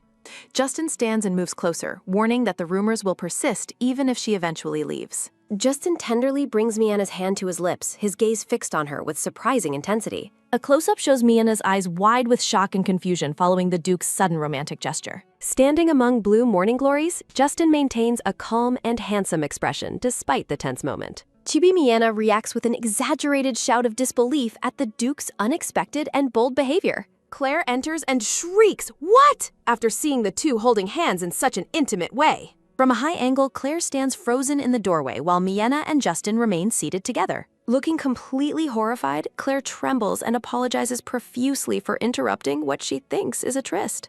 Claire flees in a panic while Miena shouts for her to wait and explain herself immediately. After Justin departs, Claire expresses her profound relief at not having intruded on a private moment. Miena laughs nervously while Claire admits her heart was racing from the fear of barging in. Claire shares that Samuel is currently resting at her home and thanks Miena for saving him. Claire nervously clasps her hands together, preparing to ask Miena and the Duke for a favor. Miena watches with quiet interest as the brown-haired girl builds up the courage to speak plainly. Claire asks to take Samuel to her mansion to personally break his lingering magical brainwashing. Miena encourages her, noting that the Empire lacks wizards and Claire is the best for the job. Miena predicts Claire will become a great wizard, recalling her bravery in facing the Madame alone. Claire vows to protect Samuel while ensuring he still fulfills his duty to testify honestly. Claire acknowledges that while the public may be skeptical, the truth of their tragedy is already known. Miena stands up suddenly, her expression softening as she processes the depth of Claire's sincere resolve. Claire bows deeply toward Miena, showing her utmost respect and gratitude for the lady's help. Miena tells her to stop, insisting she was only doing what any decent person would have done. Claire argues that few people possess Miena's selfless nature and willingness to help those in need. Claire admits she was initially terrified that involving others in her struggle would be a mistake. A close-up focuses on the two girls joining hands, cementing their new and powerful friendship. Claire beams with a bright and joyful smile, finally feeling free of the Madame's dark influence. Claire promises to help Miena even a decade from now, leaving the silver-haired girl quite bewildered. Miena wonders if she'll even be alive in 10 years before asking Claire about her future. Claire plans to take the children's remains and go on a healing trip with her brother Samuel. A grim flashback shows the children huddled behind bars, highlighting the darkness they finally escaped. Miena approves of the plan as the group seals their promise with a symbolic gesture. Claire worries about the other rescued children, but Miena tells her she has a plan. Sitting by the window, Miena prepares to explain her ambitious new project for the mansion's orphans. Under the night sky, Miena plans a relief foundation but realizes she spent all her money. Miena steps forward with renewed energy, realizing she still has access to one massive treasure hoard. Miena triumphantly reveals her plan to use the elder's personal funds to finance her relief foundation. Miena giggles while planning to borrow from the elder to build a foundation for the orphans. Mina notices her magical range is expanding while she gathers coins from the elder's massive hoard. Miena gasps in sudden terror as she realizes she has been caught red-handed by the elder. Miena realizes she is dead as the elder mocks her for causing so much recent trouble. Trembling with sweat and fear, Miena begs the elder to spare her life after her transgression. The elder stands tall with glowing eyes, his powerful and menacing aura filling the entire chamber. Chibi Miena is frozen in terror, looking like a helpless rabbit before the elder's intense gaze. Sitting at his desk, the elder informs Miena that there is something important he never told her. The elder explains that his magic connects his soul directly to Mina's physical body and health. The elder reveals he felt the impact of her recent battles and scolds her for her recklessness. Miena shouts an apology to the ceiling, realizing the magnitude of her sin against her protector. Miena tries to explain her surprise at meeting another dragon while maintaining her fragile human persona. The elder claims he is only uncomfortable rather than angry about someone else touching his contractor. Mina notes her safety this time, though the elder remains anxious about her future risky endeavors. Patting her head, the elder warns Miena that his own freedom is tied to her physical survival. Mina asks if he is the last dragon, while the elder mocks her small stature and head. A serene floral scene accompanies a somber reflection on the punishment he has already received. Miena reflects deeply on the concept of punishment while the heavy atmosphere lingers around her. Mina asks if his punishment is related to his status as the sole surviving member of his kind. With a faint, knowing smile, the elder reveals his ultimate goal is to find the World Tree. A vast, magical blue void opens up, revealing countless floating windows and mystical glowing doors. The white-haired boy, Luce, gazes in awe at the shimmering and surreal celestial environment. Soaring through the night sky, Luce rides on the small dragon's back, marveling at the landscape. Miena holds Luce close, apologizing for her tardiness while asking if he waited a long time. Luce assures Miena that he is happy to wait for her, dismissing the need for any apologies. Brilliant streaks of light cross the night sky as Miena shows Luce the world's breathtaking beauty. Pointing downward with pure excitement, Luce spots the distant mansions from their high vantage point. Miena points out a shining location in the distance, identifying it as her family's home. Miena promises Luce they will be best friends once they finally arrive at her mansion together. Luce beams with joy, declaring Miena is the best as they continue their flight toward her house. A detailed diagram highlights local landmarks like the Fine Station and the future medical center site. Miena explains her plans to build a sponsorship foundation to provide help for all the orphans. Softly embracing him, Miena admits she may not always be present, but wants Luce to thrive. Mina encourages the boy to find courage and not be afraid of the challenges ahead. Luce looks away thoughtfully, processing Mina's heartfelt wishes for his future safety and happiness. A grand estate stands under a bright sky, symbolizing the hope and progress Miena envisions. Miena's mother reacts with visible shock, dropping a letter as she calls out her daughter's name. The mother sternly announces a new rule, forbidding Miena from engaging in her usual social activities. A floating message emphasizes the strict ban, declaring that tea parties are no longer permitted. Holding the letter, Miena's mother confronts her, while the father watches with a concerned expression. Miena's paralyzed by shock, her face turning pale as the sudden restriction catches her off guard. Mina tries to protest the ban while her parents explain their deep-seated fears for her safety. Her mother reaches out to comfort her, explaining their decision comes from overwhelming parental concern. Miena's father clarifies that they are simply terrified of losing her after the recent dangerous incident. Overwhelmed by confusion, Miena realizes her parents believe her tea parties caused the entire tragedy. As the mother emphasizes her health, Siegfried enters the room with a calm, observant look. Siegfried points out that Mina's safety was only guaranteed because he remained constantly by her side. Mocking his sister's predicament, Siegfried suggests a family trip to help everyone relax and recover. Miena's taken aback by the trip idea, privately worried about her lack of information regarding Luce. Her parents gaze at her with somber expressions, the weight of their worry evident in their eyes. Walking toward her, Miena's father speaks her name, his footsteps echoing in the quiet, tense room. Miena's mother takes her hand, acknowledging that the child is keeping secrets from the family. The mother reassures Miena that having secrets is a natural part of growing up and is acceptable. A sun-drenched vision shows a figure standing amidst lush greenery, radiating a sense of pure peace. Miena is depicted in the bright memories, moving forward with a gaze full of curiosity and wonder. Running through a field of light, Mina's spirit seems to soar in a moment of absolute freedom. The narration explains that seeing Mina's genuine happiness is the most important thing to her parents. Surrounded by vibrant white blossoms, Mina laughs joyfully, her face glowing with radiant, untroubled happiness. Her mother warns that secrets are fine only if they do not create distance within the family. Both parents embrace Miana warmly, their faces filled with relief as they offer her their protection. Miana looks away with a troubled gaze, her conscience weighed down by the complexity of her situation. Despite the comfort of her parents' arms, Miana feels a lingering sense of guilt and uncertainty. In a past life, a bedridden girl laments that her chronic illness was her own fault. She reflects on how her parents' helplessness and sorrow over her condition deeply pained her. Seeing her parents cling to her while fearing her body was unbearable burden. As light pours through a grand window, she softly calls out for her mother and father. Miana realizes that while the physical pain remains, this new life offers her a significant difference. Looking directly forward, Miana reveals that her true and unique ability is entering other people's dreams. Exploring a surreal dreamscape of floating doors, Miana finds freedom and agency she never had before. For the first time, she can walk and move through the world by her own will. Miana reflects on meeting diverse people and helping them, wondering if she should have done more. Clasping her hands, Miana notes that she has finally decided to tell her parents the truth. Miana explains her involvement with Patrick, Justin, and Russell, though she keeps her protector's identity secret. Siegfried stares stoically, regretting that their family fell so low because he didn't intervene much sooner. Miana bows deeply before her parents, offering a sincere apology for causing them so much trouble. Miana privately wishes she had acted faster to prevent the complications her family recently endured. A look of mild surprise crosses Mina's face as she waits for her parents to respond. Her father argues that his own selfishness caused their troubles and rejects Miana taking the blame. Her mother hugs her tightly, insisting that being sick was hardest on Miana rather than the parents. The mother declares it is only natural for parents to save their child at any cost. Miana begins to tear up as her mother explains that protecting her was their own choice.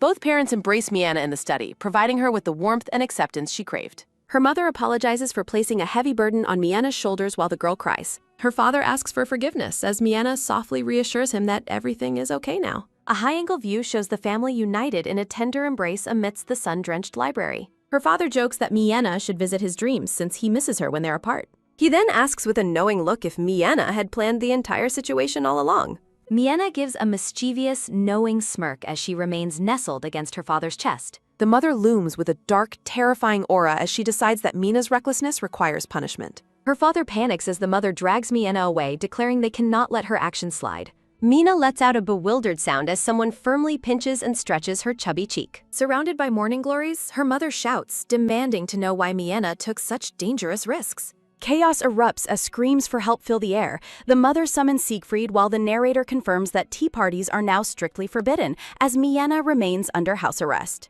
A hand sets down a teacup as the speaker expresses relief at the current outcome. Justin sips tea, revealing his satisfaction that Mina's guest list was burned and the social gatherings ended. Miana rubs her sore cheek, thinking she must rely on Justin for information now that she's grounded. Miana tentatively begins to speak, looking toward the Duke as they share a private tea time. With sparkling eyes, Miana asks if there is any news regarding the boy she described to him. Justin claims she overestimates him, but Miana gives 2 thumbs up, insisting he is the most capable. Justin smiles as Miana teases him for secretly enjoying her compliments while they continue their meeting. Justin falls silent for a moment, his expression unreadable as he considers Mina's request and behavior. Miana wonders if he has found the lead already when Justin suddenly asks if she likes trips. Chibi Miana stares blankly from across the table, her mind momentarily stalling at the unexpected question. Mina's face is filled with shock and confusion as she repeats the word trip back to him. Miana nervously touches her face, stating that a trip isn't exactly what she had in mind. Justin notes the current case is ending, but reminds Miana she is banned from hosting parties or leaving. He explains that he has already delegated the search so she can finally relax and recover. Smiling brightly among flowers, Justin tells Miana that she truly deserves to have some well-earned rest. Looking into her tea, Miana reflects on the importance of spending time with the people who matter. Miana admits it feels a bit strange to hear such sentimental words coming directly from the Duke. Miana explains she promised her parents to spend more time together and mention their own trip plans. Justin sits across from Miana, impatiently telling the girl to just get to the point. Miana reacts with a loud shout of disbelief, her face flushed with shock and embarrassment. During their tea, Miana insists that joining the trip is something she genuinely wants to do. Miana reflects on her friendship with Luce, cherishing the time they spent together as true companions. Justin looks away, repeating the word friend with a subtle sense of doubt or contemplation. Chibi Miana panics, realizing Justin has no other friends and desperately grabbing the table while shouting. Miana suddenly invites Justin to join her family on their upcoming vacation to the coast. Miana explains she already discussed the trip with her parents since others are searching. Miana teases Justin for never taking breaks himself, despite his frequent advice for her to rest. Stepping onto the table, Miana leans in close to emphasize her point to the Duke. Miana offers a soft, hopeful smile, silently encouraging Justin to accept her unexpected invitation. Justin watches Miana with a look of mild surprise as she beams at him enthusiastically. After a moment of hesitation, Justin finally gives in and agrees to join the trip. A lush mountain landscape serves as a backdrop for Mina's dream of visiting the ocean. As the carriage wheel turns, Miana wonders if the ocean will sparkle with emerald green light. Inside the carriage, Miana clasps her hands together, unable to contain her excitement for the journey. Miana's father watches her with a nervous, sweaty smile as they travel together in the carriage. The father grows confused, questioning why they are heading toward the mountains instead of the ocean. Siegfried remains silent while driving the carriage, his focused gaze fixed on the road ahead. Siegfried stops the carriage and announces that the group has finally arrived at their destination. Opening the carriage door, Siegfried formally welcomes his brother and sister-in-law to the site. Mina's father apologizes for the long journey while Mina excitedly reminds everyone about the ocean. Stepping out, Mina's father notes that traveling for days in a carriage is incredibly exhausting. The parents look back toward the carriage as Miana prepares to step outside behind them. A massive shadow falls over the group, leaving the parents and staff completely speechless. A huge black dragon, Richard VIII, descends from the sky, shocking Miana's entire family. Miana steps forward to formally introduce her companion who will assist with their vacation travel. Miana introduces Richard VIII, who nuzzles her affectionately while the girl giggles with joy. The family and servants stand frozen in absolute horror after seeing the giant mythical creature. Overwhelmed by shock, the parents gasp as they struggle to comprehend the dragon's presence. Mina's father cries out in terror as the reality of her new friend finally sinks in. Miana bids farewell to Richard VIII, telling him to rest until they meet again. The black dragon soars away, disappearing into the bright blue sky above the trees. Mina's father collapses from the shock, desperately asking the maid Tina for some water. Mina's mother looms with a terrifying aura, furious that Mina kept such dangerous secrets. The mother turns to Justin, assuming the Duke must be just as horrified as they are.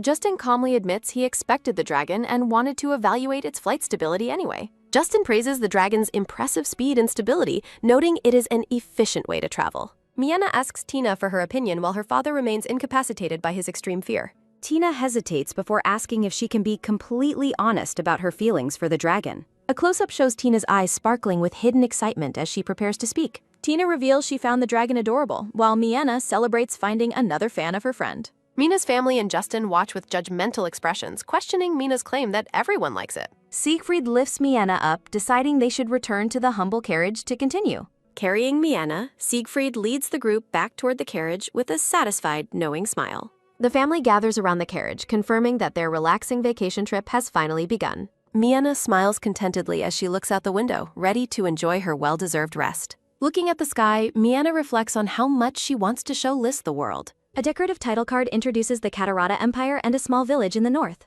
Miana excitedly points out the view to her mother as they arrive at their new destination. Miana expresses her delight at the scenery while looking forward to their upcoming family trip. A sharp shout echoes through the area, interrupting the peaceful atmosphere of the mansion. A grim flashback reveals a group of children bullying a boy, mocking his grandfather's failure as a sorcerer. The boy sits alone in tears after being cruelly told to leave the village for his perceived worthlessness. Miana maintains her cheerful resolve as the scene transitions toward the start of her new journey. The carriage finally comes to a halt as a voice announces their arrival at the destination. Sir Russell assists Miana as she carefully steps down from the carriage onto the forest path. Miana scans her surroundings with a look of growing confusion and surprise at the quiet environment. The grand and sparkling landscape of the Catarata Empire stretches out before the visiting group. Walking into town, Miana notes the eerie silence and lack of people in what should be a lively area. The group wonders if the villagers have gathered elsewhere, finding the absolute stillness deeply unsettling and odd. Miana is visibly shaken, realizing the desolate town is nothing like the lively place she read about.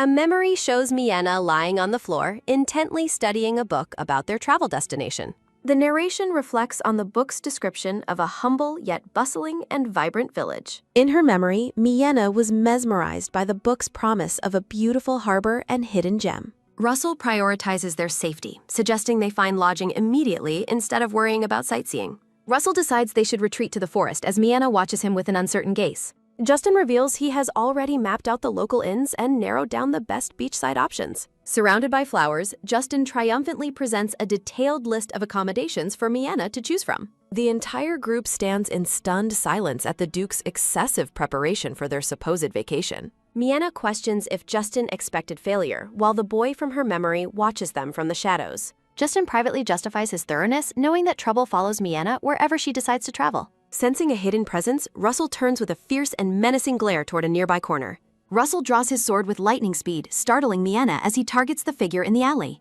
The knight freezes mid-swing as Mianna realizes the perceived threat is actually just a small, terrified child. Mianna rushes forward to stop Russell, pleading with him to lower his weapon as the boy trembles. Russell offers a sheepish apology for his overactive instincts, while Mianna checks if the boy is unharmed. Mina's heart aches for the poor child, who remains paralyzed by extreme fear after the confrontation. Kneeling down, Mianna gently asks the boy if he knows of any nearby places to stay. Justin ponders the village's state, suggesting a potential disease outbreak, while Mianna looks on with concern. An elderly man approaches the group, clarifying that the current situation is not caused by any disease. The man notes that their presence proves a lapse in the village's strict control over outsiders. Recognizing his protector, the boy runs toward the elderly man and calls out for his grandfather. The man embraces his grandson while explaining that visitors are currently restricted from entering the village. Patting the boy's head, the man admits he knew things would eventually reach this difficult state. Mina's father asks for a clearer explanation of the village's condition if it isn't an outbreak. With a somber and heavy expression, the man identifies the village's affliction as a divine punishment.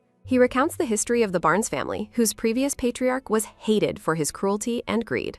Although the current lord improved, the fear of his lineage's corruption led people to believe they remained cursed. The man explains that the village views the lord's bloodline as deserving of the curse placed upon them. Mianna suggests poison as a cause, but the man remains certain it is something far more mysterious. Mina looks on in shock as she learns that the afflicted family cannot be awakened from sleep. The group discusses the family's coma-like state, noting they are alive but trapped in an endless slumber. Justin points out the lethality of the situation, realizing the family will eventually starve if they remain asleep. The man explains that the villagers have retreated in fear, terrified that the same punishment will strike them. Despite the danger, the man insists on showing hospitality to the group after their long journey. The man offers his own home for lodging, catching the travelers off guard with his unexpected kindness. Mianna politely declines the offer, deciding it would be safer for her family to find another area. Accepting her decision, the man and boy bid the travelers farewell and head back toward their home. Mina watches the pair depart, her mind weighed down by the mystery of the village's divine punishment. Justin and Mianna's father express profound surprise at her sudden decision, while Mianna remains speechless. Her parents admit they expected her to enjoy the romantic notion of staying in a local home. Mianna insists she cannot enjoy a vacation while the village suffers, earning her parents' quiet approval. Justin adjusts his formal attire and asks if they should resume their previous travel discussion now. Justin presents a long list of travel options, suggesting they keep moving while waiting for the dragon. Justin encourages Mianna to take her time making a selection as she reviews the extensive list. Mina hums with a determined and slightly mischievous look while staring intently at the travel document. Mina internally declares her resolve to choose the farthest possible destination for their next stop. The scene transitions to a vibrant sunset over the mountains as the family continues their journey. The narration describes their arrival at a breathtaking new location featuring stunning beaches and ocean views. Luxurious accommodations and gourmet regional seafood dishes highlight the high-end nature of their second destination. Mianna greets a bright new morning with infectious energy, using kitchenware to create a loud awakening. Mianna marches through the hallway, declaring that a perfect day must begin with waking up Sir Russell. Mina throws open a door with a loud shout, calling for the red-haired knight to wake up. Banging her makeshift cymbals, Mianna loudly urges everyone to get up and head to the ocean immediately. Mianna enthusiastically lists their busy itinerary, including ocean diving, eating seafood, and a planned evening campfire. After mentioning a moonlit beach walk, Mianna suddenly stops as she notices something is terribly wrong. A close-up of Mina's eye captures the exact moment her playful excitement turns into genuine concern. Mianna enters the bedroom to find Sir Russell lying completely motionless in his large, ornate bed. Mianna looks toward the window, wondering if the usually diligent knight is simply oversleeping this morning. Mina and a maid observe that it is highly unusual for Russell to remain asleep despite the noise. Mianna informs Justin that the knight's symptoms perfectly match the mysterious sleeping curse from the village. Justin considers the situation with a troubled expression, realizing the village's affliction has reached their group. Miana rejects the theory, arguing that they would have already met in a dream if it were simple. Miana notes that Russell had minimal contact with the villagers and didn't even consume any local food. Miana looks down with a heavy heart, struggling to understand how the curse targeted only the night. Sir Russell remains trapped in an unnatural slumber as Miana questions why she and the others are unaffected. Mina's parents react with worry when the girl suggests a dangerous method to resolve the situation. The parents discuss Russell's brief confrontation with a village child, wondering if that action triggered the curse. Miana agrees with her father's point, but insists they cannot find a solution through mere speculation. Surrounded by blossoms, Miana brightly announces her decision to enter Sir Russell's dream to investigate the cause. Justin warns Miana that her unique dreamwalking ability might not function properly within the specific curse. Miana takes the sleeping knight's hand, resolving to take action even if the outcome remains uncertain. Looking at the incapacitated man, Miana declares she has already decided not to just sit around helplessly. Mina's mother takes command, ordering the group to watch Russell while requesting a sedative from the maid. Miana calls out to her parents one last time before preparing to begin her spiritual journey. Offering a soft and reassuring smile, Miana promises her family that she will return to them safely. Her parents look on with gentle, supportive expressions, placing their trust in their daughter's extraordinary power. Embraced warmly by her parents amidst glowing flowers, Miana feels their love as she prepares for the task. The scene shifts to a deep orange sunset sky as birds fly over a traditional rooftop. Mina enters the dream world, appearing in the village at dusk and accidentally stepping on a dry twig. In the dream, the village is bustling with life as vendors sell fruit and townspeople discuss local plays. Miana walks through the lively crowd, remembering the warmth of the village from her brief real-life visit. A glowing notification identifies the location as Hwangdo Lamphis under the bright rays of the setting sun. Miana finds herself standing among a crowd of faceless townspeople, feeling small and overwhelmed by the numbers. Bumping into a passerby, Miana lets out a startled sound as she tries to find her way. Miana struggles to maintain her footing in the dense crowd, complaining that the number of people is excessive. Losing her balance entirely, Miana cries out in distress as she begins to fall toward the ground. Just before she falls, a firm hand catches her and a familiar voice tells her to be careful. Miana looks up in shock to see Sir Russell, who asks why she is wandering in her pajamas. Miana is visibly startled to encounter the red-haired knight, identifying him as Sir Russell. Sir Russell is surprised that a child isn't afraid of him, but he awkwardly tells her to go back home.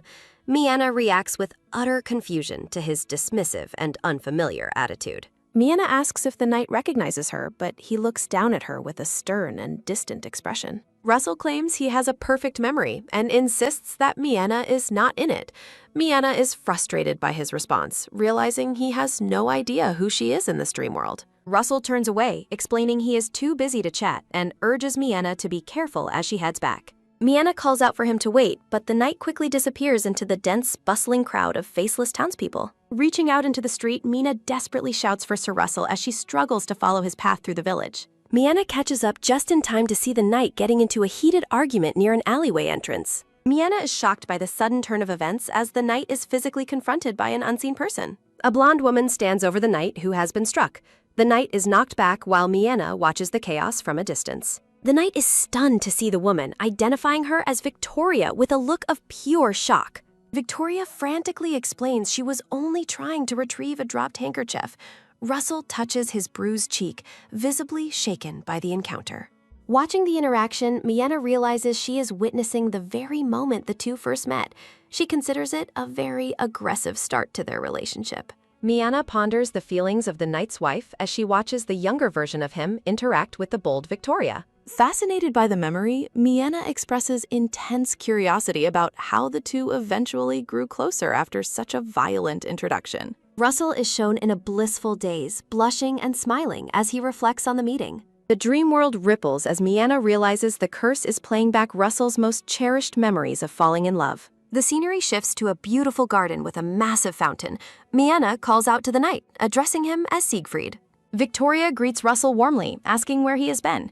Russell approaches her with a soft and affectionate smile. The dream continues to display various happy moments shared between the knight and the blonde woman. Miana observes that the dream is designed to keep the victim trapped by endlessly repeating their happiest life moments. The knight and Victoria are shown in a tender embrace, surrounded by an aura of romantic bliss. Miana concludes that the curse is particularly cruel because it traps the dreamer in an eternal, perfect fantasy. The peaceful garden scene begins to dissolve and swirl away as the dream prepares to transition again. The environment shifts abruptly, revealing the ornate and gilded interior of a completely different building. Miena finds herself inside a gambling den, noting that such a place seems entirely out of character for Sir Russell. A man's shout rings out as he aggressively grabs the knight, who appears much younger and more distressed in this memory. An older man with messy hair and a cruel smile appears as the knight calls him trash. The knight grits his teeth in rage while accusing the older man of a severe gambling addiction. The furious knight accuses the man of being willing to sell his own daughter for gambling debts. Victoria's father mocks the knight, questioning who he thinks he is. Miena watches from hiding, realizing the identity of the disheveled man. Victoria's scumbag father taunts the knight for his past refusal and current outburst. Russell looks on with a dark, brooding intensity. Russell delivers a powerful punch, declaring he would never treat people like property to be sold. The father collapses, coughing up blood while desperately claiming that a contract has already been legally signed. Russell looms over the man, demanding to know what he thinks he can do to stop him. Victoria's voice interrupts the violence, commanding the knight to stop while she offers to pay double the original down payment. Miena is surprised to see Victoria intervene, sternly telling the knight that he has done enough. Victoria takes Russell's hand as she begins to explain the reasoning behind her sudden intervention. Victoria urges Russell not to stain his own reputation by dealing with such a filthy individual. The knight looks at her with concern. Victoria looks down at her father with pure disgust, calling his current state absolutely pathetic. Victoria fiercely asserts that she is the only one who will ever decide her own future. Russell is visibly stunned by her words. A close-up shows hands moving as the scene transitions into a symbolic and emotional memory. Narrative text reveals Victoria's internal resolve, stating she has decided to bet her entire life and future on this man. Victoria stands with a determined gaze, ready to face the consequences of her bold choice. Victoria demands that others stay out of her business from this point forward. Miena is impressed by Victoria's boldness. She is suddenly caught off guard when Russell turns and looks directly at her. Russell's face is pale with shock as he stares at the girl. Miena panics, wondering if her presence has been detected.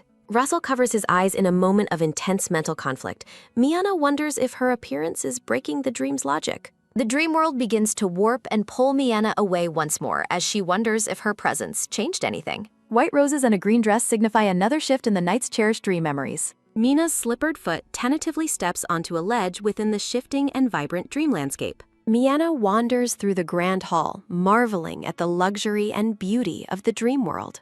Startled by a sudden noise from the group, Miena turns around with a look of surprise. Miena watches from a distance as Sir Russell and Victoria converse with her parents. From her hiding spot, Miena confirms their past acquaintance, but laments being unable to hear them. Miena wonders how to draw the knight out if he refuses to wake up on his own. A spectral and translucent figure of Victoria appears behind Miena, looking over the girl's shoulder. Miena is shocked as the ghostly hand of Victoria touches the air in front of her. A lingering thought from before manifests as a swirling orb of blue spiritual energy in the hall. A close-up highlights the white flower ornament pinned into Victoria's blonde hair from behind. Miena realizes the hair ornament is the key and resolves to get rid of it immediately. Watching the couple walk away, Miena notes that the ornament anchors Russell to this false reality. Russell stops and looks back with a sharp gaze, sensing an intruder's presence in the hall. Miena panics as Russell shouts for her, realizing she hasn't planned how to remove the ornament. With lightning speed, Russell catches Miena by the shoulder, leaving her completely stunned and wide-eyed. Miena is intimidated by the red-haired knight's sheer speed as he looms over her.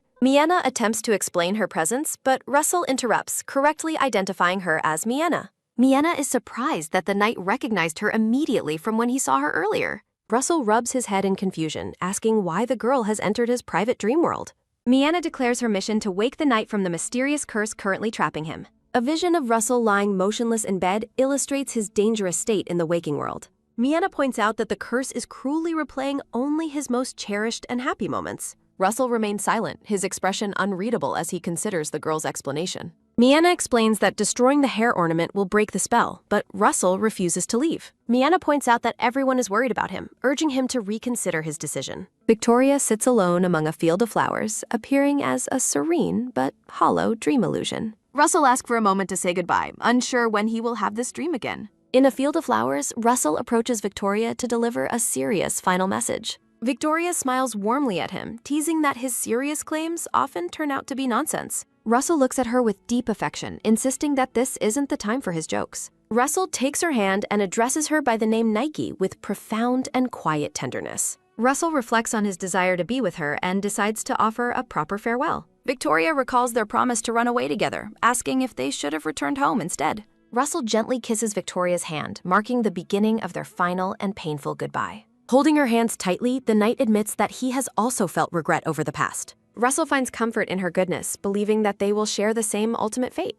Embracing her tightly, Russell declares Victoria to be his light, his breath, and his entire world. Victoria looks into his eyes, promising to carry his memories while he continues his own life. Russell reaches for the floral ornament in her hair, resolved to finally return to the real world. With a firm grip, the knight crushes the hair ornament, shattering the anchor of the dream. The dream world begins to dissolve as Russell rejects the cursed existence of this false reality. Narrative text reflects on how the beautiful illusion was nothing more than a cruel curse. Russell and Victoria share one last bittersweet kiss as the dream world fades into white light. The morning sun shines brightly over the mansion as the night finally begins to awaken. Siegfried suddenly wakes in his bed, prompting Mina's parents to call for Tina and a doctor. Lying back, the knight wears a peaceful but mournful smile as a single tear falls. Miana awakens in her own bed, complaining about a headache caused by the strong sedative. Justin enters the room with water, surprising Miana, who asks why the Duke is there. Justin explains he stayed to check on her, informing Miana she was asleep for 5 hours. Mina drinks the water while Justin notes that she woke up much faster than he expected. Justin explains that it may take a full day for Sir Russell to wake up completely. Justin laughs softly and encourages Miana to stay calm as she sits up in bed. Miana plans to check on the knight, but a voice from the doorway questions her visit. Sir Russell appears at the door, leaning casually while Miana excitedly calls out his name. Russell jokes about his interrupted rest while Justin notes the significant work still ahead of them. Russell gazes down at Mina with a soft, affectionate expression, addressing the young girl directly. Russell offers a heartfelt thanks to Miana for allowing him to find closure in his dreams. Justin modestly dismisses his involvement, claiming he was simply fulfilling his duty to the group. Miana playfully pretends to have forgotten the intimate details she witnessed within the knight's dream world. Russell wears a faint, appreciative smile as he recognizes and appreciates the young girl's tactful silence. Against a bright mountain backdrop, Russell internally reflects on Miana's character with quiet, sincere gratitude. Miana prepares for her next task, focused on finding a way to wake the Barnes family. Miana confidently asserts her readiness to resolve the village's plight now that she understands the solution. Mina relies on her unique spiritual abilities, believing the core solution will work for everyone affected. While packing her trunk, Miana discusses the generational nature of the curse affecting the village lord. Justin questions Miana's resolve regarding their eventual return to the Catarata Empire after completing this task. Miana prioritizes immediate action, deciding that investigating the family's guilt can wait until they are awake. A memory of Russell and Victoria highlights the deep uncertainty surrounding the curse's true divine nature. Miana explains her motivation, stating she cannot simply abandon people who have a chance at salvation. Miana radiates hope and firm determination as she prepares to face the difficult challenge ahead. Justin observes his daughter with a look of profound realization and quiet, fatherly pride. Justin yields to Miana's stubborn kindness, admitting he should have expected this choice from her. Justin and Tina express their lingering doubts while acknowledging Miana's unwavering resolve to help others. Miana remains steadfast, insisting that ensuring a peaceful and successful journey is her primary goal now. The scene shifts back to the village where the clock tower looms over the quiet streets. As they walk, the group notes the unsettling silence and total lack of residents in sight. Miana envisions the village's revival, while Justin questions how they will identify those currently afflicted. Justin notes Miana's growing confidence in handling the intense and hostile glares from the local villagers. A sudden, harsh shout interrupts them as Ivan is violently shoved to the ground by bullies. Miana and Russell look on in shock, startled by the cruelty directed toward the defenseless child. The village children continue their verbal assault on Ivan, mocking his lineage and his grandfather's skills. Russell prepares to intervene, drawing in a sharp breath as his patience for the bullies evaporates. Russell delivers a thunderous shout, scolding the cowardly children for ganging up on a solitary boy. The terrified bullies scatter in all directions, urged by a panicked cry to flee the scene. Miana rushes to Ivan's side to offer comfort, while Russell maintains a stern and protective watch. Miana realizes the boy is the same one they met previously, calling out Ivan's name excitedly. The elderly shaman hurries toward the scene, appearing frantic with worry over his grandson's sudden distress. The shaman stops in his tracks, visibly stunned to see the travelers returning to his village. Miana attempts to de-escalate the awkward tension with a forced smile despite the chaotic circumstances. Against a clear sky, the group tries to reassure the wary shaman of their peaceful intentions. The shaman expresses deep regret for the incident and thanks the group for taking care of Ivan. The shaman serves refreshments while humbly stating he was only fulfilling his own necessary responsibilities. Miana observes Ivan while reflecting on how many people in the world choose cruelty over compassion. The elderly man offers a formal and polite apology for the delay in properly introducing himself. The shaman explains his family's long history and their ancestral role as shamans within the village. During their discussion, the shaman takes responsibility for the village's current state and recent difficult events. Miena realizes why the man spoke so confidently about curses, confirming his true identity as a shaman. Miena worries that ending the curse might inadvertently worsen the bullying Ivan faces from the villagers. The shaman informs the group that, to his knowledge, no additional villagers have been cursed recently. The shaman finally asks the pressing question, curious about why the group decided to return so soon. Miena smiles with a bright and determined expression, feeling hopeful about her decision to help the village. Ivan asks if Miena can truly break the curse, and she honestly admits her uncertainty while expressing a desire to try. Miena explains her selfless motivation to save people, even if they are strangers, simply because she has the ability to help. Miena and the young boy look at each other, sharing a moment of quiet connection in the middle of the village. Ivan looks down with a sad expression, clenching his hands as he mentions his family has done many bad things. Miena gently pats Ivan's head, noting that the current Baron Barnes is different and that children shouldn't be blamed for others' crimes. Ivan is comforted by Mina's kindness while the shaman observes, noting that the young girl possesses a truly extraordinary ability. Looking on with a weary and somber expression, the elderly shaman admits that even he has not found a proper solution. The shaman questions Miena's resolve, asking if she plans to intervene every single time a tragedy like this occurs. Mina admits she cannot save everyone forever, but she is firmly resolved to save the person right in front of her. An ominous and dark thought bubble poses a difficult moral question about saving someone who might be a murderer. Mina's calm and serious expression is contrasted with a terrifying vision of a blood-stained woman screaming in agony. A dramatic title card asks if salvation is needed, highlighting the intense ethical dilemma currently weighing on Miana's mind. The shaman asks Miana a challenging question, wondering if she would still offer help if the person was a murderer. Miana looks conflicted and admits that such a question is incredibly difficult for her to answer at this moment. Visions of several criminals haunt Miana as she considers the possibility of saving someone as wicked as the Madame. Miana struggles to find the right words while Justin stands beside her, his presence offering a sense of stability.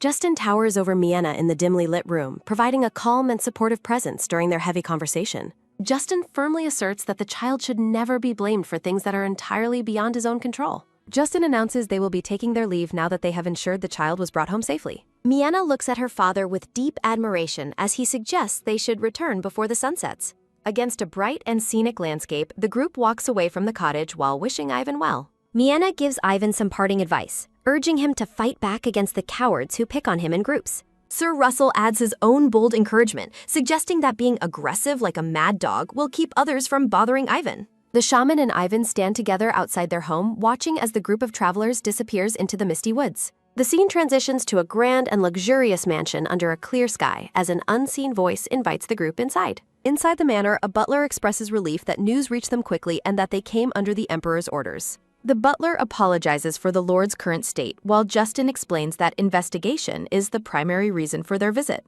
Mina fakes a sudden and dramatic coughing fit to create an excuse for the group to find a private area. Justin plays along with the ruse, claiming his daughter's unwell and requesting a place for her to rest immediately. The butler quickly agrees to the request and prepares to lead the group to a guest room within the mansion. Once they are alone in a private room, Miana lets out a sigh of relief while Justin looks on. Miana jokingly remarks that their deceptive tactics make them look like a family of professional con artists. Tina playfully teases Justin about their roles, wondering if they seem like a married or engaged couple of scammers. Justin and Tina share a lighthearted and affectionate moment together, surrounded by a romantic and sparkly aura. Miana is visibly startled and embarrassed as she asks if her father has heard the rumors about an engagement. A servant suddenly opens the door to announce that the room is ready, interrupting the family's private discussion. Justin panics about the engagement rumors while Tina calmly dismisses them, and Miana apologizes for the awkward situation she caused. Miana enters the dream world once more, her white-clad form walking through a vibrant and flower-filled landscape. The dream reveals the Baron's children enjoying desserts and acting as warriors while the Baroness becomes the head of the family. A hand reaches out toward the glowing landscape as Miana realizes the dream world is functioning exactly as she expected. Standing in a dream version of the village, Miana notes that she cannot control this world but can wake the dreamers. Miana looks around the bustling and idealized dream village, observing the peaceful lives of the townspeople. Villagers in the dream brag about their produce and hard work, showing off large cabbages and fresh fish. A dramatic thought bubble highlights the arrival of Baron Barnes within this idealized version of the village. Baron Barnes appears as a man with light brown hair and a kind, smiling face in the middle of the village. Miena watches from a distance as several villagers get into a heated but harmless argument over their goods. The Baron steps in with a gentle demeanor to calm the quarreling villagers and maintain the peace of the dream. Miena observes the Baron's face closely, noting that this dream world is completely different from the current reality of Catharde. Miena wonders if the Baron desires peace or freedom, but she concludes she cannot know his true heart from this alone. Miena wonders if the Baron's dream stems from a desire to break family traditions or something else. Miena spots a ginger-haired child in the dream and recognizes his familiar, dejected appearance. Miena suspects that the lonely child in the dream is actually a younger version of Baron Barnes. Miena observes the young Baron, who appears deeply troubled and sad despite the surrounding beauty. Miena reaches a sudden realization about the true nature of the dream world's connection to the Baron. Miena understands that the dream reflects far more than just pure happiness for those trapped inside. Miena concludes that the curse reveals deep-seated desires that are missing from the dreamer's reality. Miena approaches the young Baron with a kind smile, offering him a brief moment of comfort. Back in reality, a servant knocks on the door to announce their entry into the room. A maid enters with water, but she is suddenly startled by an unexpected and frantic sight. The maid shouts in surprise as a man desperately runs down the hallway toward her room. Miena opens her eyes in bed, surprised to hear someone frantically calling for a doctor immediately. Justin notes Miena's early awakening while he sits by her bedside in the manor's guest room. Justin explains he is staying to care for his unwell fiancé instead of investigating with the Duke. Justin asks about her health, and Miena reassures him that she feels perfectly fine as usual. Baron Barnes suddenly burst into the room, startling Justin and Miena with his disheveled, frantic appearance. Miena calmly tells Justin to allow the Baron to enter the room despite the chaotic intrusion. The Baron stares at Miena in total disbelief, recognizing her as the lady from his dreams. The disheveled Baron breathes heavily while standing in the doorway, staring intently at the young girl. The Baron struggles to find his words as Miena begins to formally introduce herself to him. The Baron stands frozen, completely overwhelmed by the sight of the person who visited his dreams. Miena introduces her family and suggests they work together to find a solution to their problems. The focus shifts entirely to the identity of the emotional man standing before them, Baron Barnes. A mental image of the young Baron in the dream highlights his solitary and hopeful nature. A promotional message invites readers to join the Scanlation team's Discord server for various roles. The Baron clenches his fists in shame, feeling embarrassed by his unkempt and frantic physical state. Miena and Justin offer comfort to the Baron, noting he hasn't eaten since he was cursed. The Baron is shocked to learn that his long dream actually lasted for an entire week. The Baron recalls Miena appearing in his dream and speaking to him with great narrative importance. In a dream memory, Miena leans in close to the young Baron to deliver a secret message. The Baron admits he initially doubted his dream vision until seeing Miena in person just now. Miena explains that demonstrating her power was necessary to gain his trust for their future plans. The Baron bows deeply to Miena, expressing profound gratitude for saving his family from the curse. Miena waves her hands frantically, feeling flustered by the Baron's overly formal and humble display. The Baron insists that Miena's intervention was a fated event that saved them from certain doom. Internally, Miena humbly credits her success to pure luck rather than any grand destiny or fate. Miena reflects on how different things would be if she hadn't chosen this specific travel cast. Miena realizes that without Sir Russell's curse, she would have never stopped to help the villagers. Miena hesitates as she prepares to ask the Baron for a favor after saving his life. Miena asks the Baron to keep her involvement a secret, and he eagerly agrees to comply. Miena reasons that a sudden mass recovery would be too suspicious for the general public to believe. The Baron is surprised to hear Miena mention Aaron, whom he refers to as an old man. Miena explains that Aaron helped her and will cooperate to ensure his grandson's safety and future. The Baron feels guilty for burdening Miena while she feels responsible for involving the elderly shaman. Miena notes that Aaron's grandson is currently suffering from bullying due to the village's cursed state. The Baron believes Aaron will agree to help because of the shared difficult circumstances they face. The Baron covers his face in distress, clearly moved and troubled by the news of Ivan's suffering. Miena resolves that it is finally time to discuss the specific details revealed within the Baron's dream. Justin and Miena share a meaningful glance as they prepare for the next part of their plan. Justin exits the room, giving Miena and the Baron privacy to discuss the dream's personal details. A servant peeks through the door as the group finishes their conversation inside the mansion's guest room. Justin claims his feelings for the lady are true, while Mianna looks up at him with a startled and questioning expression. Justin laughs at the awkward situation, while Mianna remains confused by the unexpected turn in their conversation. Mianna suddenly clenches her hand to her mouth, letting out a small cough as she begins to look slightly unwell. Mianna sits across from Baron Barnes, explaining that this situation is developing just as she previously anticipated. Baron Barnes clenches his knee, acknowledging that Mianna managed to uncover many hidden truths from within his dream. Mianna asserts that the curse isn't divine punishment, but rather the work of someone with unique, malicious abilities. A dream vision depicts Baron Barnes as a kind and beloved leader surrounded by his happy, peaceful townspeople. Narrative text reflects that the version of the Baron seen in the dream was someone who truly loved others. Mianna wonders why a man with such a benevolent heart would find himself so deeply trapped within his dream. The narrative text identifies the kind man in the dream as the benevolent predecessor of the village, Baron Barnes. A young version of the Baron looks on with a sad, lonely expression amidst the beauty of the dream. A dark vision depicts the former Baron cruelly exploiting the townspeople, while money and blades fly about. Baron Barnes clenches his leg in shame, admitting that his father committed many terrible sins against the people. The current Baron believes his family was fated to be punished for the many crimes they committed in the past. A young Baron watches from behind a wall as his father uses a whip on the suffering villagers. Mianna reasons that while turning a blind eye is a sin, a small child cannot be blamed for it. Mianna clenches her dress, preparing to deliver a stern lecture to the guilt-ridden Baron standing before her. Mianna stands up abruptly, telling the Baron that blaming himself is one of the most foolish things he can do. Mianna yells at the Baron to ask for forgiveness and ensure he never repeats the mistakes of the past. A crowd of villagers stands with their backs turned, representing the long period of suffering they endured together. The narrative text notes that the hearts of the townspeople will naturally take a long time to heal. Narrative text encourages the Baron not to give up, as a firm step forward signifies his new resolve. Baron Barnes stands tall with a determined gaze, looking ready to face the challenges of ruling his territory. Mianna reaches out and firmly grasps the Baron's hand, telling him to ignore those who might point fingers.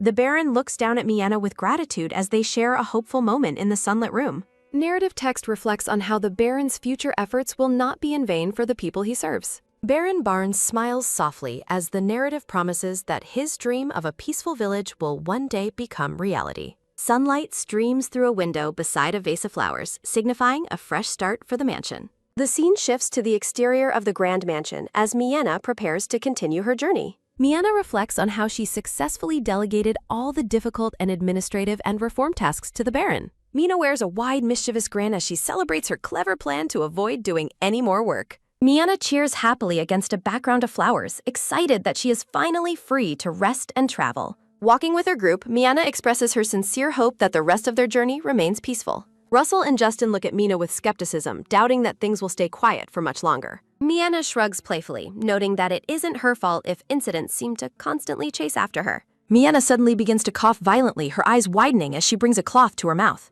The entire group stops in their tracks, looking at Mianna with expressions of pure shock and horror. Russell and Justin panic, rushing toward Mianna as she continues to cough in the middle of the street. Justin supports Mianna as she hides her face behind a cloth, while Tina expresses her concern for the girl. Mianna pulls the cloth away from her mouth, revealing dark, wet bloodstains on the white fabric. Mianna stares at the blood on the cloth with a terrified expression, barely able to process what is happening. Justin looks at Mianna with an intense, wide-eyed expression of disbelief and rising fear for her. Justin stands with his hands clenched at his sides, his face shadowed as he stares down in silence. Mianna tries to claim she is fine, but Justin sternly questions how someone coughing up blood can be okay.